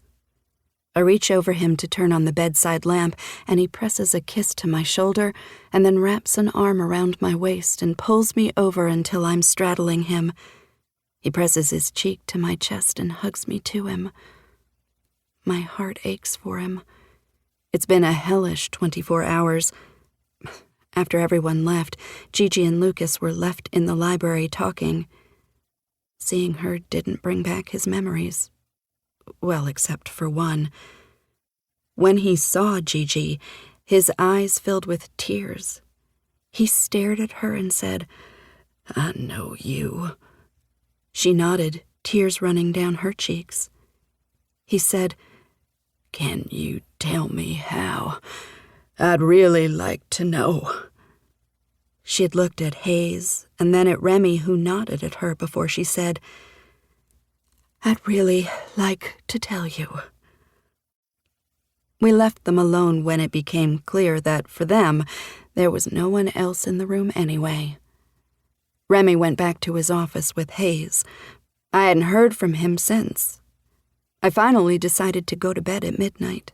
I didn't expect that sunrise would bring an easier day with it, so I wanted to try and get some rest because I knew that there were still a lot of questions to be answered, and I needed to tell him about the article. I'm so fucking glad I have you to come home to tonight, Cal. He whispers against my breast. I'm glad too. Are you okay? I hug him and stroke his head, trying to soothe him. He's radiating with energy, his skin on the edge of being hot, and he's tense. I don't know.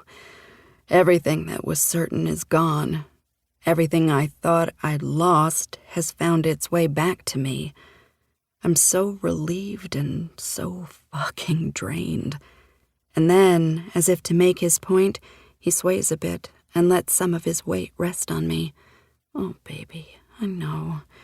You should get some sleep. I hold him and rock him. I love you, Cal.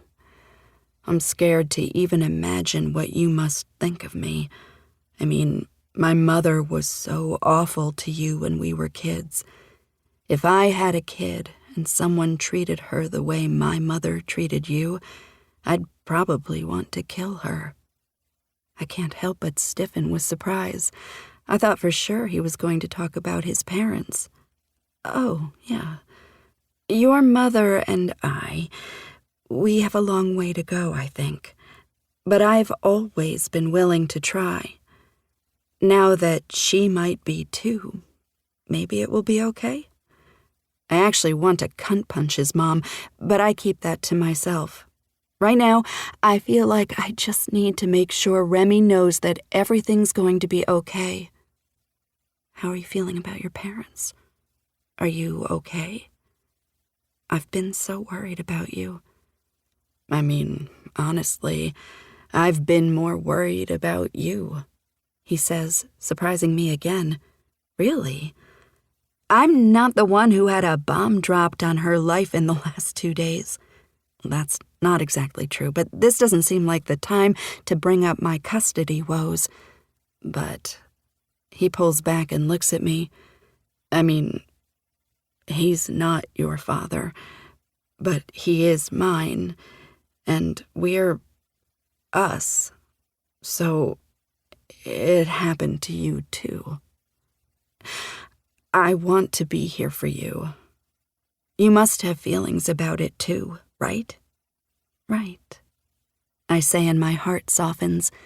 Remy always finds a way to take something terrible and reshape it into something beautiful. Like he did the night I met him, and the summer I fell in love with him, and over the lifetime I spent away from him. I'm okay. If you are. I just love you so much. I always have. It was this dizzy love that made me want to change my entire life for you. His rumbling laugh is full of nostalgia, but even a love like that has limits, right? I nod sadly. I'm anxious about the conversation I know we're going to have soon, but right now, I just want him to get a good night's sleep. I just want to hold on to you, unless you want to talk. He rubs his big hands in circles on my back. I don't want to talk. I want to make love to my woman and then fall asleep with her in my arms and be certain of one fucking thing, he says, and then pulls me down deeper into his lap and presses me against his rock-hard erection.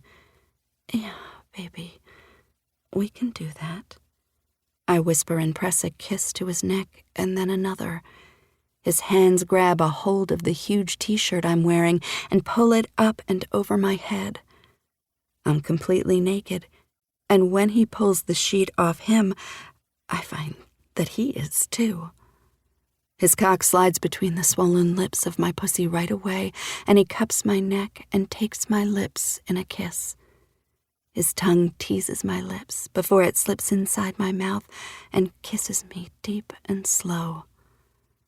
I rock back and forth on his cock, each time getting closer to my opening until I finally lower myself onto him. This, the first breach, is always such an experience, a master class in the worthiness of a little pain. The pleasure I know is coming is like nothing I've ever known.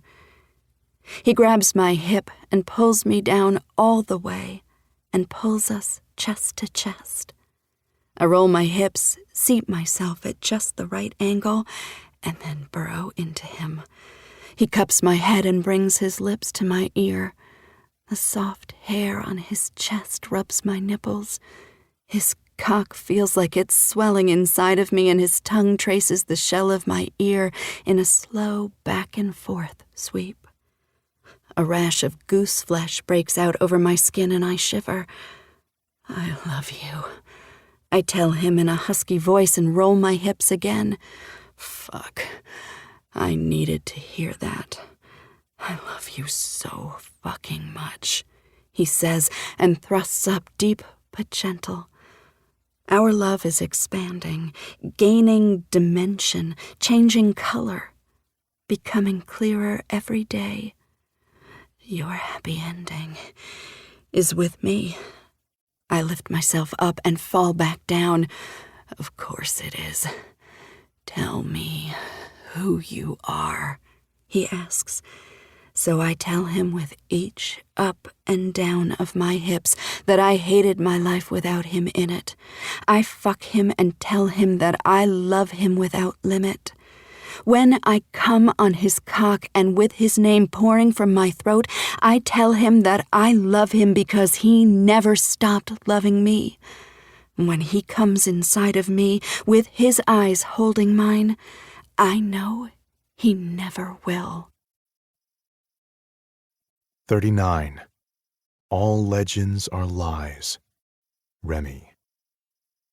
We've been curled up in bed, binge-watching Game of Thrones on her laptop all day. I've dozed off a dozen times and wake up when Cal shakes me awake. She's lying on her side, cradling her head in her hand, her small naked body stretched out like a meal next to mine. "Are you okay?" She stretches. The tips of her breasts get caught in the beam of sunlight that's cutting through the window, and my mouth waters. "I'm okay," I say, and reach down and take her nipple in between my fingers. She winces, and I let go. She grasps my retreating fingers. "You sucked them raw last night." She puts my open palm over her breast, and I see the bruises my finger left last night. "Shit, I'm sorry. It was too rough." She presses a finger to my lips and shakes her head at me. "Shh. My body is yours, however you need it. But I want to take a shower and eat. I'm starving." "Yeah, and we should probably go to the grocery store. I want you and Bianca to stay here at my house when she comes, but I have no food." Her smile falters. "Let's talk about it later, okay?" She swings her legs over the side of the bed and is closing the bathroom door before I can respond. "Okay," I say to the back of the door as it closes.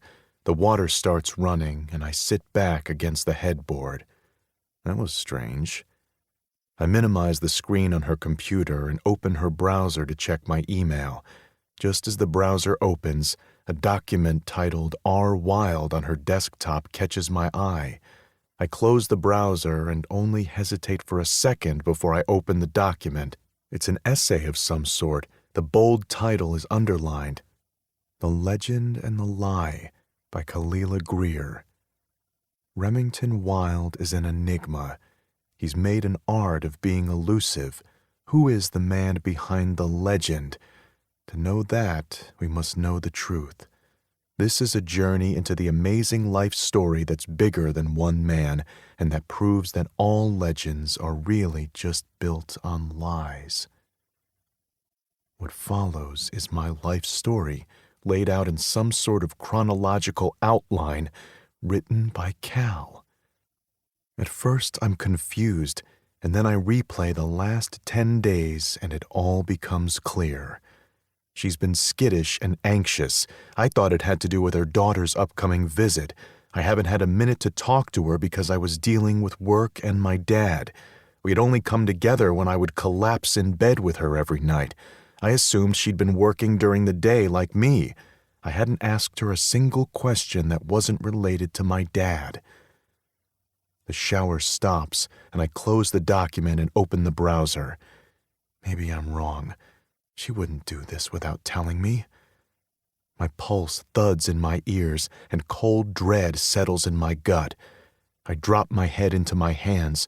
I get dressed and then sit and wait for the woman who has stolen my heart, who owns its every beat, who my soul has fallen in love with, to come out of the bathroom and tell me that she's been lying to me the entire time. The bathroom door opens. Floral-scented steam filters out, and she steps through it like the siren she is. "Hey, baby, I was thinking we could just order something in. I need to talk." She stops talking when she sees my expression. Her eyes widen with alarm, and she rushes toward me. "Remy, what's wrong?" She bends over and cups my face. Her worried eyes search mine. "Are you writing an article about me?" I ask, and she recoils. agony rushes into her eyes and a groan escapes her lips. She drops her hands from my face like it's a red-hot piece of coal. She kneels in front of me and looks up at me. Her eyes fill with tears. "I was going to tell you, Remy, I swear." My stomach drops to my toes. Shit. It's true. Fuck. Fuck. Damn every fucking thing to hell. This is the woman my heart was made to worship. I love her so damn much. Somehow, though, we keep fucking it up. I am sick to death of lies. I would rather die than to listen to another single one. And I think one more lie from her lips might actually kill me. After yesterday, I feel as raw as I've ever felt. The one thing I thought was real has just proven to be more myth than fact. I place a hand on her head, run it around the delicate curve of her skull, sift my fingers through her thick, damp hair. I drag them across her chest, skimming the edge of the towel she's wrapped herself in, and stop when I get to her heart. "Do you know how much I love you?" She looks up at me and nods. Her lips are trembling, her eyes leaking the evidence of her distress. "I was going to tell you." Those words, the admission of her deceit, the sorrow in her eyes, the damage she's done. What it means for us all comes rushing at me, and I know I need to get away from her before I say something I don't mean, something I can't take back. I stand up and step around her. She scrambles to her feet and grabs my arm. "Please don't go. Please let me explain." I turn to face her and avert my gaze because I'm not sure I can take that look in her eyes right now. "Are you going to tell me that you're not here to write a story about me and my family?" "No, but—" "I would like you to go." Her face crumbles. "Remy, you don't mean that. I know this sounds bad, but—" "Yeah, Cal, it sounds bad," I say, and I walk over to the door and open it. "Leave, please." I am struggling to keep my temper in check. "If you want me to leave this bedroom, you will have to carry me out of here." She tilts her chin at me, daring me to do it. Oh, I've treated you with the gentlest of kid gloves, but don't forget who I am. In the storm of my hurt and anger, I do the stupidest things I've ever done in my entire life. I throw her over my shoulder and start toward the door. "Remy, what are you doing?" she shrieks as I throw her over my shoulder. "You cannot put me out, not without hearing me out." "I can and I fucking will," I grate out and open the door and set her on her feet in the hallway. And then I see that she's wet, barefoot, and in her towel. Her eyes are wide with terror, her lips are trembling, and I'm slammed backward in time to the night of the annual gala. She had that same look on her face. I remember her dignity, and things that once said and done can never be taken back. Oh my God, my anger comes crashing down. I made her look like that, again. God, this is a nightmare. 40. Not enough. Cal. I watch as Remy comes to his senses. He steps aside and I walk past him stonily. I throw my towel on the bed and rush around the room, throwing things haphazardly into my suitcase. I tense, pause for a minute, but don't look up when he comes to stand next to me. My heart is racing, my pulse beating at 1,000,000 miles an hour. I'm so angry I can't speak. I can't believe what he just did. Will, shit. What are you doing? His voice is a low groan. I can feel his eyes on my body, and I'm glad I didn't cover myself. Let him look. I'm leaving, like you asked, I say through gritted teeth. I walk back to the small dresser where I'd put my underwear and pull things out. He's watching me silently. I was angry, hurt. I'm sorry. His voice is gruff, but I can hear the contrition in it. I toss my underwear into my bag and turn to face him, and when I see his face, the completely exhausted eyes, the brackets of worry around his mouth, and the way his shoulders are drooped in defeat, I sigh. My anger loses its fervor. Right now, he's the boy I met in the library, and just like then, he's in desperate need of a hug. I can't imagine how much turmoil he's in. My heart breaks watching him standing alone. I put my feelings aside and put my arms around him. His wrap around me immediately. He lifts me off my feet and squeezes me so tight that I wince, but I don't let go. We stand there, and in each other's arms, everything is suspended. I let him take some of my strength for himself. I know he needs it. I can show him the grace he denied me because I know he's in pain. I love you, Cal. Show me. I whisper into his neck, and he shudders. He lifts my thigh up to his waist, and he presses against me. I don't fucking deserve you. He whispers into my neck before he takes my mouth in a kiss. It's not a tender kiss. It's hard, demanding. His tongue doesn't dance with mine. He plunders my mouth, searching, and I let him get lost at the same time that I lose myself. I'm not aware of us moving until he breaks our kiss and throws me onto the bed and crawls between my thighs. I want to eat this pussy so bad. He plants his big hands on my inner thighs and spreads me open. Stay like that. He lets go, slides one hand under my ass and parts the lips of my pussy with the other. Then he lowers his head and licks me from my clit to my asshole. He dips his tongue inside and I gasp and tense. Shh. His lips brush my taint and his breath tickles me, but I relax. His mouth moves up and I grab his head and wind my hips, pressing myself into his mouth. His thumb presses against my tight pucker and I bear down. He slips it inside of me just as he starts to suck my clit hard. I scream, and in what feels like seconds, I'm coming. He slides up my body. I fucking love your sweet little nipples, Cal. He breathes before he licks one, and then the next. I wrap my legs around him and reach between us. We don't speak. He's silent when he thrusts into me. The only sound he makes is a loud, hissing exhale before he starts to fuck me. It's fast, it's hard, and I savor every single pulse, tremor, and moan he coaxes out of me. As good as it feels, I don't come again. I'm just lost in watching him.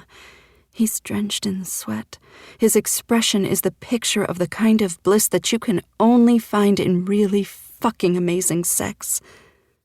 When he finishes and catches his breath, he takes me to the bathroom, kneels between my thighs, and wipes away the smear of his cum from them. Then he stands up, places a hand on either side of me, and pins me in place with his penetrating gaze. That article is not your story to tell. I won't let you publish it. 41. Decide. Remy. Cal's back straightens, her eyes register surprise, disappointment, and then nothing before she drops them from mine. Please move your arms. She looks down at the hands I've cupped on the swirling marble counter. Not until you promise me that you won't. I say, I know I'm pressing my luck and being heavy-handed, but there's no way in hell she can do it. Her eyes fly to mine, the brown is flecked with gold, and she's furious. If looks could strike a man down, I'd be flat on my back. I've already promised you everything I owe you, Remy. She delivers these words as a cryptic warning. What the fuck does that mean? I step away from the sink and she hops down. You don't get to forbid me from doing anything. Loving me, being my man, doesn't mean you own me. Her voice is matter-of-fact. She grabs a towel from the warming rack on the wall and wraps it around her naked body. I know I don't own you, but I own that story. I follow her out of the bathroom and lean back on the dresser as she starts to get dressed. You don't own that either, Remy, she says. Her raised voice ratchets up the challenge in her words. The hell I don't. I told you half of that in confidence. I push back. She sighs deeply, and I can see how exhausted she is. I would never have published it without your permission, but you have to understand that you don't own it. None of us do. And even if I don't, someone is going to tell it. Why didn't you tell me about it before? When did I have time? When we were falling back in love and I didn't even remember my own name? Or when your dad showed up? Or when we came back to Houston and you were busy trying to decode your family's rendition of Hamlet? Or when you found out before I could tell you and wouldn't let me explain? She says in a furious whisper. Yes, Cal, any of those times. That's easy for you to say now. I was going to tell you. You weren't exactly in a great state of mind when I got to your cottage, and honestly, neither was I. And I was trying to kill it. She snaps the front closure of her bra and then pulls a long-sleeved white t-shirt out of her bag and slips it on. You were going to kill it? You fucking wrote it. I bite back. To show you. To maybe convince you that I should tell it, that maybe it would be good for you. She shakes her head in exasperation and digs around in her bag. The way you found it, I understand how angry you are, but you can't not let me explain, Remy, and you can't ever handle me like that again. Ever.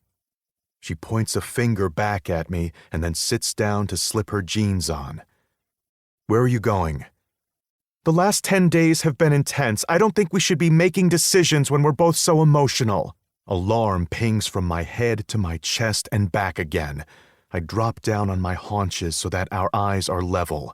Hers are shuttered, and even though she's sitting right in front of me, she's never felt farther away. What decisions? Any decisions, Remy, except for the ones that have been made for us, I mean. She looks so tired. Her eyes are distant, and I can feel her slipping away. Fine, maybe get some rest and we'll talk later, I say cautiously, not sure I want to know where her train of thought is headed. I can't focus on us right now. My daughter is coming and I don't want any drama around her. She's had enough of it, and I want her to like it here. And I've got to figure things out with work. I've just got stuff to do. I'm going back to the hotel, she says stiffly. Disappointment is a cold knife to my heart. So, you don't want me to meet Bianca? I ask, even though I know the answer. I don't know if it's a good idea. I just need to think. She avoids my eyes, and I let her, because the distance in them is almost more than I can fucking stand. The tangle of emotions that are running riot through her have tentacles, and they reach out and wrap themselves around me. I feel her regret most keenly, but I also feel her anger. She's seething. I glance at her. She's wrapped her arms around herself, and she's staring straight ahead. What can I do? I ask, and hear the desperation in my voice. She shakes her head slowly. Her shoulders slump. Remy, you don't trust me. There's a part of me that understands, but we have to work on that, and I think maybe some space will be good for both of us. We've been in this pressure cooker for the last 2 weeks, and I'm fried. Maybe we'll be fine, or maybe we'll realize that this was all too much too soon. Either way, I think we should take a break. 42. White Night. Remy. I don't understand how a man like you can be so totally clueless when it comes to women. Reagan shakes her head at me in disgust. We're lying in a double float in her pool. It's a warm night and the cicadas are singing for us. Her huge magnolia trees dangle over the pool, and the lights at the bottom of it make me feel like I'm somewhere far away. I wish I could get far away from how shitty I feel. I don't know what to do about Cal. She asked for a break, and I'm giving it to her. But it feels wrong. We've spent enough time apart. I came to stay with Reagan for the weekend so I could avoid being out and about in Rivers Wilde. I don't want to risk running into her. She left my house and hasn't been in touch since. I spent all day moping around, and after Reagan put her kids to bed at their ridiculously early bedtime, she dragged me outside and into the pool and coaxed the story out of me. I told her everything. How is this me being clueless? We were at an impasse. She wanted to write a story about me. I couldn't let her do that. Why the fuck not? You think you're the Prince of Persia? She laughs derisively. No, Reg, I don't want the whole world to know how fucked up our family is. I shoot back, annoyed at her nonchalance. Remy, there's nothing to be ashamed of. People are going to figure out that Dad is back. He and Gigi will come up for air and someone will see him. And there's going to be reporters flocking. Someone will write that story. Why not let someone you trust, someone who loves you, write it? Why didn't she tell me? I hate that she kept something from me. Oh, for God's sake, grow up. She scoops a handful of water and splashes me with it. Fuck you, Reg. People lie. You lie. That woman loves you, dummy. She wouldn't have hurt you or done anything to betray you. I know Mom fucked us up, but you're lucky. If a woman is brave enough to love you again after you broke her heart, I promise she's the one. Give her the benefit of the doubt. I groan. My stomach feels like someone dropped a 10-pound weight in it. Oh, shit. I fucked up, didn't I, Reggie? Big time. But now you have the chance to make it up to her. How? She kisses her teeth. You're lucky you're pretty, 'cause you've got like zero game. Shut up and tell me. She flips a lock of hair off her shoulder and turns on her side to face me. The way I see it, that girl has saved you more than once.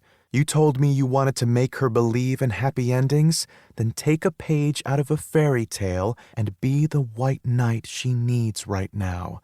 Go give her that story. Tell her you want her to write it. Save her job, make her career. Be her hero. When she says it, it all sounds so obvious. Her phone rings. She looks at it and curls her lip. Work? I ask. No, Marcel. It's about time for his usual check-in, she says irritably. Trouble in paradise? I have never lived in paradise, so I wouldn't know. But trouble in general, yes. She flips on her back and pulls her hat over her face. I wish I'd been around more in the last year. She's been lurching from one mini crisis to the next. Work, her husband, her kids, everything is sort of haywire in her life at the moment. You want to talk? I ask after a few moments of silence. She pulls her hat off her head and looks at me askance. I can't believe you're still here. You should be running over to Cal's place and practicing your grovel. She shoos me away with her fingers and covers her face again. Are you sure? Remy, I'm floating in a pool on Friday night with my 3 beautiful children sleeping inside. I'm grand. You go. When I get back, we're going to spend some time together, sis. We need to talk. I slip off the raft and wade toward the stairs. It's about time you remembered you have a little sister, Remy. Her tone is light, but I know I've neglected her, everyone in the last few months. I'm sorry, I know. I love you. I squeeze her hand. I love you too. Don't come home until she says yes. I'm ready to see you happy again.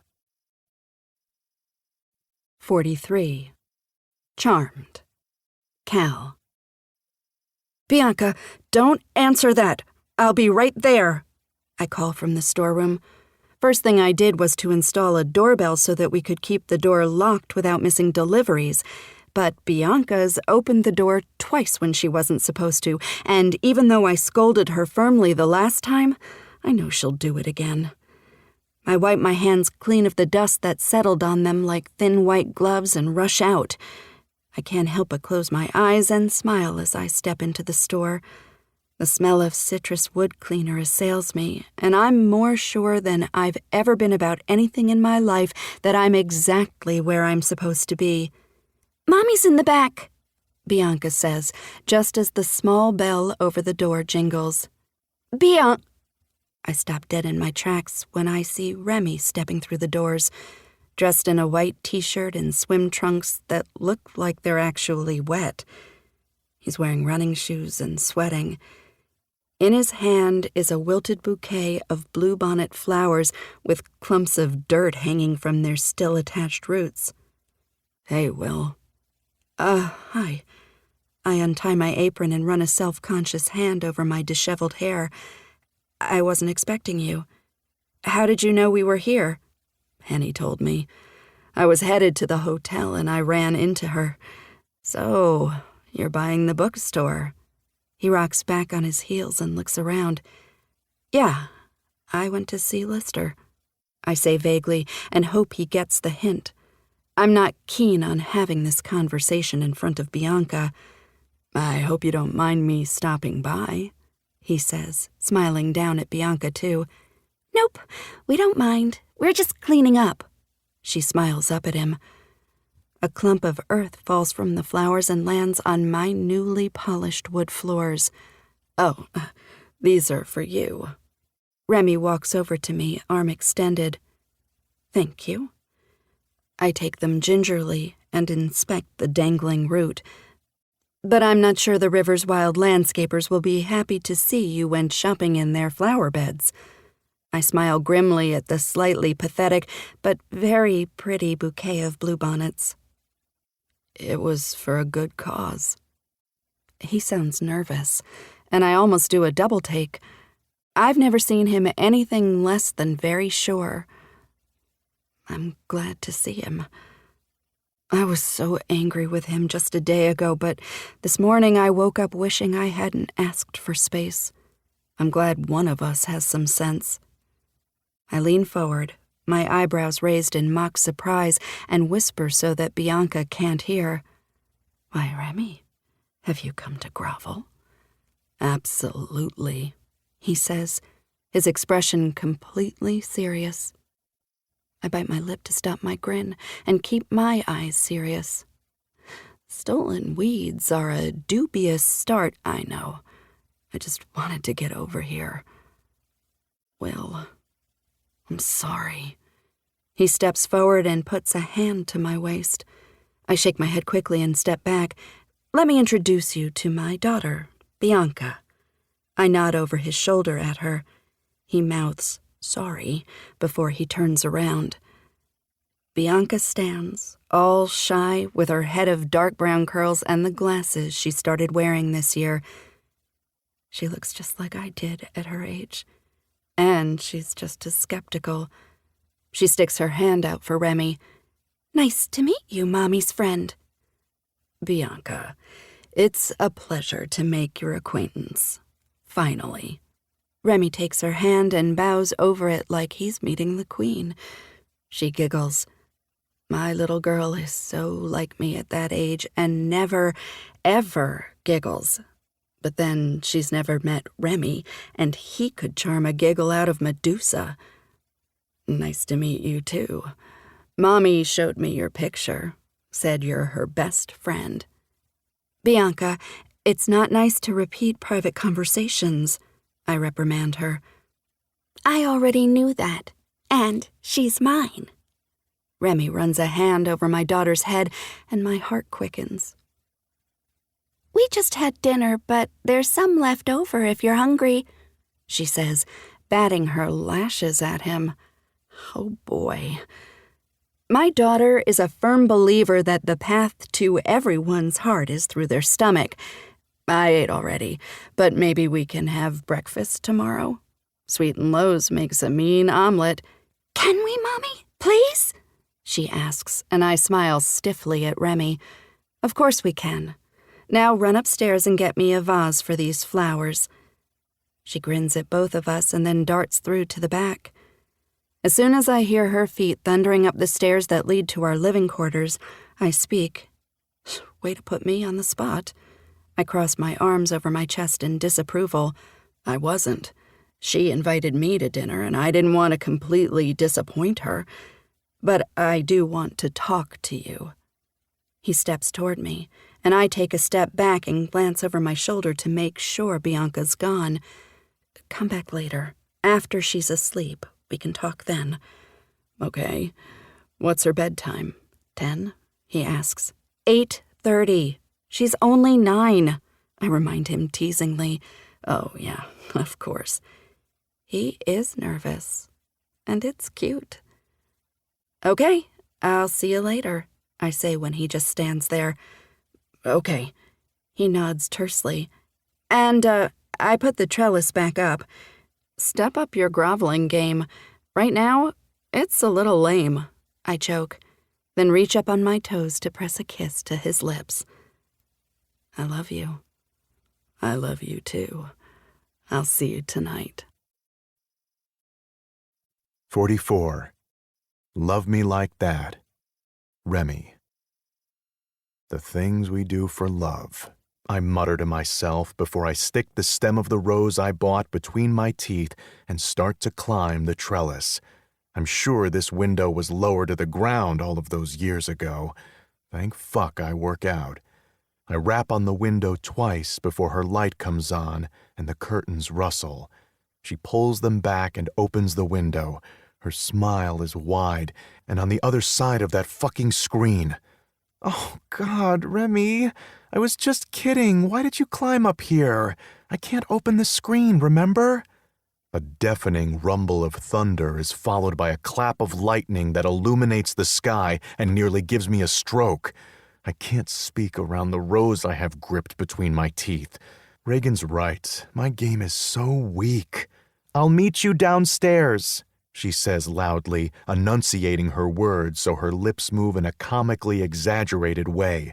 I laugh and the rose falls from my mouth. I let go of the trellis with one hand to try to catch it and lose my footing. The last thing I see are her wide, horrified eyes before I go tumbling to the ground. I land flat on my back, the wind knocked out of me, and I feel a fat drop of rain fall right in the corner of my eye. In what feels like a split second, that one raindrop multiplies and with another crack of thunder turns into a deluge. The lights come on in the back windows of the bookstore, and I plant my hands on the ground to find that it's already muddy. It's raining so hard that I don't see Cal until she's 10 feet in front of me. She's in tiny boy shorts and a tank top, and she's not wearing any shoes. Her mouth is moving as she runs frantically toward me, but the rain muffles her voice and I yell for her to stop. Cal, slow down, it's muddy. She keeps running and promptly slips and slides into me with enough force to push me backward into the soggy pit of dirt. Remy, oh my God, are you okay? She straddles me, rain pouring down her face. Mud is smeared on her shirt, which is plastered to her body. The peaks of her breasts are hard under her tank top, her boy shorts are thin, and I can feel the heat of her cunt on my stomach. She runs her hands all over my body like she's checking for broken bones, and my dick starts getting hard. I wrap an arm around her and pull her close. Well, I'm fine, but you're making my dick hard being out here half naked. She throws her arms around my neck and hugs me. You nearly gave me a fucking heart attack, you crazy man. She peppers kisses all over my face. I'm the fucking legend. You think a 20-foot drop can take me out? Yes, I do. I know you forget this sometimes, but you're actually made of flesh and bones. Speaking of bones, I push up into her and she grinds down onto me and presses a kiss to my mouth. Well, all right now. Come on, let's get clean. How about we finish being dirty first? I nudge against the opening of her pussy, and even through my jeans and her shorts, I can feel how hot she is. She rolls her hips one more time before she jumps off me, extends a hand out to help me up, and leads me back inside. Cal. Remy walks around my room drying his hair, a towel tied around his waist. His ridiculously sexy body, so powerful and muscular, still damp from his shower, immediately distracts me from everything I planned to say while I waited for him to finish. "Here we are, back where we started," he says, peering at the pictures I stuck on the corkboard last night. They're all of me and Bianca, all but one. It's a selfie he took while we were at Gigi's house. I'm laughing, but Remy's looking at me with an odd expression that stole my breath the first time I saw it. It's my favorite picture of us. It's everything we are. Or could be. If we take the time to do it right this time. "You want to get dressed?" "No." "Do I need to?" "Yeah, you do. We need to talk, and if you're naked, I'll want to be naked too, and then we won't talk at all." He drops his towel, and my mouth waters at the sight of his magnificent body and the glorious cock hanging between his legs. "Get naked." He growls and palms himself. "I mean it. Get dressed." I pick up his t-shirt. It's still warm from my dryer, and hand it to him with a stern shake. He curls his lip and takes the shirt from me, slips it and the briefs I also dried on, while I sit on the bed and wait. "You're killing my buzz," he grumbles as he slips on his jeans. "Mine died when I thought you plunged to your death 30 minutes ago, so at least now we're on the same page. We were on the same page when we were outside, and you were straddling me." He flops on the bed next to me and turns on his side. I mimic his position so we're lying face to face. I drink him in. There's still so much of the boy I met in the library there. The kind, sure, funny boy who made me reach for more. He runs a finger down the slope of my nose and over my lips, his eyes following the path and landing on my lips. "Bianca has that freckle too," he observes. "Yeah, she does." I joke that it's the only thing she got from me. I start to laugh, but it dies when I see how serious his expression is. "What?" "I want you to write the article." His declaration catches me completely off guard. "Really?" I lean away from him in surprise. "Yeah," he nods. "That's not what you said 2 days ago." 2 days ago, I was raw and angry, Cal. The timing of all of that wasn't ideal, and you didn't exactly give me a heads up. His tone isn't reproachful, but I still hate that he found out before I could tell him myself. I'm sorry about that. He takes my hands in his, strokes my palms with his thumbs, and looks deeply into my eyes. I know I'm the last person on earth who should be allowed to say this to you, but I'm going to say it anyway. His expression is so grave that in the space between his words, my imagination goes wild with worry. Just say it. It's just that we can't keep things from each other, Cal. Not anymore.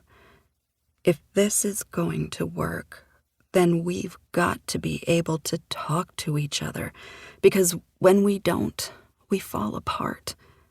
The truth, no matter how scary, is always much easier to handle than the fallout of a lie. I know. And I want to stop the lies we've been telling about my family. I can't tell Gigi and Lucas's story, but I want to tell my own. I want you to write it. I'll even sit and let you interview me if that would be better. I eye him skeptically. Are you sure, Remy? Yes, very. I know there's intense interest about my family, and the Riverses right now. It's time to pull back the curtain. My dad's reappearance won't stay a secret. He and Gigi have already established a connection. The truth is going to come out, and I'd like it to come from me. Whoever gets the story gets an exclusive and will make a name for themselves, right? Yeah. It was certainly enough that it would have gotten me that job. Well, then, I want you to write it. If I'm going to make someone's career, I want it to be yours. I sit up and contemplate what he's saying and what it will mean. Remy, Lister gave me the bookstore. I want to move back here with Bianca and run it. If I write this story, there won't be any turning back. I'll get job offers, dream ones, that will require me to travel, and I'll have to work a lot. Will you be happy? Isn't that what you want? That career? His voice is so calm compared to mine. Yes. His eyes narrow, focusing like he's just seen something he missed. What's the but, Cal? But I don't want you to have to let me write that story to make my career. I can figure things out. I don't want to be the damsel in distress anymore. I feel like I've been one my whole life. He cups my chin and turns my face toward him. A damsel in distress is the last thing you've ever been. You've come to my rescue more times than I deserve. I have not. I dismiss his statement. When I was 14, you helped me find the courage to demand more from myself. When I was 18, you helped me find my purpose. 2 weeks ago, you found me when I was lost. That's what we do for people we love, Cal. We help them when they need it. I'm scared, I admit, and his eyes soften. Of what? Surely not of us. A little. The first time your mother got in our way. The second time, well, that was all timing. I'm afraid that the third time will be a charm. And if it's not, we'll try again. He finishes for me.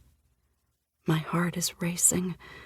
A tear splashes on my hand before I realize that I'm crying. You mean it, don't you? We're really doing this. I didn't realize until then that I'd been worried that we'd find a way to screw up this chance, too. I've always been doing this. I was just waiting for you to catch up. His smile is contagious, and my whole spirit responds. You're the love of my life, I tell him. You are the love of mine. That deserves at least 1,000,000 chances, don't you think? I nod vigorously. I'm here.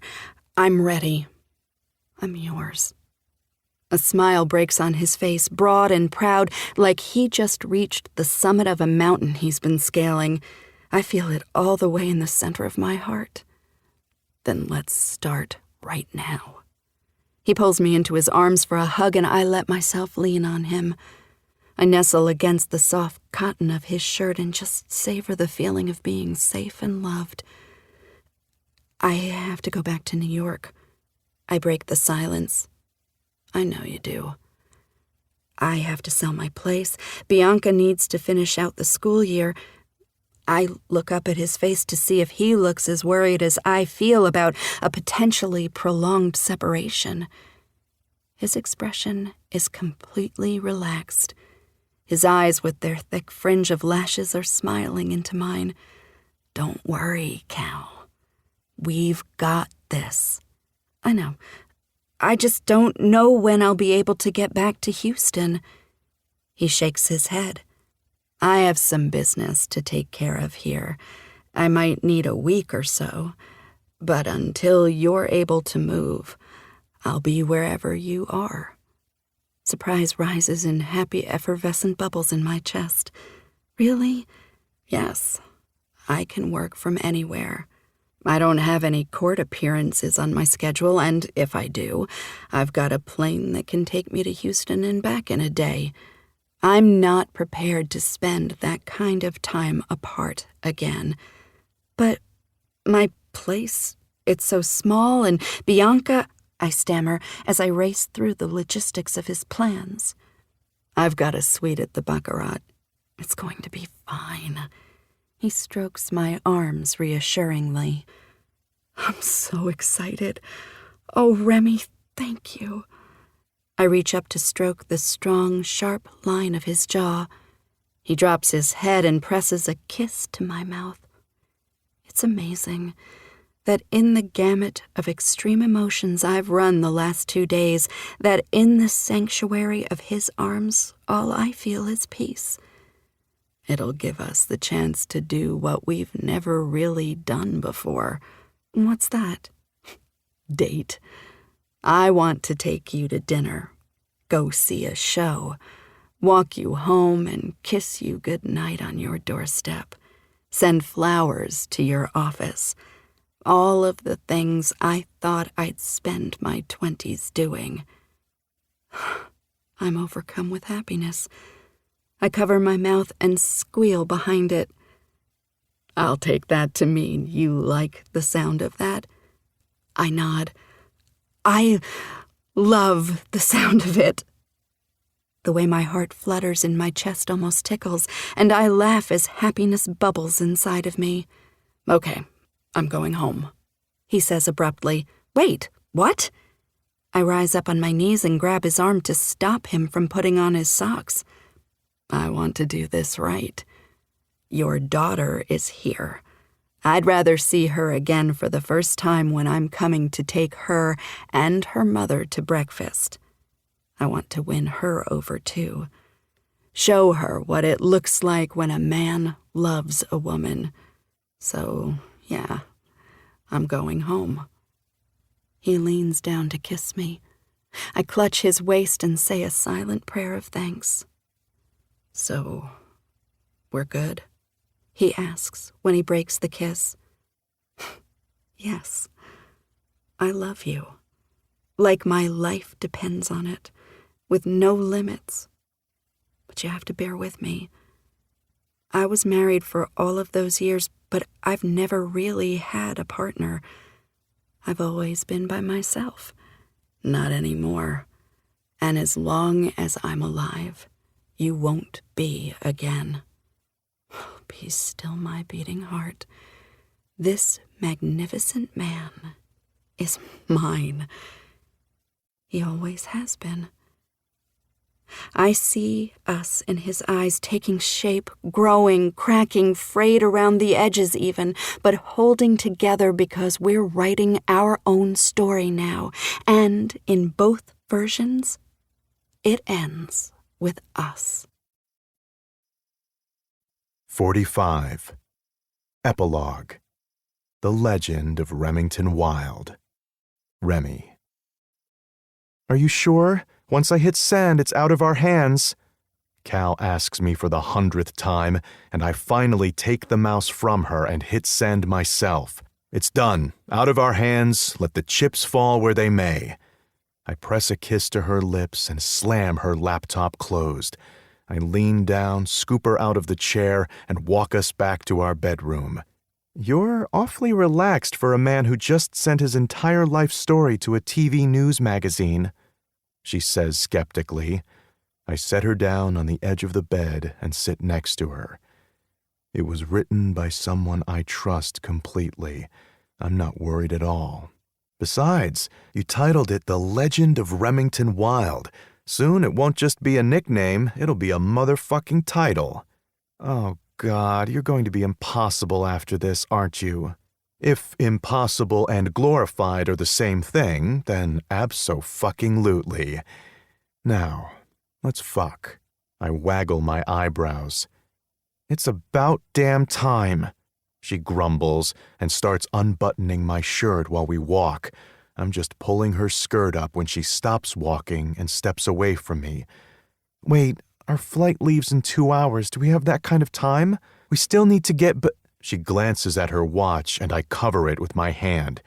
Bianca can have a few more minutes with her dad. The plane will wait, but I can't. Not another fucking minute. I lie back and hook an arm around her waist to take her with me. She squeals in surprise, but grabs my ass and pulls me into her.